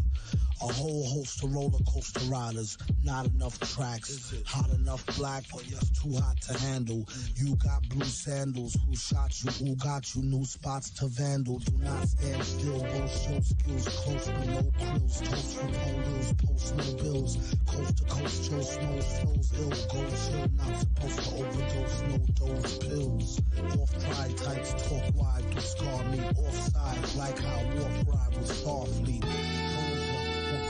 Rich shit. As he gets older, he gets colder than a witch kid. This is it, make no mistakes. Where my nigga go? Figaro, Figaro. Old beats in my rhymes attack. A scary act, all black like Miss Mary Mack. Wait till you see him live on the piano. Doom sings soprano like Orlando Ciano. My mama told me, blast him, pass her a glass of OE. Not to be troublesome, but I could sure use a quick shot of double rum. No stick of bubble gum. I like ice cream, we could skip the wedding. Have a nice dream, she only let him stick the head in.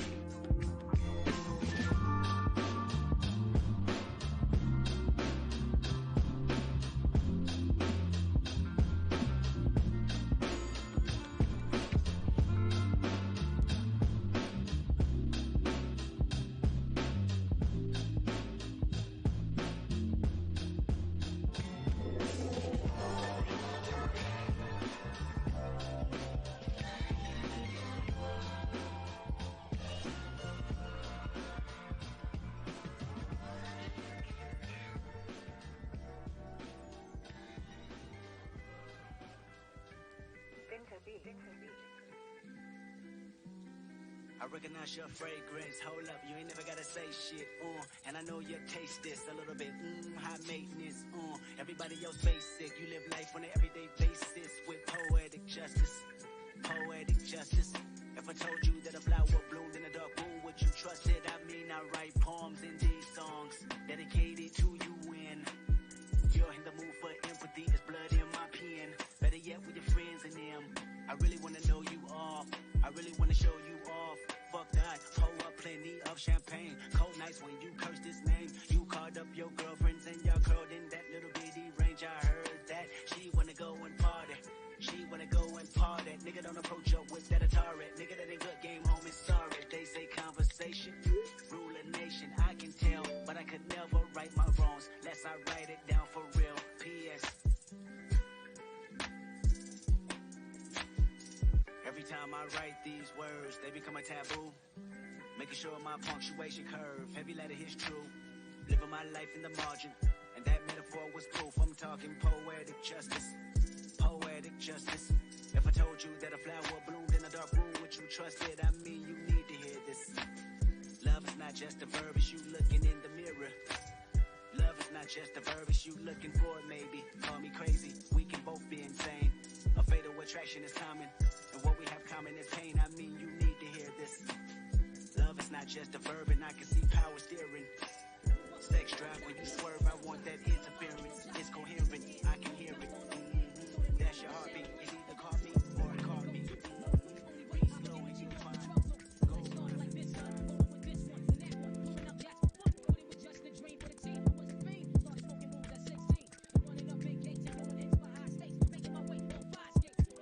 I was speed for cracks and weed. The combination made my eyes bleed. No question, I would flow on, try to get the dough on. Sticking up right boys on board court. My life got no better. Same damn low sweater. Time is rough and tough like leather. Figured out I was the wrong rap, so I got with a 6-10 click and with all that. Catching keys from cross seas, rolling in SPVs. Every week we made 40 G's. Young brothers respect mine, and niggas take none. Bam, bam, bam, and get that. 22 long hard years, I'm still struggling. Survival got me bugging, but I'm alive on arrival. I beat got to say for the streets to stay awake from the ways of the world. Deep, a man with a dream, with plans to make dreams fail. I went to jail at the age of 15, a young buck selling drugs and such. Who never had much, trying to get a clutch of what I could not touch. Before they me short, now I face incarceration. Pacing, no one else takes my destination. Handcuffed in back of a bus, 40 of us. Life after shorty shouldn't be so rough. But as the world turns, I learned life is hell. Living in the world, no different from a cell. Every day I skate from chase, give and take, selling bait, smoking bones in the staircase. Though I don't know why I told you no obsessed. I guess that's the time when I'm not depressed, but I'm still depressed. And I ask what's the work? Ready to give up, so I seek the whole earth to explain. Working hard may help you maintain. To learn to overcome the heartaches and pain. We got stick up kids, corrupt cops, and crack rocks, straight shot, all on the block, stays hot. Leave it up to me while I be living proof. The kick the truth to the young black youth. Shorties running wild, smoking cess, drinking beer. They ain't trying to hear when I'm kicking in his ear. Neglected for now, but yo, it got to be accepted. That what? The life is hectic.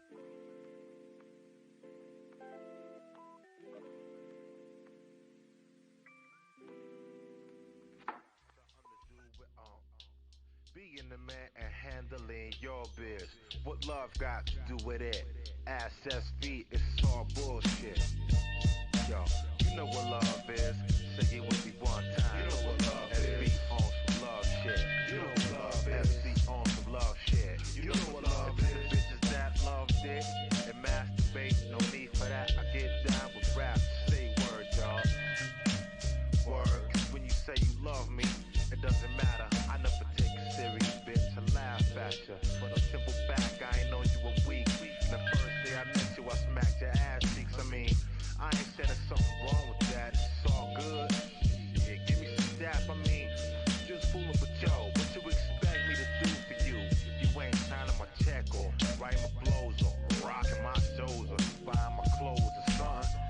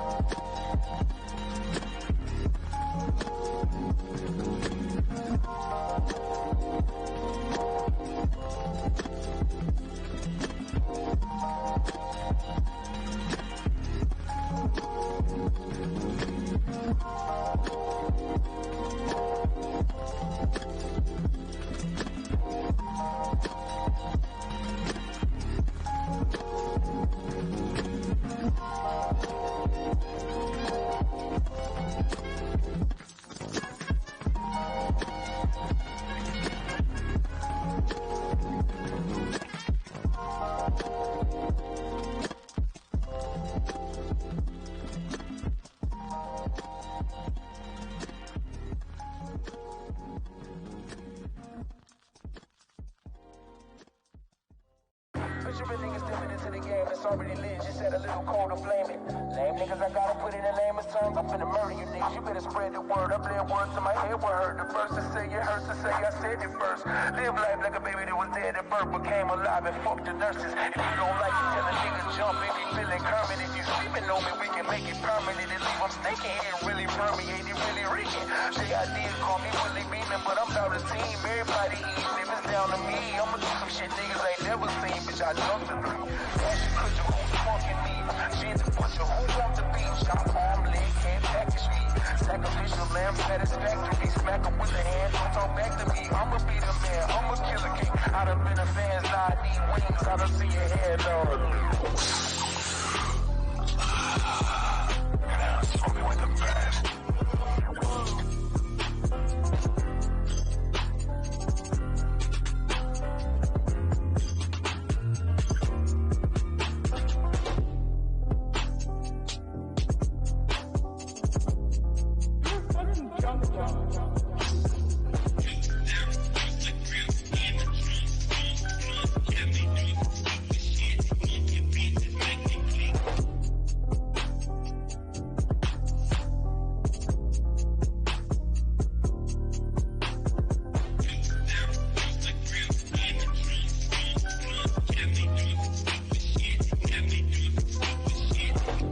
Call 1-800-YOU'RE-A-STAIN now. Side effects may include headaches, dry mouth, broken families, stealing from friends, making your mother cry, hating yourself, getting touched in prison, and much more. Results subject to change depending on how junked you are and or get. Please junk responsibly and don't be a snitch.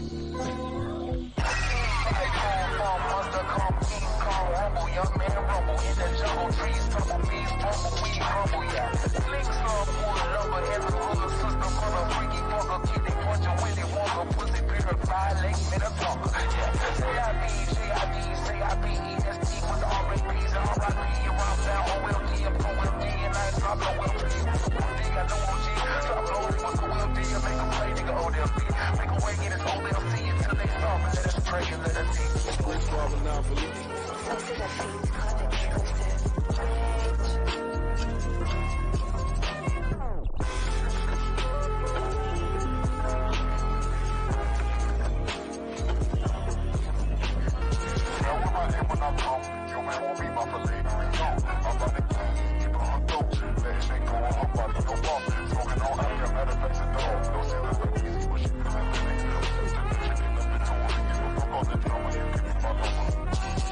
Like Cody, matter of fact, Obama, my jury so water like Osama. Got bitches on bitches, loving them McDonald's. I keep it 300 like a nigga spotter. I feel like I'm beating nigga on your father. Got your car like your father. Flashing like lights on a router. I didn't see water, I'm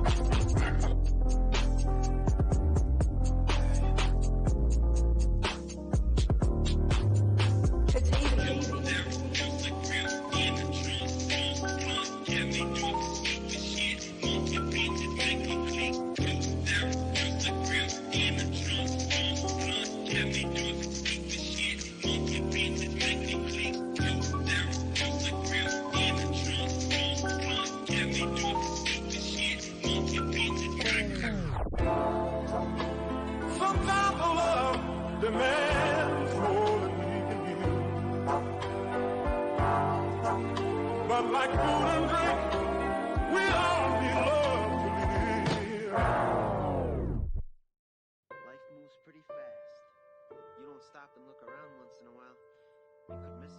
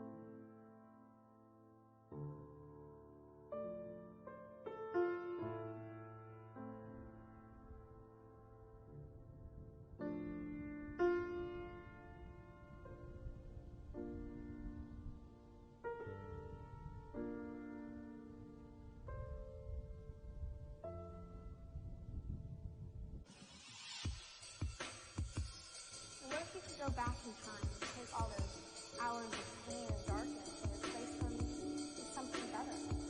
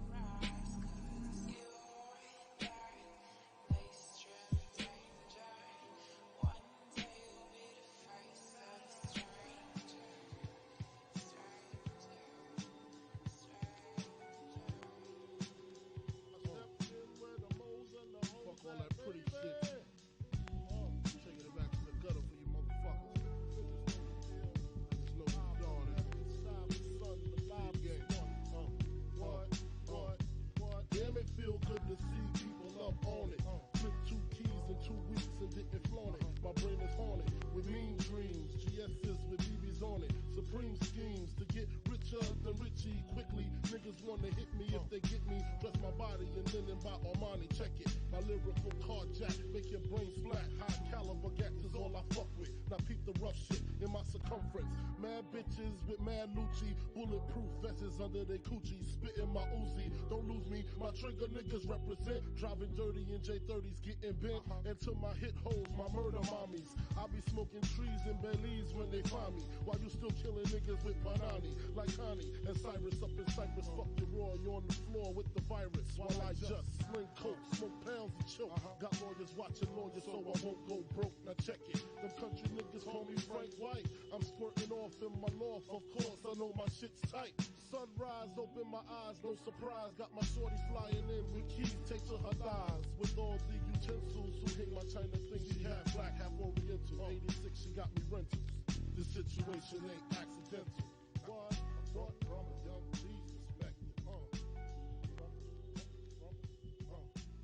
From a young G's perspective. Got some pasta, shrimp,